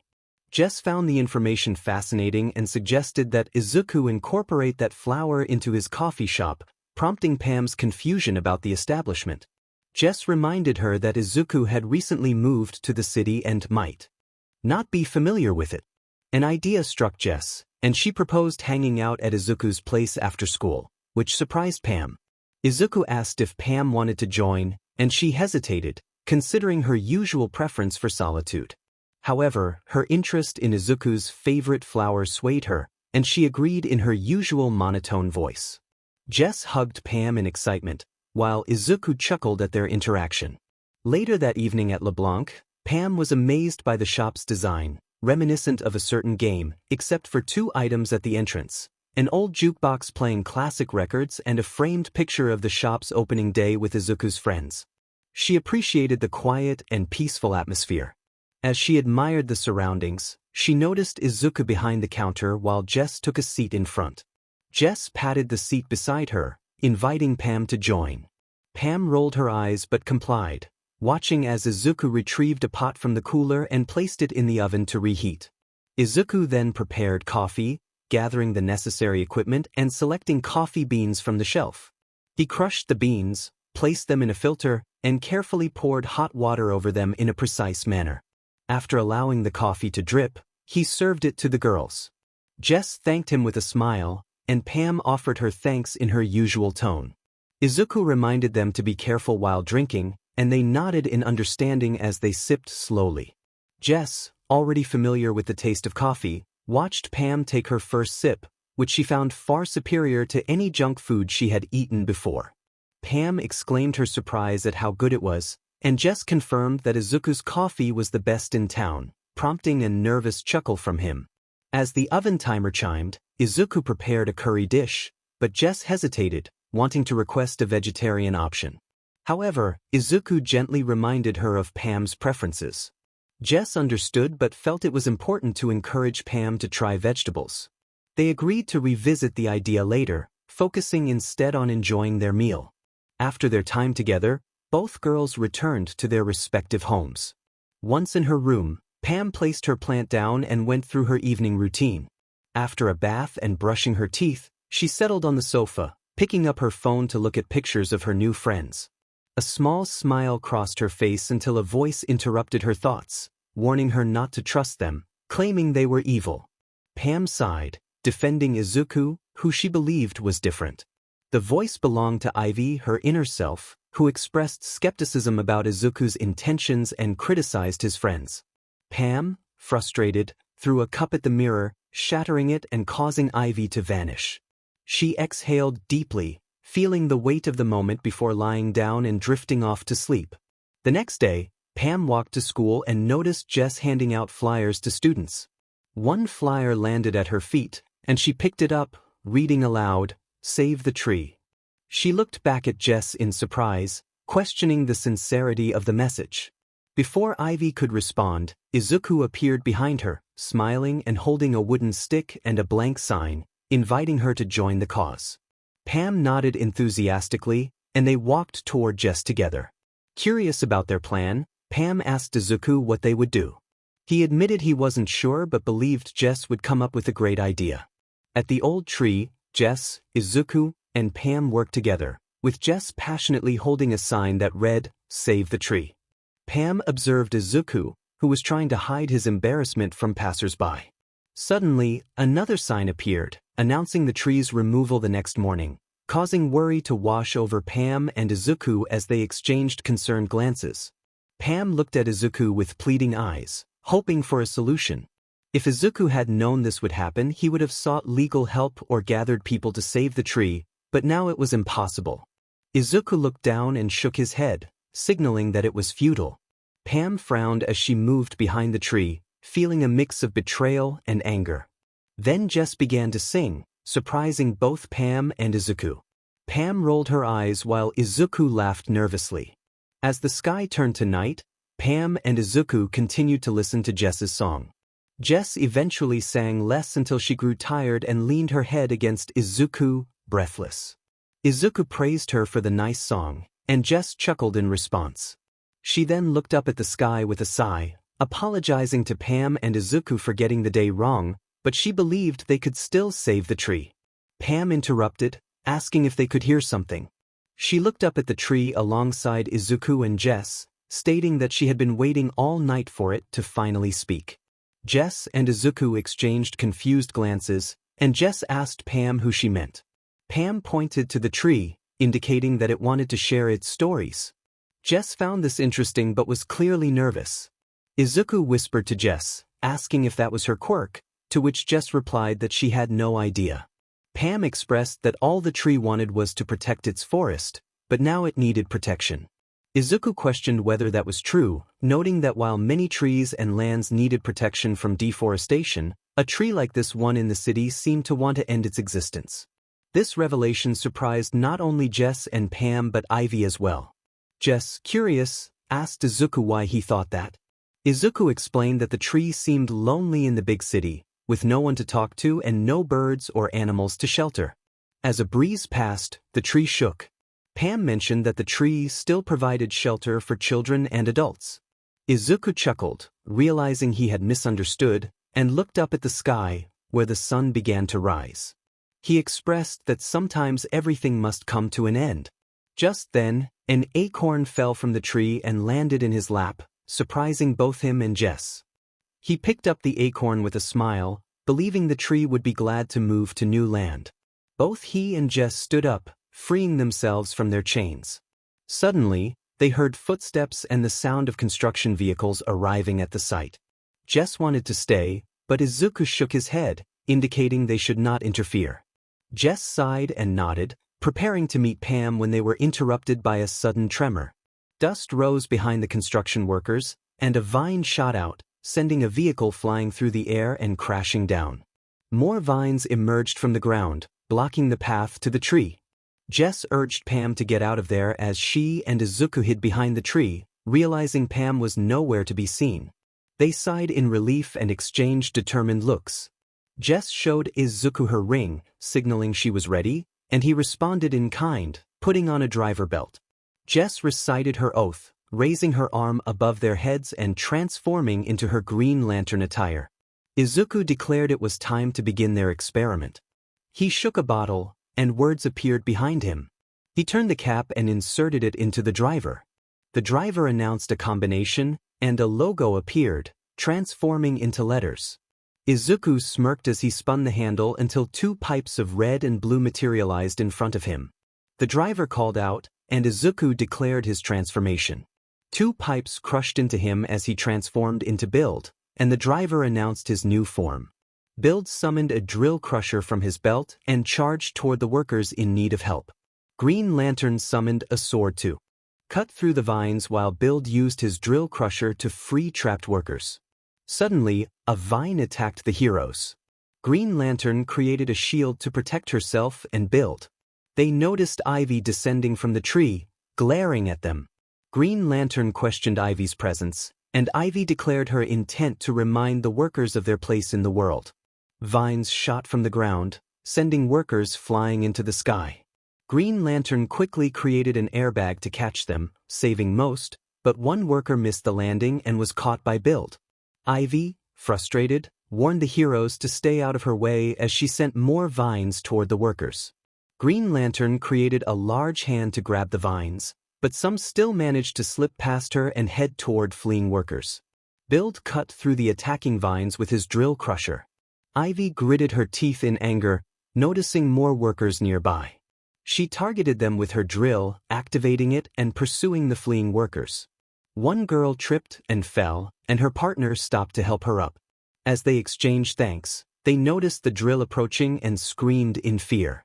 Green Lantern appeared in front of them, blocking the drill with a wall, while Build cut through the attacking vines. They both declared they wouldn't let Ivy harm anyone. Ivy responded defiantly, creating more vines from the ground to ensnare Green Lantern, Build, and the trapped workers. The heroes fought valiantly to cut through the vines, but there were too many, and some workers were already bound. 𝐒𝐻 and Build looked ahead and saw Ivy approaching them. She commented on their struggle to keep everyone safe before effortlessly lifting a construction vehicle into the air with a vine. 𝐒𝐻 felt a surge of panic, unsure of how to respond, but Build quickly took charge. He instructed 𝐒𝐻 to use his ring to shield the people from falling debris while he gripped the driver's handle, determined to stop Ivy's attack. As he spun the wheel, 𝐒𝐻 cautioned him to be careful, and Build nodded in acknowledgement. Ivy taunted them, questioning what power they had to thwart her. In response, Build kicked the ground hard with the side of the tank, causing it to fall into a pit, which left both the workers and Ivy momentarily confused until a mathematical line appeared, trapping Ivy's attack. Surprised, Ivy tried to move her attack, but it remained immobile. Build emerged from the hole, ready for action.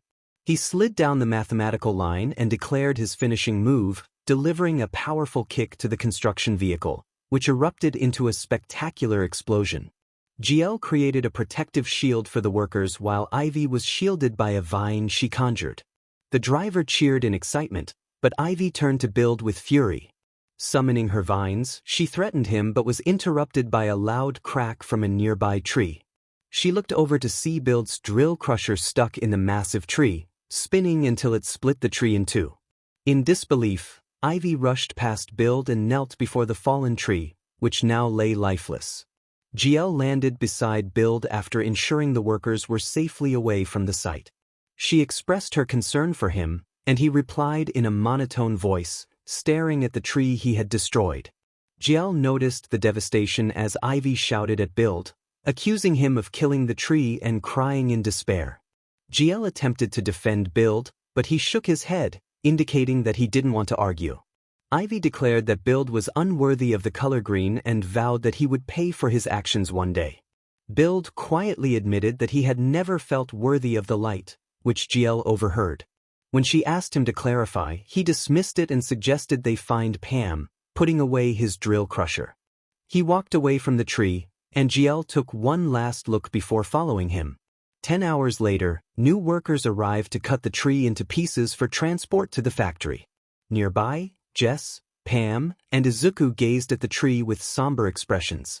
Pam expressed her anger at the indifference shown to the tree over its 300 years of life. Just then, she felt a gentle touch on her shoulder and turned to see Jess kneeling beside her, offering an acorn. Surprised, Pam listened as Jess smiled and reassured her that there was no such thing as a lost cause. Pam looked at Izuku, who smiled back at her. Together, they decided to head to the nearest forest to plant the acorn seed before returning home. On their way, Izuku noticed something in the forest that caught his attention. He walked toward it, followed by Pam and 𝗔𝐻𝐽, who were puzzled but curious. After a brief walk, they arrived at a field of red spider lilies that filled the forest. Pam marveled at the beauty, her eyes sparkling, and Jess agreed with her. Both girls watched as Izuku stepped into the field, the wind blowing and petals swirling around him.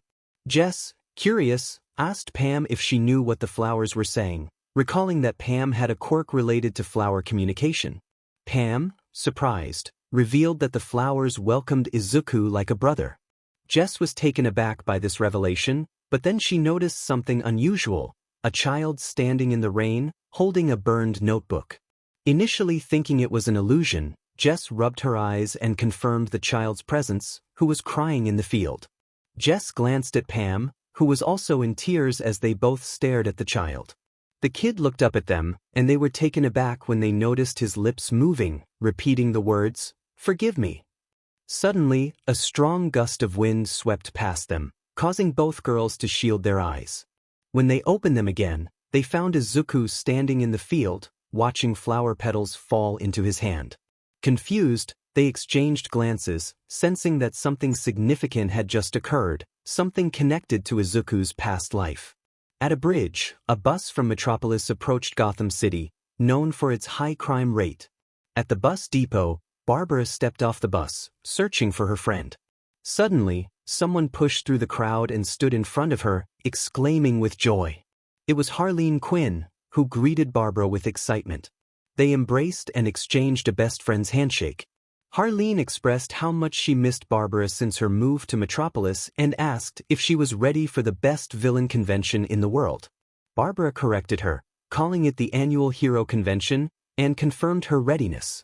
As they chatted, Barbara introduced her friend from Metropolis, Izuku Midoirya, who had come from Japan. Harleen gasped in surprise at the mention of Junior Joker, but Barbara clarified that Izuku was not who she thought.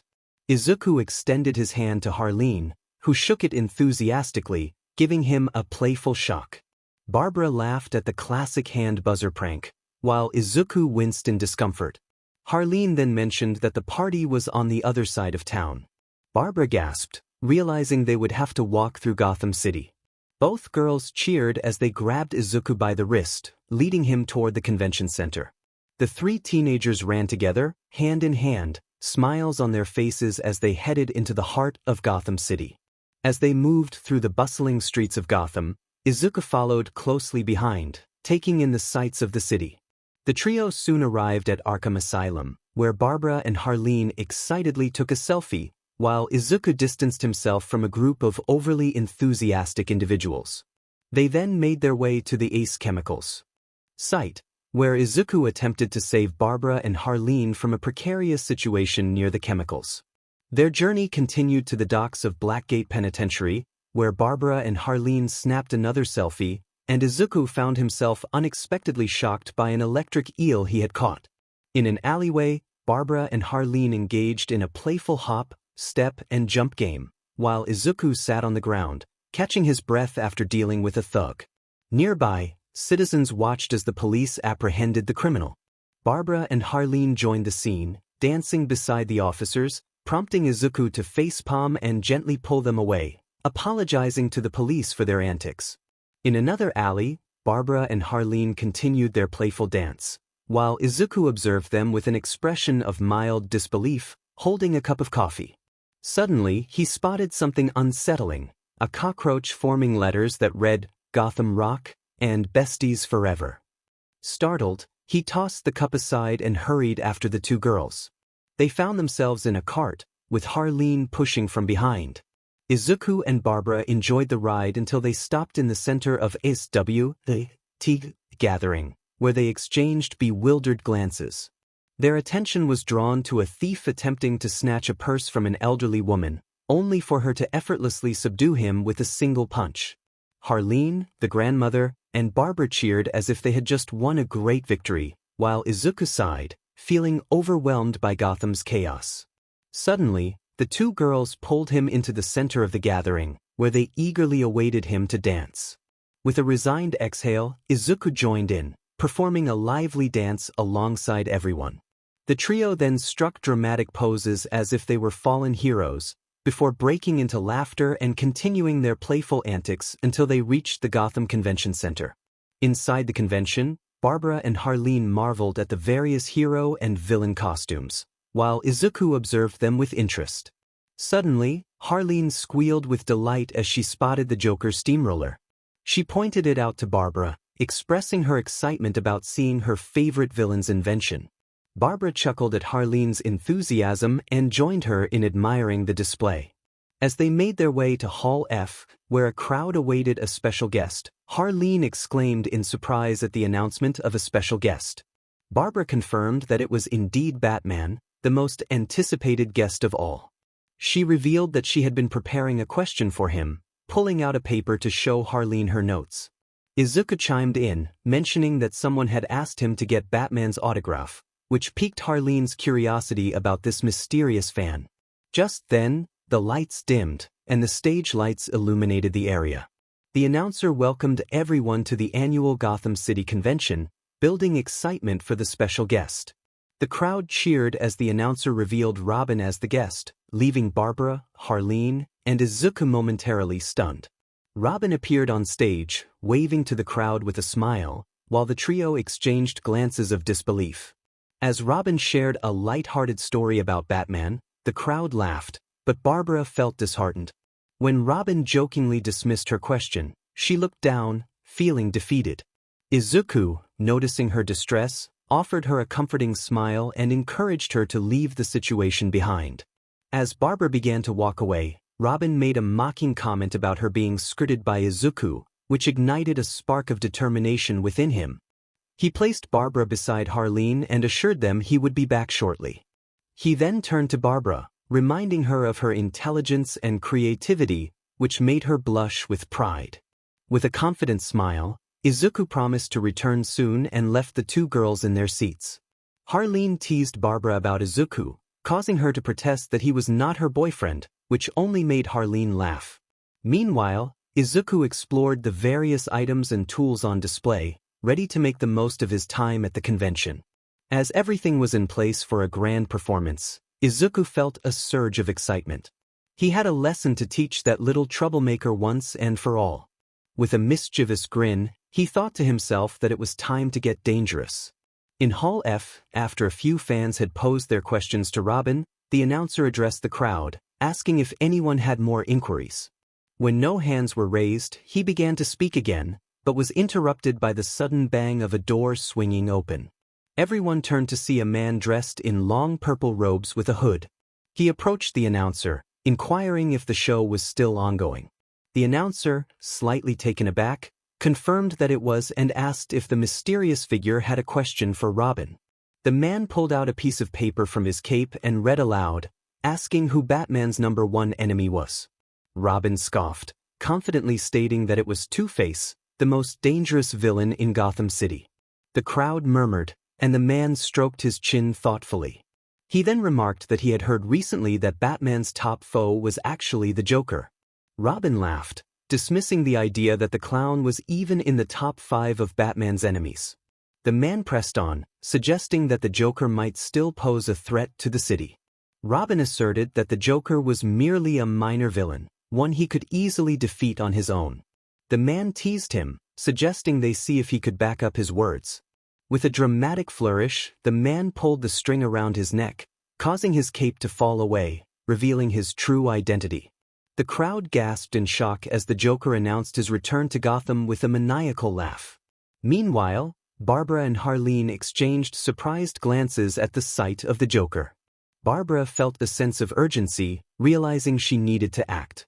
Harleen was confused, wondering why the Joker was out when she thought he was hiding away plotting against Batman. Elsewhere, in a warehouse by the shore, the real Joker was busy devising a plan to eliminate Batman. Back at the festival hall, Barbara attempted to call Izuku, but her calls went straight to voicemail, which was unusual. She decided she had to take matters into her own hands. She called out to Harleen, reminding her of something interesting she had found at the market and suggesting they meet at the coffee shop at 4. Harleen agreed, and the two friends slipped out through the backstage door. The Joker, now facing Robin, approached him with a menacing demeanor. Robin instinctively backed away, feeling a rush of fear. The Joker taunted him, eager to see how he would handle the situation, but was interrupted by Batgirl, who charged in with a kick aimed at the Joker. He dodged her attack with ease. Batgirl demanded to know what the Joker was doing there. He replied casually that he had come to eliminate Batman, who was supposed to be the special guest, but instead found an annoying little bird. Batgirl empathized with Robin's plight, while he felt insulted by their banter. Batgirl warned the Joker that she had already called the police and heroes, showing him her phone as proof. The Joker laughed heartily at her, clearly unconcerned. He then made a bold declaration that if she thought she had won, she was mistaken. Suddenly, Harley Quinn leaped into the scene, shouting that Batgirl had made a big mistake. The Joker and Batgirl looked up just in time to see Harley jump down, swinging her hammer at Batgirl, who narrowly avoided the blow. Harley, with a playful tone, declared her arrival, while the Joker observed the unfolding chaos with a mix of confusion and frustration. He had orchestrated this event to create a spectacle and teach Robin a lesson, but now real villains were complicating his plans. Harley rushed to hug him, expressing her joy at seeing him. She asked why he was there, questioning if he was still planning to take down Batman. The Joker assured her he had a plan, feigning a cough to regain his composure. He then turned his attention back to Batgirl, offering her a proposition. He wanted her to call off the police and heroes and play his defuse bomb game. Batgirl was taken aback, and when she asked what would happen if she refused, the Joker grinned wickedly, warning her of the consequences. Batgirl gritted her teeth, knowing her friends were in danger, and reluctantly agreed to play his game. The Joker smiled, pleased with her compliance, and tossed her a watch that revealed the bomb's location. Batgirl was shocked, and Harley expressed her concern about the wisdom of giving a hero such information. The Joker dismissed her worries, confident in the traps he had set. He warned Batgirl to be careful as the stakes were high. As she dashed out of the room to confront the bomb, the Joker laughed, leaving Robin tied up and unaware of the unfolding chaos. With Batgirl gone, the Joker turned his attention back to Robin, pulling him toward a chair and tying him up with microphone cords. Robin protested, threatening that Batman would come to rescue him, but the Joker silenced him with duct tape, expressing his annoyance at Robin's incessant chatter. Harley, with a playful smile, suggested she could make sure Robin stayed quiet for good, but the Joker halted her, insisting he wanted Robin to experience the frustration of not encountering Batman yet. Robin felt a chill at the Joker's intense expression, while Harley blushed at the Joker's fierce demeanor. Meanwhile, Batgirl raced toward the bomb, desperately trying to reach Izuku, but her calls continued to go to voicemail. Frustrated, she arrived at her destination, only to find a group of clowns patrolling the area, ready to challenge her resolve. She then used her heat signature goggles to search for small heat signatures. She scanned the darkness until she located one beneath a bounce castle. With a smirk, Batgirl acknowledged her discovery and began looking for a way in. However, to reach her target, she needed to incapacitate a few thugs along the way. She tossed a smoke bomb into the midst of the thugs, filling the area with thick smoke. One thug exclaimed that the hero was there, while another asked who it was, just as a growl and a scream echoed through the haze. Another thug shouted about the hero's presence but was abruptly silenced when Batgirl struck him, knocking him out. One by one, she defeated the thugs, and as the smoke cleared, they were seen tied up in the center of the room while Batgirl began to defuse the bomb. Upon opening the box, She was shocked to find it contained nothing but doodles. She expressed her frustration, wondering if the next one would be real, and moved on, forgetting the message from Izuku. Meanwhile, inside a back room, the laughter of Robin could be heard as he was strapped to a tickle machine, begging for it to stop. Harley, enjoying the moment, cranked up the machine to increase the tickling. After a while, Robin collapsed on the floor, twitching from laughter. Harley remarked that it was the best laughter she had ever heard, prompting Joker, who was near the window, to agree as he closed his phone and sat back down. Harley eyed him suspiciously, noting that he had stopped planning any harm toward Robin after getting his signature. Back with Batgirl, after defusing all the bombs left by Joker, she stood in the middle of the mall, shouting in frustration about the fake bombs. She turned her attention to one of the thugs tied up and demanded to know what their boss was planning. The thug laughed evilly, claiming that the world was crazy enough for such things to happen. The other thugs cheered in agreement, which only annoyed Batgirl further. She then pulled off one of the masks and gasped in shock, recognizing Shane O'Shaughnessy from the burrito shop in Metropolis. Shane, excited to meet her, asked for her autograph, explaining that the green-haired kid had organized a villain versus hero event for fun. Batgirl realized there were no real bombs and inquired about Harley Quinn's involvement. Shane mentioned that she was likely helping the staff as well, which made Batgirl freeze before rushing back to Hall F without looking back. On her way, Batgirl checked her phone and saw numerous messages from Izuku, revealing that it was all a show and that he was disguised as Joker. He urged her to return to Hall F to stop him and Harley. Bursting into Hall F, she quickly scanned the room and found all the citizens unharmed but staring at the scene before them. Robin was tied to a chair, looking sweaty and distressed, while Harley and Joker, Izuku, stood beside him with grins on their faces. Joker welcomed Batgirl, asking if she was done playing his game, to which she confidently replied that she was ready to end it. Harley lifted a hammer, but Batgirl shouted a warning just in time for Izuku to dodge the swing. As Izuku rolled toward Batgirl, she checked on him, and he assured her he was fine. Harley revealed that she had known Izuku was not truly evil when he spared Robin, which she was now about to rectify. Just as she lifted the hammer to strike, Batgirl threw a batarang, knocking the weapon from Harley's hand.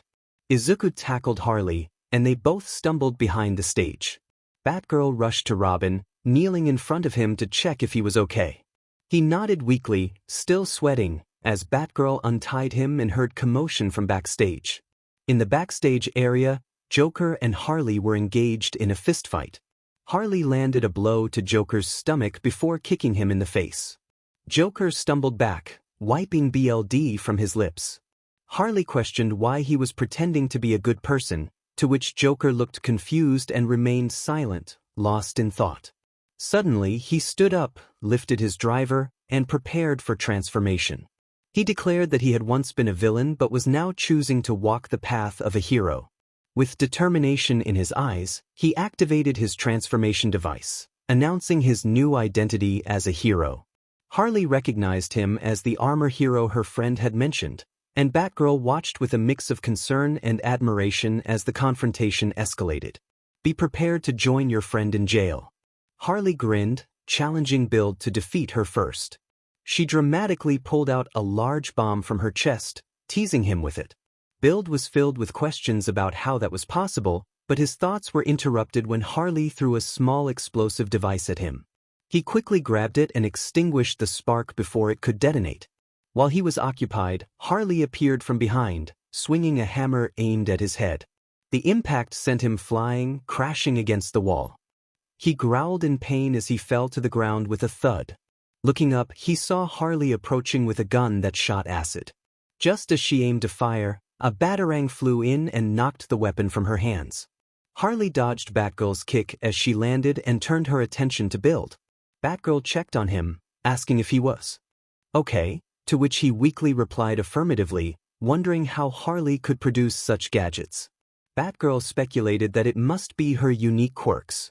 Realizing it would be more challenging to win against the two heroes, Harley declared that her playtime was over. She pulled out 2 bombs from her chest and tossed them at Build and Batgirl. They both caught the bombs and quickly extinguished the fuses, sighing in relief as they looked up to find 𝗲𝗏 had vanished. Batgirl noted that it seemed 𝗲𝗏 had run away, and 𝗲𝗏𝗧𝗏 sighed, feeling that his inventions were lacking in many ways these days. Afterward, Izuku and Barbara changed back into their normal clothes and met up with 𝗲𝗏 at the door. On their way to the bus station, they heard news about themselves and how the new Joker was considered cooler than the old one. At the bus station, Barbara announced that it was their stop, turning to hug 𝗲𝗏 goodbye. 𝗲𝗏 returned the hug and then looked at Izuku, giving him a friendly farewell as well. Izuku chuckled and nodded in response. The girls broke the hug as Izuku and Barbara boarded the bus. Barbara waved from the window, calling out to 𝗲𝗏, promising to see her next year. 𝗲𝗏 replied with a giggle, suggesting they might see each other sooner if they were lucky. On the bus, Barbara fell asleep on Izuku's shoulder while he began sketching and planning new weapon designs inspired by his best match. He looked at his plans with a satisfied smile, then flipped the page to examine an old idea he had yet to create, Mecha Bunny. As the chapter came to a close, Izuku and Diana stepped into Metropolis, where they would encounter new friends, adventures, and worlds. With Izuku leaving his past in Japan and Diana departing from her home, they felt a vastness around them, yet a sense that something awaited them somewhere. Meanwhile, Kara was trapped in her room, burdened by her inability to control her strength. Z was confined by her fears of losing control over her magic. Karen found herself in her workshop, surrounded by bullies. Star stood atop a building, longing for her true love.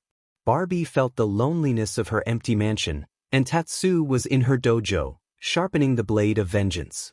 Pam and Barbara were in the street, desperately seeking help from passers-by to save the animals and the greenery, but no one came to their aid. Barbara and 𝗲𝗏 had separated, each feeling trapped by their own circumstances, whether it was their boss or their fears. With unwavering smiles, they found themselves surrounded by their friends, Kara, Z, Karen, Star, Barbie, Tatsu, and Jess. Pam, Barbara, and 𝗲𝗏 were illuminated by a light that broke through their darkness, and they screamed as they transformed into Metropolis School, where they could become who they truly wanted to be. They were determined to be the ones who would never let the future of the Earth cry again. They would be the knights, ready to protect and serve. Izuku transformed into Full Metal 𝗏𝗏, leaping into the air alongside the DC Supergirls as they raced across the rooftops. Images of every villain flashed in the frame, each striking a pose as they observed the scene. The focus shifted to the Teen Titans, who soared into the air, their energy palpable.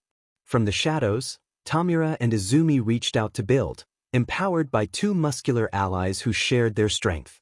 The ones who helped, saved, and embraced were touching their hearts, allowing them to reach out.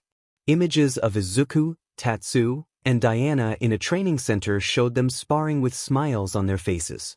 Another image captured Izuku, Karen, and Kara at an arcade, where Izuku was playfully losing while Kara celebrated her victory, and Karen offered comfort. There was also a moment of Izuku and Z performing a magic trick on stage, followed by a scene of Izuku and Barbie at Sweet Justice, where Barbie giggled at Izuku's brain freeze. In another picture, Izuku and Star were at an aquarium, with Izuku smiling at Star while she admired the sparkling fish. In a serene moment, Izuku sat under a tree, with Jess and Pam resting their heads on his shoulders, surrounded by blooming flowers.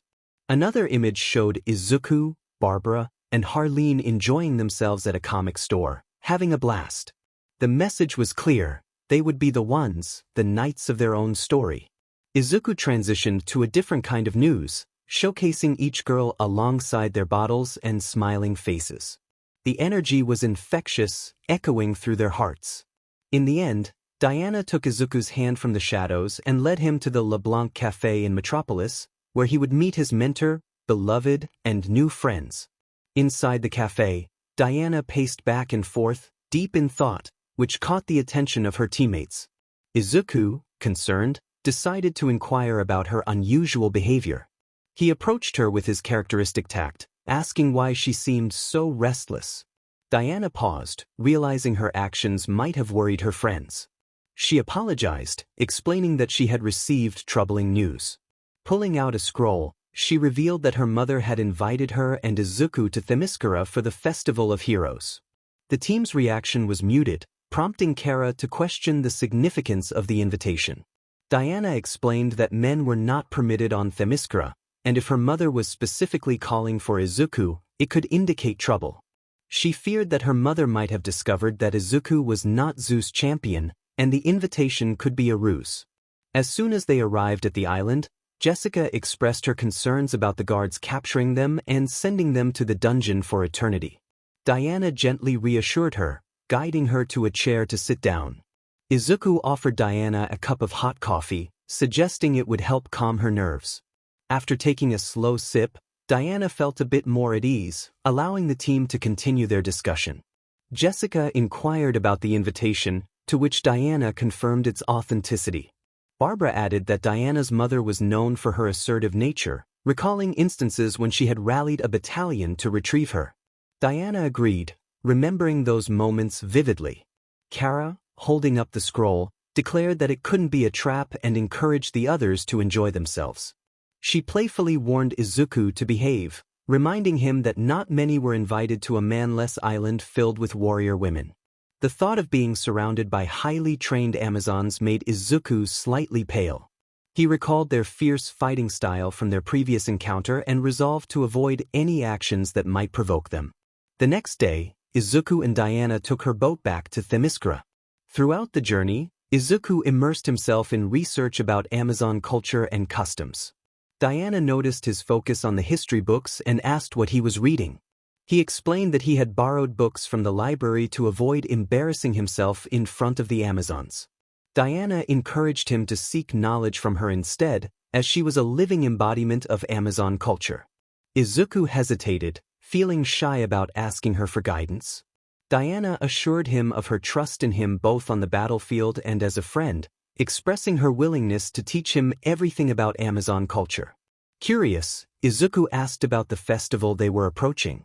Diana explained that long ago, a warlord threatened to conquer the ancient world, fearing the Amazons could stop him. A powerful sorceress aided him, using a medallion that rendered the Amazons powerless. However, a hero emerged to protect 𝗕𝗏𝗃 and ultimately defeated the warlord. This hero was honored by the Amazons, and they celebrated his bravery every year. Izuku was left speechless by the significance of the festival, realizing the high regard in which the Amazons held this hero. He felt a mix of excitement and apprehension about spending a night on the island without offending anyone. With Diana's help, he hoped to navigate the experience successfully. As they sailed through the fog toward the island, Izuku marveled at its beauty.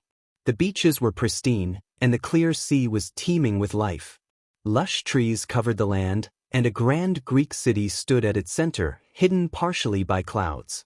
Some Amazon warriors were fishing and swimming, noticing the approaching boat. Izuku wondered if he should wear a cloak for modesty, but Diana reassured him that her sisters would not attack him. They reached the dock, where Hippolyta and her warriors awaited them. Izuku observed the armed women, feeling a mix of awe and trepidation. As Diana embraced her mother warmly, Hippolyta acknowledged Izuku's presence, expressing hope that his journey in the world of man had been successful. Izuku stepped forward, bowing slightly as he expressed his honor at being on the island. Hippolyta reminded him that men were not typically allowed on the island, but due to his connection with Zeus and his alliance with Diana, they had made an exception. She warned him that any disrespect would result in immediate removal from the island, causing Izuku to shudder in response. He quickly assured her that he would not cause any trouble. With a cheerful demeanor, Hippolyta announced the start of the celebration, rallying the Amazons while Diana walked beside Izuku, ready to join the festivities. The main plaza of the city was vibrant with food, flowers, and a modest statue honoring the festival's hero. Some Amazon warriors engaged in friendly sparring to pay tribute to the true hero who had aided them in their time of need. Izuku sat beside Diana as food was shared around the large banquet area, while the sound of lyres and flutes filled the air, creating an appealing melody that brought a sense of calm to Izuku and the others. Diana explained that while the festival primarily celebrated the true hero, it was also a time to honor other gods of Olympus. She mentioned that the song was dedicated to Apollo and the Muses, who spread the joy of music across the world. Enjoying the melody, she reached for some grapes from a nearby fruit bowl and offered one to Izuku, encouraging him to try it. He felt a slight blush but complied, opening his mouth as she fed him the grape. The moment he bit into it, an explosion of flavor filled his senses, unlike anything he had ever experienced before. It was undoubtedly the ripest and juiciest grape he had ever tasted. Izuku expressed his delight with a wide smile, and Diana responded with joy as she poured herself a cup of wine from a pitcher. She remarked on the quality of the wine, surprising Izuku. 𝗵𝗲𝗄 chimed in, noting that even Dionysus often sought their wine. Izuku hesitated at the sight of the wine, remembering his mother's teachings about moderation and the laws against underage drinking. However, he considered that the Amazons might view refusal as an insult, so he thought a small sip might be acceptable. Just as the glass approached his lips, a powerful blast of magic sent him and the other guests tumbling backward. The music ceased as purple smoke billowed from the source of the explosion. Izuku, Diana, and the other Amazons quickly regained their footing to confront the intruder who had disrupted their festival. Emerging from the smoke was a woman with long purple hair, smooth skin, and captivating green eyes. She donned a green, form-fitting suit, a purple loincloth, and black accessories that accentuated her figure. 𝗵𝗲𝗄 confronted the woman, demanding to know why she had come to Themyscira. The woman, 𝗧𝗪, responded playfully, acknowledging her daring presence. She then turned her gaze to the statue of the true hero, commenting on its modesty and hinting at the hero's past. With a flick of her wrist, she unleashed a green blast of energy that shattered the statue into pieces. 𝗧𝗪 taunted the Amazons, who charged at her with weapons drawn.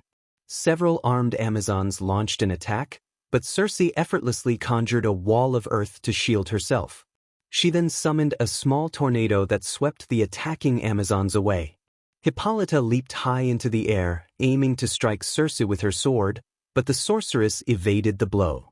The queen of the Amazons continued her relentless assault, demanding to know 𝗧𝗪's purpose for being there.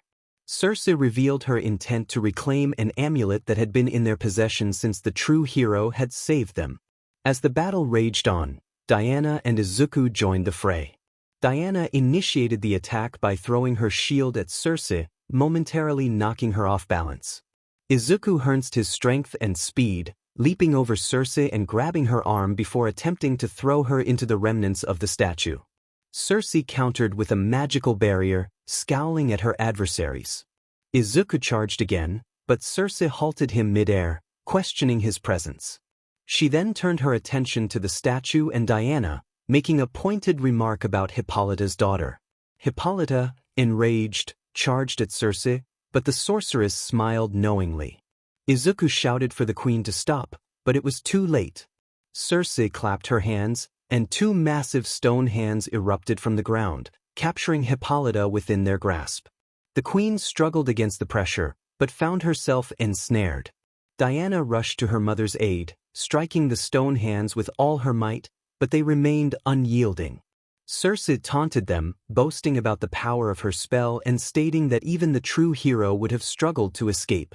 She then declared her intention to reclaim the amulet and vanished in a puff of green smoke. Determined to help, Izuku approached Diana and prepared to unleash his full power.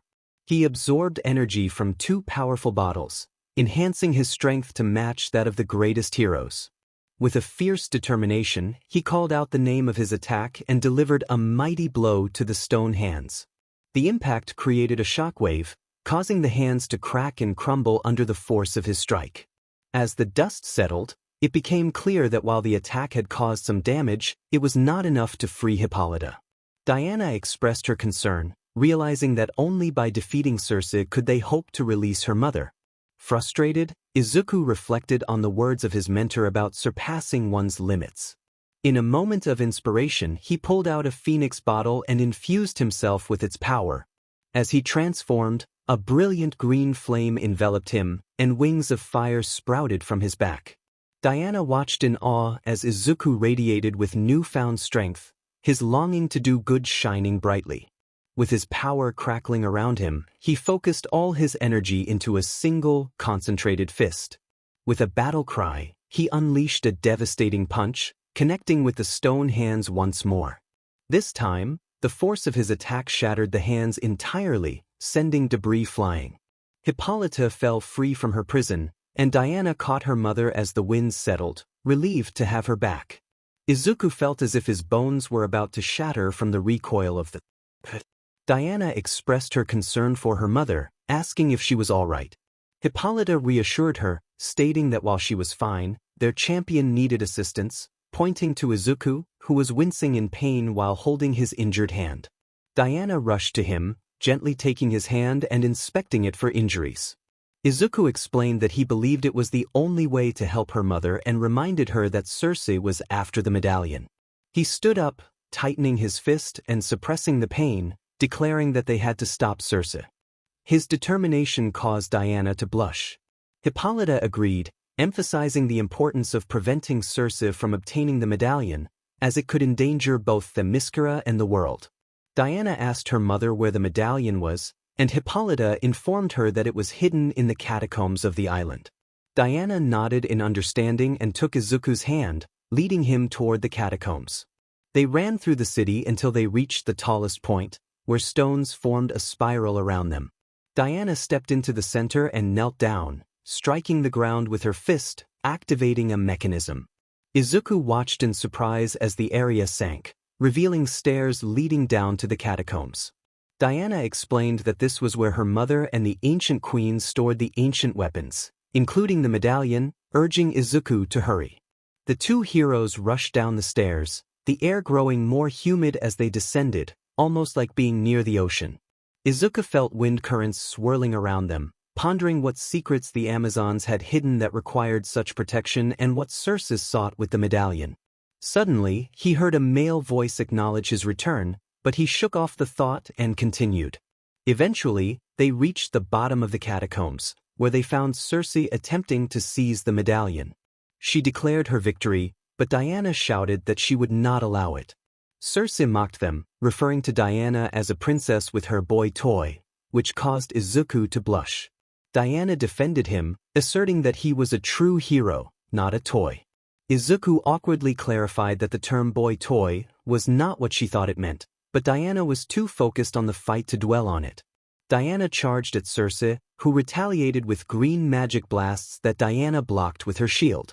Seizing the moment, Izuku dashed through the blasts, leaping high and delivering a powerful stomp. 𝗧𝗓 managed to evade most of the attack but was still grazed. As she fired another magic blast at Izuku, Diana intercepted it with her shield. Izuku took advantage of the distraction to flank 𝗧𝗓, attempting a kick that she blocked with a magical barrier. In response, Diana ensnared 𝗧𝗓 with her lasso of truth, using her strength to swing the sorceress high into the air before slamming her down. 𝗧𝗓, annoyed but recovering, shouted for them to stop, unleashing a shockwave of energy that knocked both heroes to the ground. They quickly regained their footing, and Izuku realized they needed a new strategy. He activated his driver, announcing his intention to begin the experiment. As he shook the phoenix and robo bottle, a flurry of formula words surrounded 𝗧𝗓, who looked bewildered. Izuku turned the cap off the bottle and placed it in the slot, and the driver announced a powerful combination.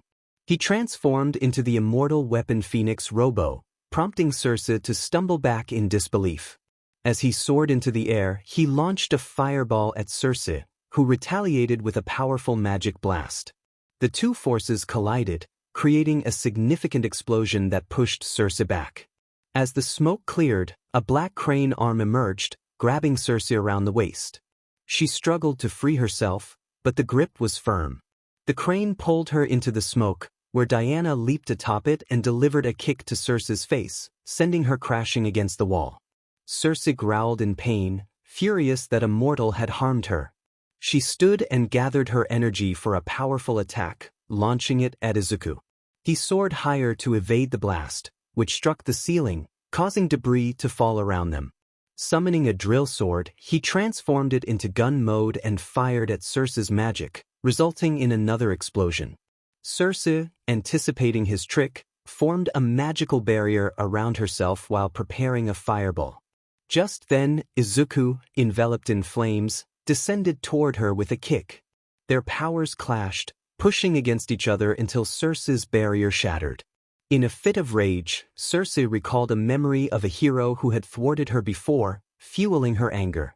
Izuku announced his finishing move, and a massive explosion erupted, sending 𝗧𝗧 flying from the blast.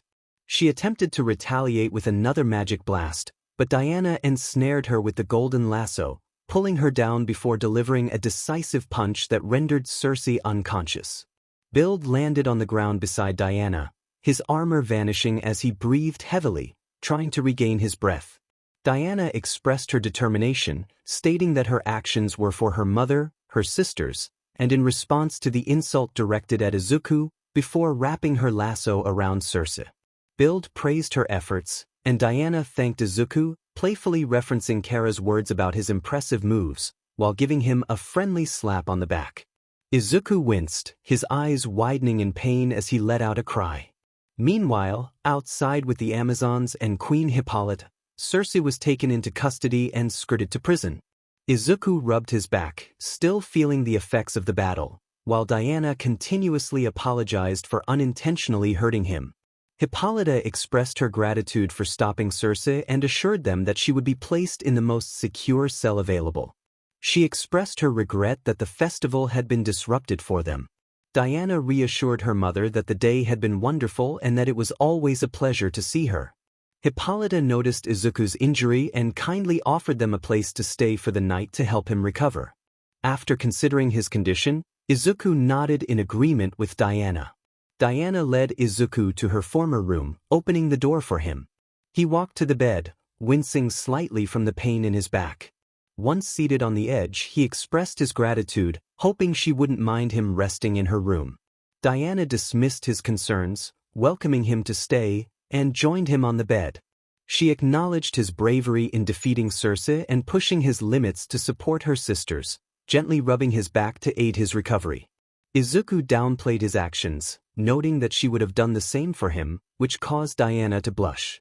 He recognized her reaction and felt a warmth in his own cheeks as he complimented her ability to inspire others. The atmosphere between them grew charged with unspoken feelings. Diana pondered the emotions swirling within her, her heart racing as she felt warmth spreading through her.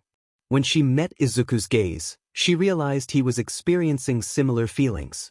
Izuku, aware of his own thoughts, struggled to manage his impulses, digging his nails into his knees to maintain composure. Diana had become a cherished friend, and he didn't want to jeopardize that bond over fleeting desires. He aimed to be better for her and for everyone else. Just then, Diana's gentle hand brushed against his cheek, and she reassured him that he didn't need to feel restricted. As she leaned closer, the door swung open, and a medical Amazon entered, carrying a tray filled with various medicines and healing herbs. Both Izuku and Diana quickly distanced themselves from one another. The medicine woman apologized for the interruption, explaining that she had brought bandages and soothing medicines for a hero. Diana thanked her and took the tray, which also contained a special tonic requested by her mother, meant to accelerate healing. Once the Amazon left, giggling to herself, Izuku and Diana exchanged tired sighs. Diana placed the tray on her nightstand and sat beside Izuku again, urging him to drink the tonic. He complied, uncorking the vial and inhaling its pleasant, fruity aroma. After downing it in one gulp, he was pleasantly surprised by the taste, reminiscent of grapes, strawberries, watermelon, and cherries. Almost instantly, he felt revitalized, his aches and pains easing as if they were healing on their own. He beamed at Diana, expressing his gratitude for the tonic. Diana acknowledged his improvement and prepared to tend to his wounds, gesturing to the cuts and scrapes he had sustained during the fight. Izuku hesitated, feeling a bit awkward about undressing in front of her, but he also sensed a newfound confidence. He slowly unzipped his costume, revealing his black boxers, while Diana blushed at the sight of him. His athletic build was evident, showcasing strong muscles that caught her attention. Diana, flustered, suggested they begin the treatment and focused on wrapping the bandages around his body. Each touch ignited a warmth within her that she struggled to comprehend. The closer she was to Izuku, the more intense the feeling became, leaving her with a sense of longing she couldn't quite articulate. After what felt like an eternity to the Amazon princess, she finished wrapping the bandages around Izuku, and her hunger had reached its peak. Izuku expressed his gratitude, noting that the wounds no longer stung, as he admired the Amazon's handiwork. Diana remained silent, taking deep breaths in an attempt to calm herself, but it was proving ineffective. The shadows of the room obscured her eyes. Izuku reached out to touch her shoulder, only for Diana to catch his hand. She lifted her gaze, revealing a hunger that surpassed any previous craving she had experienced. In a sudden movement, the princess of the Amazons leaned toward Izuku, their lips meeting in a fervent kiss. Their tongues danced together, engaging in a playful struggle that would make any wrestling match seem mild. Izuku did not resist as he and Diana fell onto the bed, their bodies brushing against each other, the only barrier being Diana's armor. Their hands explored each other's backs until they were forced to pull away for air. Diana looked down at Izuku's flushed face, a teasing smile forming on her lips. She remarked on the unfairness of being the only one in armor, driven by instincts she had never acknowledged before.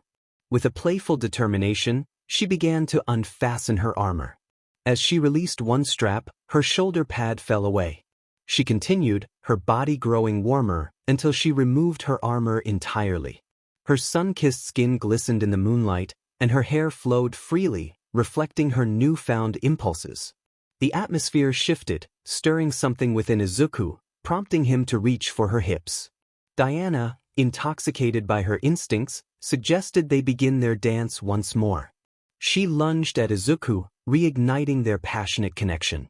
Izuku was overwhelmed by the moment but felt an undeniable longing to be with Diana, fully present in that instant. Suddenly, Diana felt a warmth pressing against her, causing her to pause. She asked for a moment, concerned about the intensity of the situation. Izuku, feeling the heat rising within him, inquired if he had been too forward. Diana reassured him, expressing her admiration before shifting her attention to him.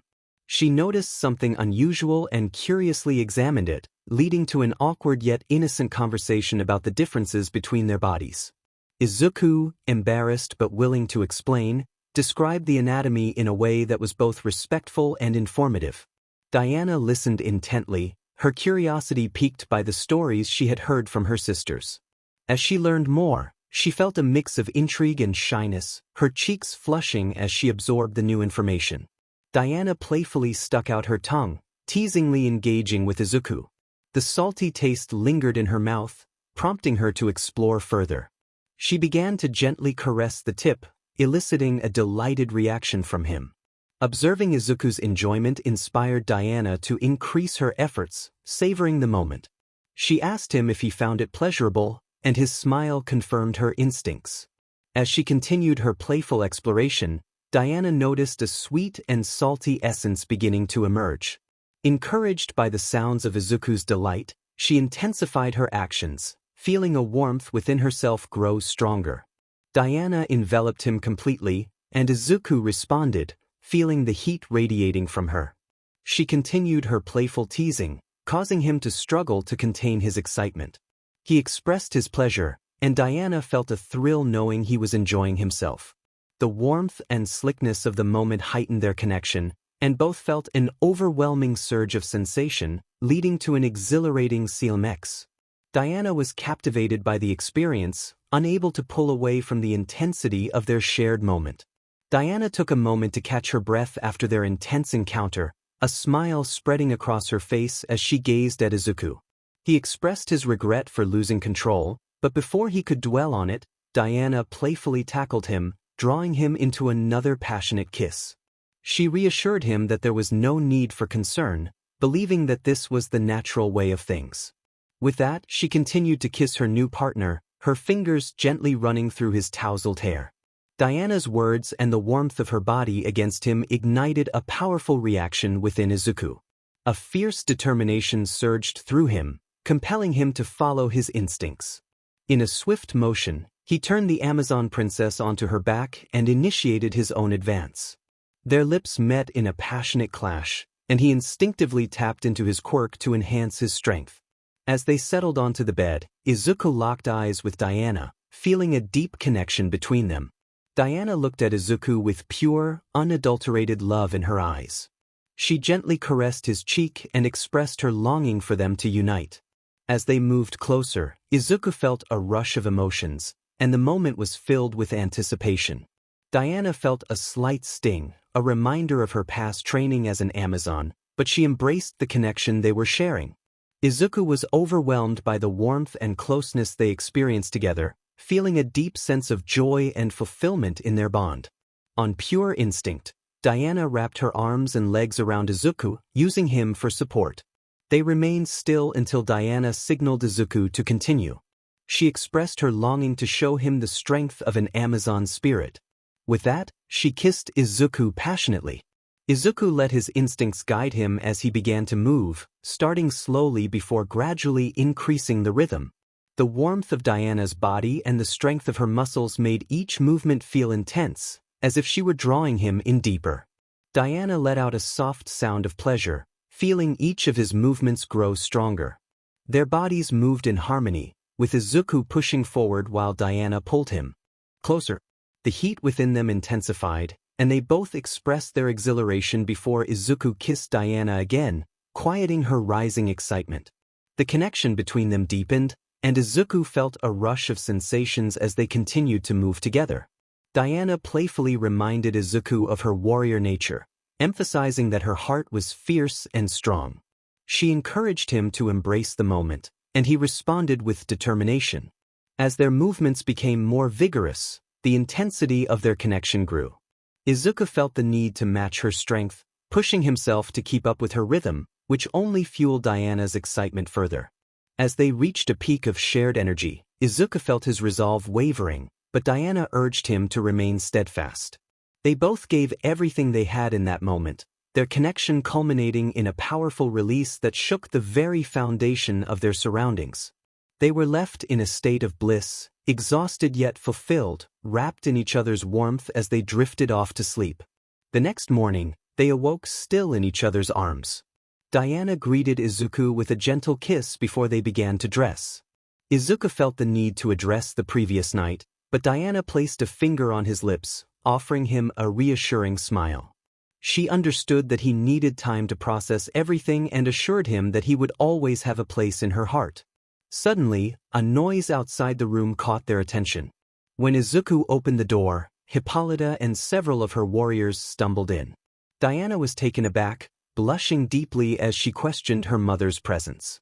Izuku felt his face pale, fearing that Hippolyta had overheard their private moments. Hippolyta explained that she had come to inform them that the boat was ready for their departure. Diana hesitated, wondering if her mother had listened in, and her expression turned serious. Hippolyta, sensing her daughter's distress, suggested that Izuku head to the boat while she spoke to Diana privately. Without protest, Izuku was skirted away by some of the Amazon warriors. Diana pleaded with her mother, insisting that she was equally responsible for what had occurred and asking that Izuku not be punished. Hippolyta calmed her, expressing happiness that Diana had found a worthy partner, and she hoped that any future daughters would be as appealing as her. After a heartfelt farewell to Paradise Island, Diana and Izuku sailed back to Metropolis in silence. Upon their arrival at the pier, they were greeted warmly by their teammates. Barbara welcomed them back, while Jessica inquired about their time at the festival. Diana admitted that the festival had been amazing and expressed her longing for Izuku to visit again. Izuku, feeling a bit shy, joked about not wanting to overstay their welcome.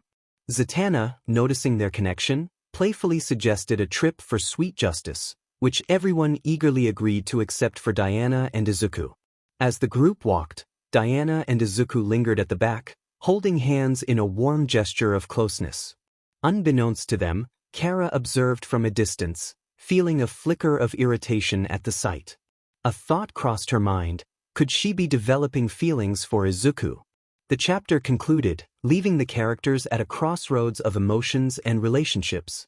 Kara was not struggling with school or her team. Her turmoil stemmed from her feelings of love, which seemed unrequited as the one she admired was captivated by the radiant star of the team. Since Izuku and Diana had returned from Themyscira, they had grown closer, training together and spending time alone. 𝗂𝐻 felt lost with her emotions, and the only way she knew to cope was by confronting any monstrous threat or criminal that dared to disturb the city. With a powerful shout, she soared into the sky, delivering a mighty uppercut to a colossal ape. As the creature was sent flying, 𝗂𝐻 descended to join her teammates, who stared at her in astonishment.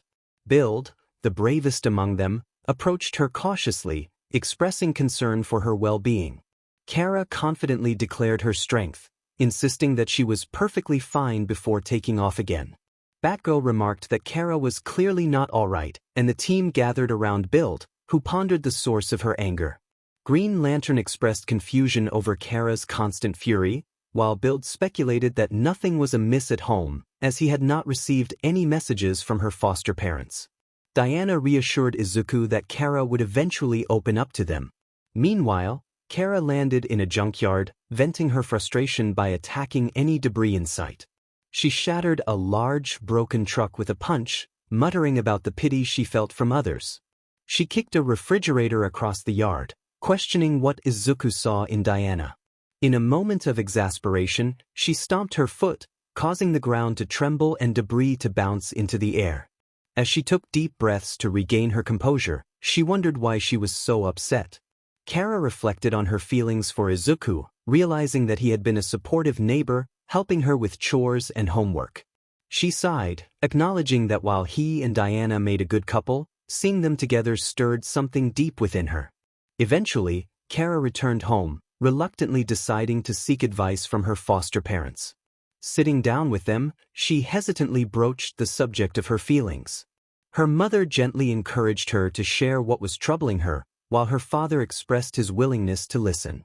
𝗂𝐻 blushed as she tried to articulate her emotions, leading to an awkward moment of silence. When her mother asked if there was someone special in her life, 𝗂𝐻's embarrassment grew. She quickly dismissed the idea that it was Izuku, insisting that it was just a guy she liked who seemed to be with someone else. Her parents understood that 𝗂𝐻 was grappling with her feelings, and her mother advised her that keeping emotions bottled up could be more painful than expressing them. As they discussed the situation, 𝗂𝐻 realized that while Izuku and Diana had grown closer, they had not officially declared their relationship. A knock at the door interrupted their conversation, and Mr. Danvers answered to find Izuku, who nervously inquired about 𝗂𝐻's well-being. Mr. Danvers assured him that she was fine, but 𝗂𝐻 shook her head, signaling for him to leave her alone. After Izuku departed, 𝗂𝐻 lay on her bed, frustrated and overwhelmed. She screamed into her pillow, reflecting on everything she admired about Izuku. He handled his powers with care and respect, unlike her. She appreciated his strategic mind and his ability to bring joy to those around him. The thought of his kindness made her blush, and she found herself torn between her feelings and her self-image. 𝗂𝐻 chastised herself for her thoughts, insisting that she preferred the rebellious type over someone as gentle as Izuku. She screamed into her pillow again, trying to dispel her confusion. As night fell, the team prepared for their nightly patrol, aware of a series of robberies that had plagued the city in recent days, all following a similar pattern. The Titans gathered on the rooftop of a building near the Museum of Science and Natural History to strategize and hopefully catch the elusive cat burglar. Wonder Woman addressed her teammates, stating that the mastermind behind the recent robberies was likely to strike again that night, but they would be ready to stop them. She requested Batgirl to present the map. Batgirl produced a map marked with several locations circled in red, indicating where the thief had struck recently: Snyder Jewelry, the Metropolis Art Gallery, and San Martino's Sculpture Garden. She explained that all the incidents occurred within the same area and involved priceless cat-related items. This led her to believe that the cat burglar would target one of three potential locations: the Metropolis National Bank, Golden Wind's Fashion 𝗧𝗏𝗄𝐻, and the Museum of Science and Natural History. Wonder Woman suggested they split up to search for any signs of the thief. She and Green Lantern would guard the bank, while Zatanna, Batgirl, and Bumblebee would head to Golden Wind. Supergirl and 𝗵𝘃𝗀 would keep watch over the museum. Supergirl expressed her frustration, not wanting to be left alone with 𝗵𝘃𝗀, which prompted Zatanna to tease her quietly. To deflect any misconceptions, Supergirl fabricated an excuse, claiming she simply didn't want to be stuck at the museum all night. 𝗲𝗏 reassured her that they would move to stop the thief as soon as they spotted them. Wonder Woman echoed his sentiment, emphasizing that they would communicate if anyone encountered the burglar. Despite their intentions, this only added to Supergirl's irritation as the team split up, leaving her with 𝗲𝗏. Feeling frustrated, Supergirl sat at the edge of the rooftop, while 𝗲𝗏 joined her, both keeping watch for any signs of trouble. They sat in silence, with Supergirl occasionally stealing glances at 𝗲𝗏, which made him feel uneasy. After a few hours, 𝗲𝗏 decided to break the silence and asked Supergirl if she wanted to do something together. She sharply declined, leaving him uncertain about her feelings. 𝗲𝗏 then suggested watching a new movie, but Supergirl dismissed the idea, suggesting he ask Wonder Woman instead. Concerned, 𝗲𝗏 inquired if she was upset with him or Wonder Woman, to which Supergirl insisted she was fine, though her expression suggested otherwise. Unbeknownst to them, a figure leaped gracefully from rooftop to rooftop, landing atop the museum. The figure, cloaked in a black catsuit and adorned with a mask resembling a cat's face, was Catwoman. She stealthily cut a circle in the glass dome of the museum, allowing it to break with a soft sound as she slipped inside, fully aware of her intentions. Back with 𝗲𝗏 and Supergirl, she suddenly reacted to the sound of breaking glass, immediately flying toward the museum. 𝗲𝗏 followed closely behind. Upon arriving, Supergirl spotted the broken glass and, without hesitation, called out for the burglar to surrender. Catwoman emerged from the shadows, taunting Supergirl and expressing her surprise that only she had come to confront her. Supergirl retorted, asserting her confidence, while 𝗲𝗏 charged at Catwoman at high speed. The cat burglar narrowly avoided him and quickly deployed a smoke bomb, obscuring their vision. When the smoke cleared, Catwoman had vanished. From the shadows, she remarked on the unexpected encounter, introducing herself as Catwoman, or Kitty, as she playfully called it. Supergirl's anger flared, feeling competitive with a villain who dared to toy with them. She declared her intent to confront Catwoman, eager to unleash her frustration.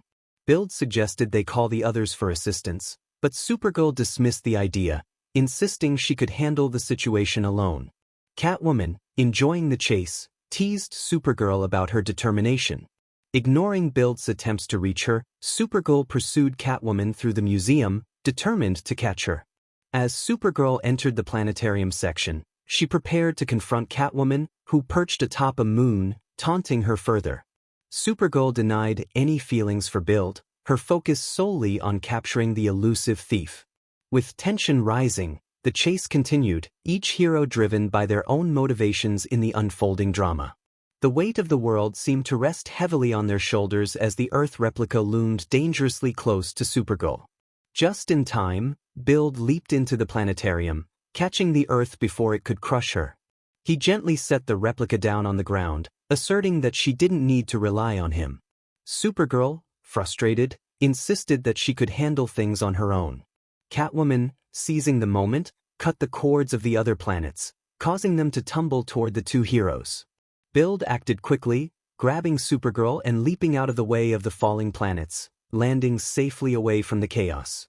He noticed Catwoman darting toward the next exhibit. Meanwhile, Supergirl pushed Izuku away, declaring that Catwoman was her target. 𝗲𝗏 urged her to reconsider, warning that Catwoman was using her anger to gain the upper hand.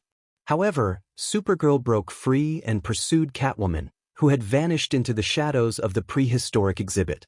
Supergirl could hear Catwoman's taunts echoing in the darkness, and in her frustration, she threw a punch at the first thing she saw, only to knock over a stuffed panther.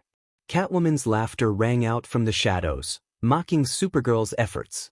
Fueled by anger, Supergirl threw another punch, this time shattering a display of a saber-toothed tiger and sending a replica of a giant squid crashing into the glass box nearby. Just as Catwoman slipped out of the room, 𝗲𝗏 spotted her entering the magnetic room and called out to her. Catwoman greeted him playfully, teasing him as she swayed her hips in her form-fitting suit. 𝗲𝗏 felt a blush rise to his cheeks, but before he could respond, Supergirl burst in, her fury evident as remnants of the squid clung to her. Catwoman decided to make a hasty retreat, darting to another exhibit as 𝗵𝗃 chased after her, determined to stop her. He caught Catwoman by the arm, declaring that she wouldn't escape. She smiled mischievously just as Supergirl turned to see them. In a surprising move, Catwoman lunged at Izuku, planting a kiss on his cheek. This left him bewildered, but Catwoman knew it would serve her purpose. Supergirl's eyes widened with rage, and she charged at them, her furious fist aimed at 𝗵𝗃. He released Catwoman just in time to dodge the blow, which narrowly missed him. The furious Kryptonian turned her attention to Catwoman, demanding that she keep her hands off 𝗵𝗃. Catwoman, sensing the danger, dashed toward the Crystals of the Universe exhibit, evading Supergirl's wrath as she tore through the displays in pursuit. Eventually, Catwoman found herself cornered behind a safe, stammering nervously as Supergirl approached, vowing to corner her repeatedly. In a fit of rage, Supergirl smashed her fist down on the metal box between them, causing it to shatter and forcing Catwoman to leap aside. With her eyes glowing, Supergirl demanded any last words. Catwoman, unfazed, revealed a glowing green crystal, claiming it was a piece of kryptonite. Supergirl felt her strength draining away, collapsing to her knees in panic. Catwoman explained that the irradiated rock was designed to sap a Kryptonian's powers, all while casually gathering crystals and gems from the room. As Catwoman prepared to escape, a sudden blast of steam knocked her off balance. She turned to find 𝗵𝗃 standing behind her, armed with a steam gun. He warned her that she wouldn't get away and that he would make her pay for hurting his friend. Catwoman attempted to retaliate with a smoke bomb, but 𝗵𝗃 quickly fired, knocking it from her grasp. In a swift motion, he dodged her claws and flipped her to the ground, seizing the opportunity to rush to Supergirl's aid. 𝗵𝗃 grabbed the kryptonite and hurled it into the air, firing steam blasts until it flew out of the window. As the rock disappeared, Supergirl began to regain her strength. She called out to him, her vision clearing as she sought reassurance. 𝗵𝗃 advised her to take it easy and recover. Concerned, Supergirl asked about Catwoman's whereabouts. 𝗵𝗃 assured her that Catwoman had slipped away but hadn't taken anything from the museum. Supergirl smiled weakly, then frowned, feeling a twinge of shame. She apologized to Izuku for her earlier behavior, acknowledging that she had been acting unpleasantly. 𝗵𝗃 reassured her that it was not the first time someone had acted that way around him. Supergirl appreciated his kindness, noting that he was the one deserving of praise. 𝗵𝗃 emphasized that his name held significance for him, but what mattered most was that she could always rely on her friends. He then lifted her into his arms, ready to help her recover. They would be there to support her, which made her blush intensely. With a smile, she asked for help to get back on her feet. Once she was upright, she playfully tugged at his mask, gathering her courage before leaning in to kiss him.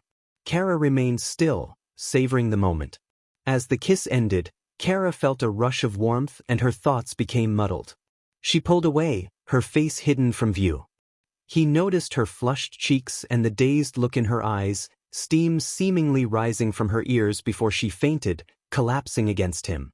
He called out to her, hoping she was all right. A few blocks away from the museum, Selina, now dressed in civilian clothes, strolled along the sidewalk, her heels clicking against the pavement. She expressed her annoyance about needing a new bag and her frustration about finding new friends and teammates as she walked into the shadows. At the Metropolis city gate, a group of boys with various hairstyles, along with a blonde girl, disembarked from a bus, excitedly announcing their arrival and their chance to become the #1 heroes again. The boys nodded in agreement, while the girl focused on her mission to find someone. The next morning in Metropolis City, a creature resembling a starfish with a central eye, known as Starro, roared, sending citizens fleeing in terror. It wreaked havoc on the city, but just as it was about to crush a group of people, Batgirl's grappling hook intervened. Supergirl, Zatanna, Green Lantern, and Wonder Woman quickly joined forces to restrain it. Wonder Woman declared that Starro's reign of terror was over, and after a long quest, Bumblebee and 𝗵𝗃 had found the seal crystal. 𝗵𝗃 aimed a steam gun at Starro while Bumblebee placed the crystal at the tip of the rocket. With a determined pull of the trigger, the rocket shot toward Starro's eye, piercing it before being absorbed into the crystal, causing the creature to fall.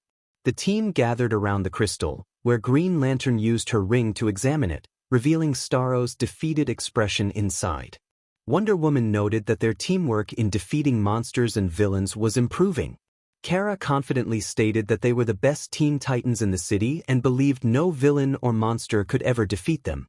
The others nodded in agreement, but Wonder Woman cautioned them to remain vigilant. Build concurred, reminding them that they had yet to face the most powerful villain. Together, they chanted a motto about being careful of their surroundings, causing Build to blush and hide behind his mask, while the girls giggled at his reaction. Suddenly, Batgirl's phone rang, and she stepped away to answer. She spoke to her friend Harleen, mentioning how long it had been since they last talked.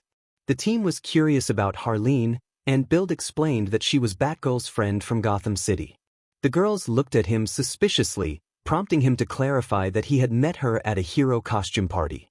Batgirl returned with excitement, announcing that her best friend was moving to Metropolis, leaving Build feeling uneasy.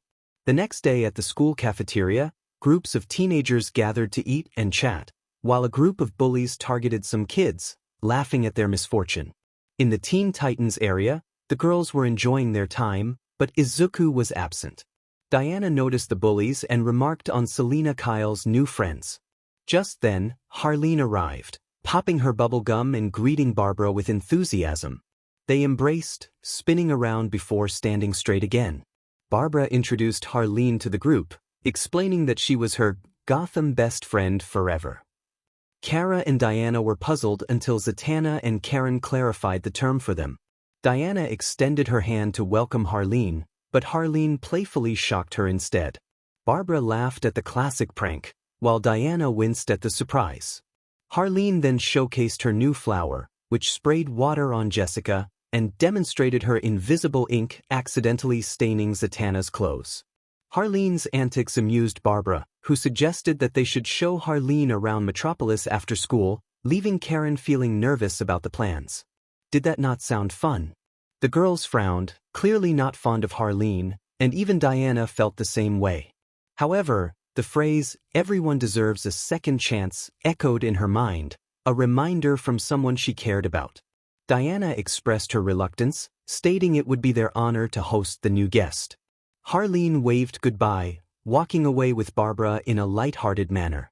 Once Harleen and Barbara were gone, Jessica inquired about what was happening. Z admitted she couldn't remove a spell with magic. Karen called Harleen crazy, while Kara lamented that the worst experience of her life was being trapped in the Phantom Zone. Diana took a deep breath before addressing the group, explaining that it was their duty to extend hospitality to their new guest, especially since she was important to Barbara. The girls listened, though Kara remained grumpy and sat in silence. Diana then asked where Izuku was, just as the cafeteria door opened, revealing him looking at the girls. He asked if Barbara's friend had come in and greeted them with a joke. The girls nodded, recalling the various jokes Harleen had made. Jessica asked if he received one, and Izuku lifted his left hand to reveal a mouse trap caught on it. The girls winced at the sight, hoping their tour around Metropolis wouldn't be as chaotic as they feared. The next day, everyone passed through the subway gate, tossing coins into the slot, except for Harleen, who jumped over it unnoticed by Diana, who was busy putting a coin in for her. Jessica was in the park, quietly feeding pigeons when Harleen dashed past, startling the birds multiple times. At the game center, Kara was engrossed in a zombie shooting game until Harleen interrupted, asking about the game mechanics and which zombies Kara preferred. The game announcer declared her defeat with a laugh, prompting Harleen to comment on Kara's poor performance, which left Kara shocked and angry enough to break the game controller. In the sweet shop, Z was about to enjoy her cupcake when Harleen sat beside her, devouring her own in a messy fashion. Z tried to remain calm, but after a piece of candy landed on her cheek, she rushed to the bathroom to throw up, while Harleen happily finished Z's cupcake. At the theater, Karen and her team were watching a show in silence until Harleen arrived and sat next to Karen. Karen attempted to strike up a conversation, asking if Harleen liked the series. Harleen enthusiastically replied that she loved it, sharing details that left Karen feeling disheartened, realizing she was out of the loop. At the park by the lake, Izuku was enjoying the sun while lying on the grass until 𝗓𝗏 jumped off a bridge, screaming, "Cannonball!" as she splashed into the water, sending a wave crashing over him. When the water receded, Izuku found himself soaked, with a frog perched on his face. Back at the subway, 𝗓𝗏 continued to laugh as she ran back and forth through the gate, while Diana kept feeding coins into the slot until she ran out. 𝗓𝗏 teased Diana about managing her fiancé before sprinting away, leaving Diana fuming.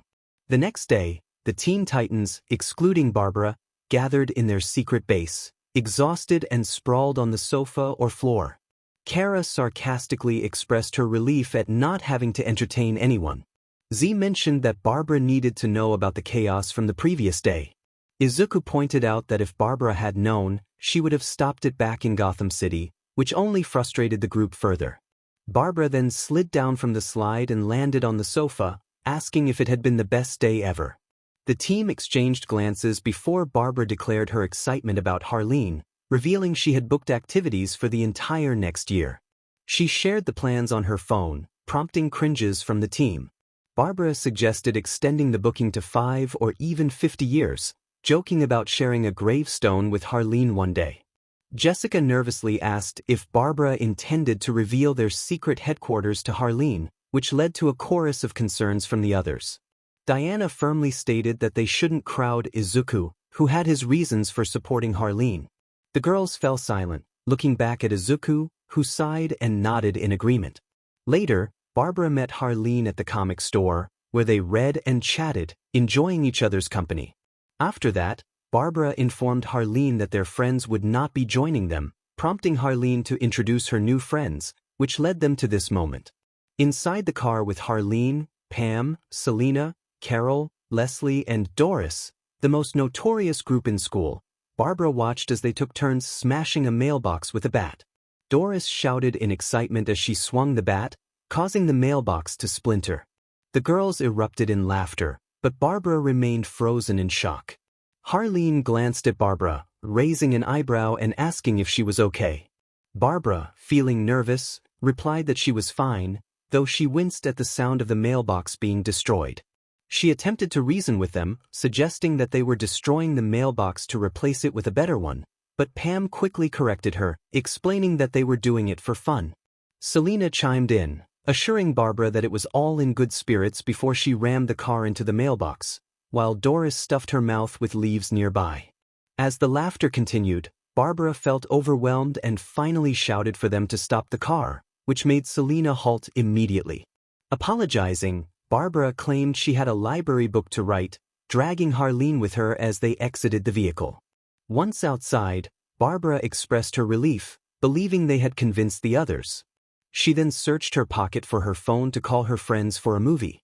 𝗓𝗏 stopped Barbara, expressing that she didn't want to go to the movies. Barbara asked what 𝗓𝗏 would prefer to do, but Doris interrupted, urging them to join in the fun. 𝗓𝗏 promised to catch up in a moment, but her expression turned sad as she said goodbye to Barbara. Once the group of girls left, Barbara felt tears welling up and began to cry. After a moment, she called someone for a ride. Meanwhile, Selena and her group were at the sweet shop, enjoying sweets when they were confronted by a rival team who taunted them.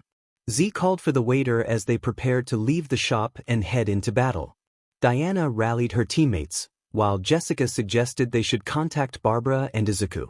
Karen assured them that she had already texted, and they would arrive shortly. With that, Diana declared it was time for the Teen Titans to suit up.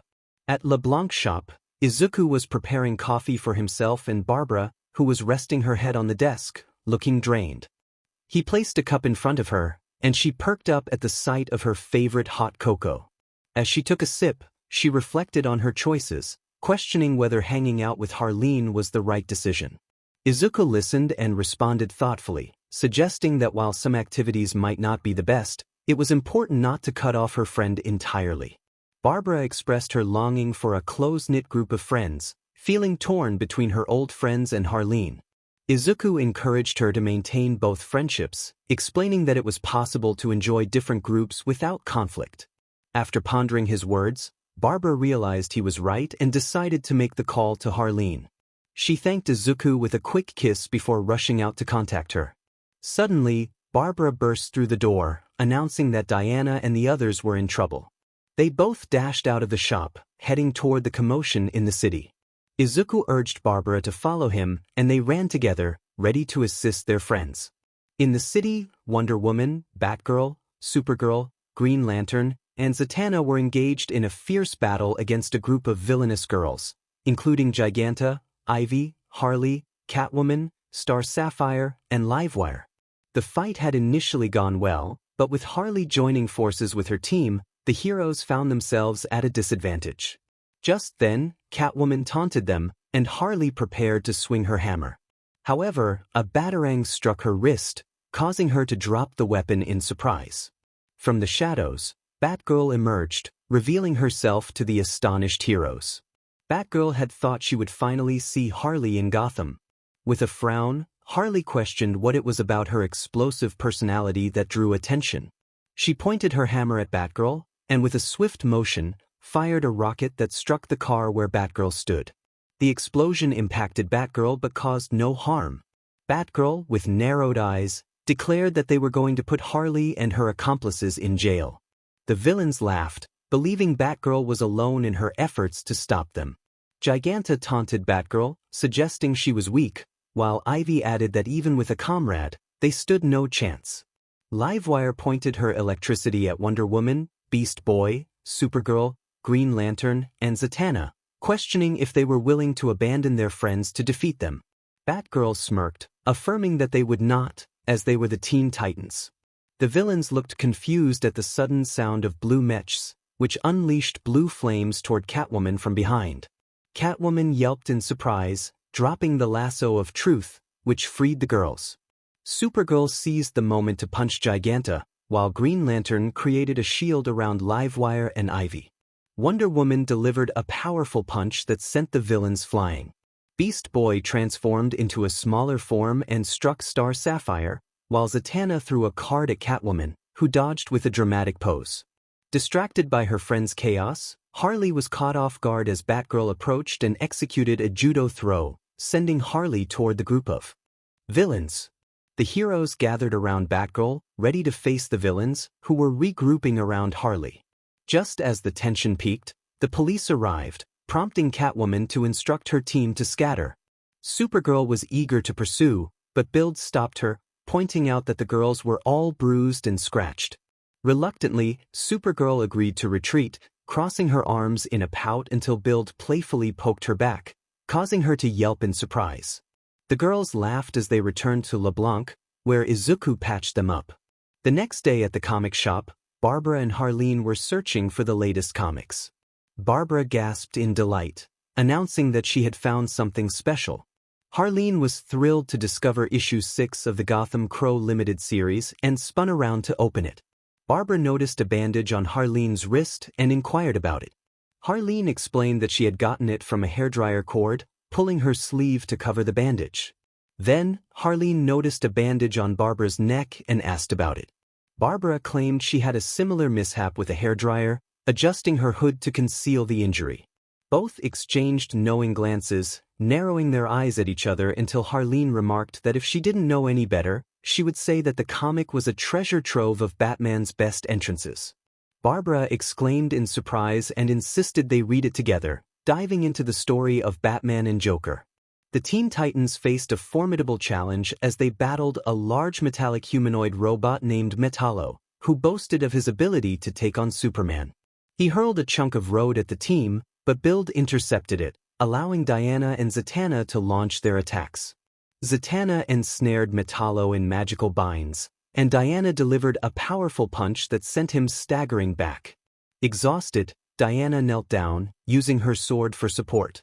The Titans were breathing from the intense battle, but Supergirl felt the strain the most, as 𝗵𝗲's kryptonite core drained her strength. 𝗵𝗲 taunted them, questioning if that was all they had. Bild confidently replied that they were just getting started, transforming his gear for a powerful attack. The team shouted in unison, preparing for their next move. As they charged at 𝗵𝗲, he fired a kryptonite-based laser from his chest. Bild cleverly used a wrecked car to block the beam, giving Supergirl the chance to leap high into the air. With a synchronized effort, They executed their ultimate move, Twin Impact, striking 𝗵𝗲 with a powerful blow that resulted in a massive explosion. As the dust settled, the Teen Titans slowly regained their footing, but their joy was overshadowed by concern for their friends. Wonder Woman searched frantically for any sign of them, while Beast Boy pointed out 𝗵𝗃, who was slowly rising. The team gathered around him, relieved to see he was safe, but 𝗵𝗃 quickly pointed out that Supergirl needed medical attention. Izuku and Diana stepped into Metropolis, ready for new adventures and friendships. They left their pasts behind, but the challenges ahead loomed large. Meanwhile, 𝗧𝗫 was trapped in her room, burdened by her inability to control her strength, while Zatanna faced her own fears of losing control over her magic. Karen was confined to her workshop, surrounded by bullies, and Star longed for her true love from atop a building. Barbara felt the weight of loneliness in her mansion, wishing for companionship. Tatsu stood in her dojo, sharpening the blade of vengeance. Meanwhile, Jess and Pam roamed the streets, desperately seeking help from passers-by to save the animals and the green plants, but no one came to their aid. Barbara and Harleen found themselves separated, trapped by their own fears and the constraints imposed by their boss. With unwavering smiles, they were joined by Kara, Z, Karen, Star, Barbie, Tatsu, Jess, Pam, Barbara, and Harleen, all touched by a light that emerged from their darkness. They screamed as they transformed into Metropolis School, where they could finally become who they aspired to be. They declared their resolve to be the ones who would never let the future of Earth weep again. They would be the knights, standing strong for justice. Izuku transformed into 𝗵𝗃, leaping into the air alongside the DC Supergirls as they sprinted across rooftops. Images of every villain flashed on the screen, each striking a pose that reflected their menace. The scene zoomed in on the Teen Titans as they soared into the air, their determination palpable. From the shadows, Tamura and Izumi reached out to 𝗵𝗃, empowered by two muscular figures who lent them their strength. They were the ones helping, saving, and embracing, touching hearts to reach out to others. Pictures of Izuku, Tatsu, and Diana in a training center showed them sparring with smiles on their faces. Another image captured Izuku, Karen, and Kara at an arcade, with Izuku losing while Kara beamed with joy and Karen offered comfort. More images followed. Izuku and Z performing a magic trick on stage, Izuku and Barbie sharing a laugh over his brain freeze, and Izuku and Star at an aquarium, where Izuku smiled at Star while she admired the sparkling fish. One picture showed Izuku resting under a tree, with Jess and Pam leaning on him, peacefully asleep amidst blooming flowers. Another captured Izuku, Barbara, and Harleen enjoying themselves at a comic store. As the message echoed, Izuku transformed into a different kind of news 𝗵𝗃, with each girl's bottle and face appearing beside it. The final scene showed Diana taking Izuku's hand from the shadows and leading him to the LeBlanc Cafe in Metropolis, where he would meet his sensei, love, and new friends. The team carefully brought Kara home and settled her onto her bed. A cool towel rested on her forehead, and band-aids adorned her cheeks. As Kara slowly opened her eyes, she saw her teammates gathered around her, feeling a bit dizzy. Kara asked what had happened, her voice hazy as she rubbed her head. Diana explained that she and Izuku had defeated 𝗵𝗲, but Kara had taken a heavy hit. She reassured Kara that they had brought her home and treated her injuries. Jessica added that there was no longer any kryptonite in her system, showing an analysis construct from her ring, but advised her to take it easy for a few days. Karen placed a bowl of hot chicken soup on Kara's nightstand to help speed her recovery. Barbara offered her phone, reminding Kara that they were just a call away. Zatanna playfully pushed Izuku forward, declaring that he would be Kara's nurse for the moment, which made Kara blush. She wondered why the others couldn't be her nurses instead. Zatanna explained that they were still on duty and that Izuku felt responsible for her situation. Izuku bowed his head in apology, which Kara and the rest found endearing. Zatanna announced they would leave Kara to get comfortable and playfully urged the two to behave. Once the girls exited, an awkward silence filled the room. Neither Kara nor Izuku dared to meet each other's gaze, the tension between them evident. Since their shared kiss, Kara felt a mix of emotions whenever they were alone together. Izuku broke the silence, asking if she wanted the soup now or later. 𝗓𝗏 hesitated, then decided to have it now, reaching for the bowl but wincing in pain. Izuku offered to help, bringing the bowl closer to her. As she took a sip, she felt a mix of frustration and comfort, hating her vulnerability but finding solace in Izuku's presence. Noticing her discomfort, Izuku reassured her that she could ask for anything without feeling embarrassed. 𝗓𝗏 promised she would, but not out of longing. After finishing the soup, Izuku took the empty bowl and towel, leaving 𝗓𝗏 alone. Once he was gone, 𝗓𝗏 sank back onto her bed, blushing furiously. She covered her face with the sheets, overwhelmed by her thoughts. She questioned why she felt this way and wished for Diana to be her caretaker instead. But then, a mischievous smile crept onto her face as she realized the situation could work to her advantage.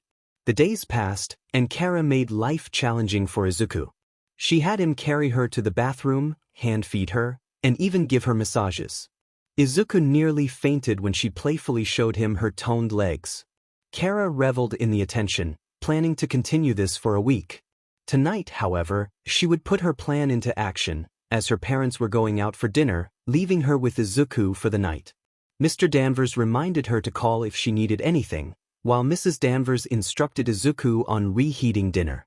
Izuku promised to take care of 𝗓𝗏 during the absence of her host parents. Once the door closed, he heard a familiar call from her room. 𝗓𝗏 requested his presence, and he felt a sense of dread as he made his way up to their shared space, wondering what favor she would ask this time. Upon entering the room, he found 𝗓𝗏 lounging on her bed, partially covered by sheets. She wore a blue sports bra, and Izuku felt his face heat up at the sight. 𝗓𝗏, blushing, seemed to be in a playful mood, and Izuku was taken aback by the situation. 𝗓𝗏 explained that after the kryptonite incident, she had spoken to her cousin, who suggested that the best way to regain her strength was to engage in some playful activities. Izuku, confused, questioned her logic, but 𝗓𝗏 playfully reminded him of his promise to be there for her. As they shared a moment, Izuku felt a rush of warmth and affection. He noticed that 𝗓𝗏 seemed to want to take charge, but he couldn't help but feel a mix of emotions. He reassured her with a smile, asking if she was truly sure about what she wanted. 𝗓𝗏 confirmed her feelings, and they shared another kiss, which felt more intense than before. 𝗓𝗏 enjoyed the tenderness of Izuku's affections, feeling herself warm up to the idea of their closeness. She wanted to take the lead, but found herself melting under his touch. With a playful tone, she suggested they explore each other further, and as she pulled off his shirt, she admired his physique. Izuku felt a mix of excitement and nervousness as 𝗓𝗏 took the initiative, showing her longing to be closer. They shared a passionate kiss, and Izuku felt the connection between them deepen. As they moved together, the warmth and energy between them grew, and they both felt the thrill of their bond. 𝗓𝗏 encouraged Izuku to embrace the moment, expressing her longing for him to let go of any hesitation. They continued to explore their feelings for one another, sharing tender moments that brought them closer together. Izuku felt a rush of emotions, realizing how much he cared for 𝗓𝗏 and how special their connection was. As they navigated their feelings, Izuku and 𝗓𝗏 found joy in each other's presence, creating a moment filled with warmth and affection. They both cherished the bond they were forming, understanding that their relationship was evolving into something deeper and more meaningful. 𝗓𝗏 found herself leaning back and kissing Izuku once more over her shoulder. This kiss was different from the previous ones. It resembled the tender kiss she had given him that night at the museum, filled with affection. She whispered her feelings, almost too softly for Izuku to hear, but despite her confession, they continued to explore their connection. They could feel each other trembling, both ready for the peak of their emotions. 𝗓𝗏 expressed her excitement, revealing her overwhelming sensations. Izuku felt the urgency as well, but 𝗓𝗏 held his hands firmly against her, conveying her longing without hesitation. The tension between them grew, a contest of wills unfolding. Izuku knew he had to find a way to control the situation before it became too intense. With determination, he summoned his strength and focused on their shared experience, aiming to bring them both to new heights. He found the right rhythm, eliciting gasps of pleasure from 𝗓𝗏, which only fueled his resolve. As they moved together, the stakes rose. Each move brought them closer to their respective 𝗏𝗏𝗏s. 𝗓𝗏 swayed her hips, trying to maintain her hold on Izuku, moving in a way that intensified their connection. In their passionate struggle, they were unaware that they had both reached their peaks. They came together in a moment of unity, feeling the overwhelming rush of emotions wash over them. Afterward, they lay still for a moment, catching their breath as the intensity of their experience faded. They collapsed onto the bed, breathing from the exertion, both physically and emotionally drained. 𝗓𝗏 turned her head to look at Izuku, admiration shining in her eyes. She complimented him on his skills, her voice breathless. Izuku, curious about her earlier words, asked if she had truly meant what she said. 𝗓𝗏 playfully admitted that she hadn't been entirely sure of her words but offered her companionship whenever he needed it. She kissed him softly, a gesture of warmth and affection. The next day, 𝗓𝗏 woke up and attempted to stretch, only to find herself wrapped in Izuku's embrace. A smile spread across her face as she planted a gentle kiss on his forehead. She made her way to the bathroom and looked at her reflection, flexing her muscles with a grin. She playfully considered how she might impress Diana next time, feeling a rush of confidence at the thought of Izuku's compliments. Suddenly, Izuku's voice called from the other side of the door, checking on her. 𝗓𝗏 assured him that she was fine, feeling a sense of happiness as she took one last look in the mirror, realizing that she had never felt better.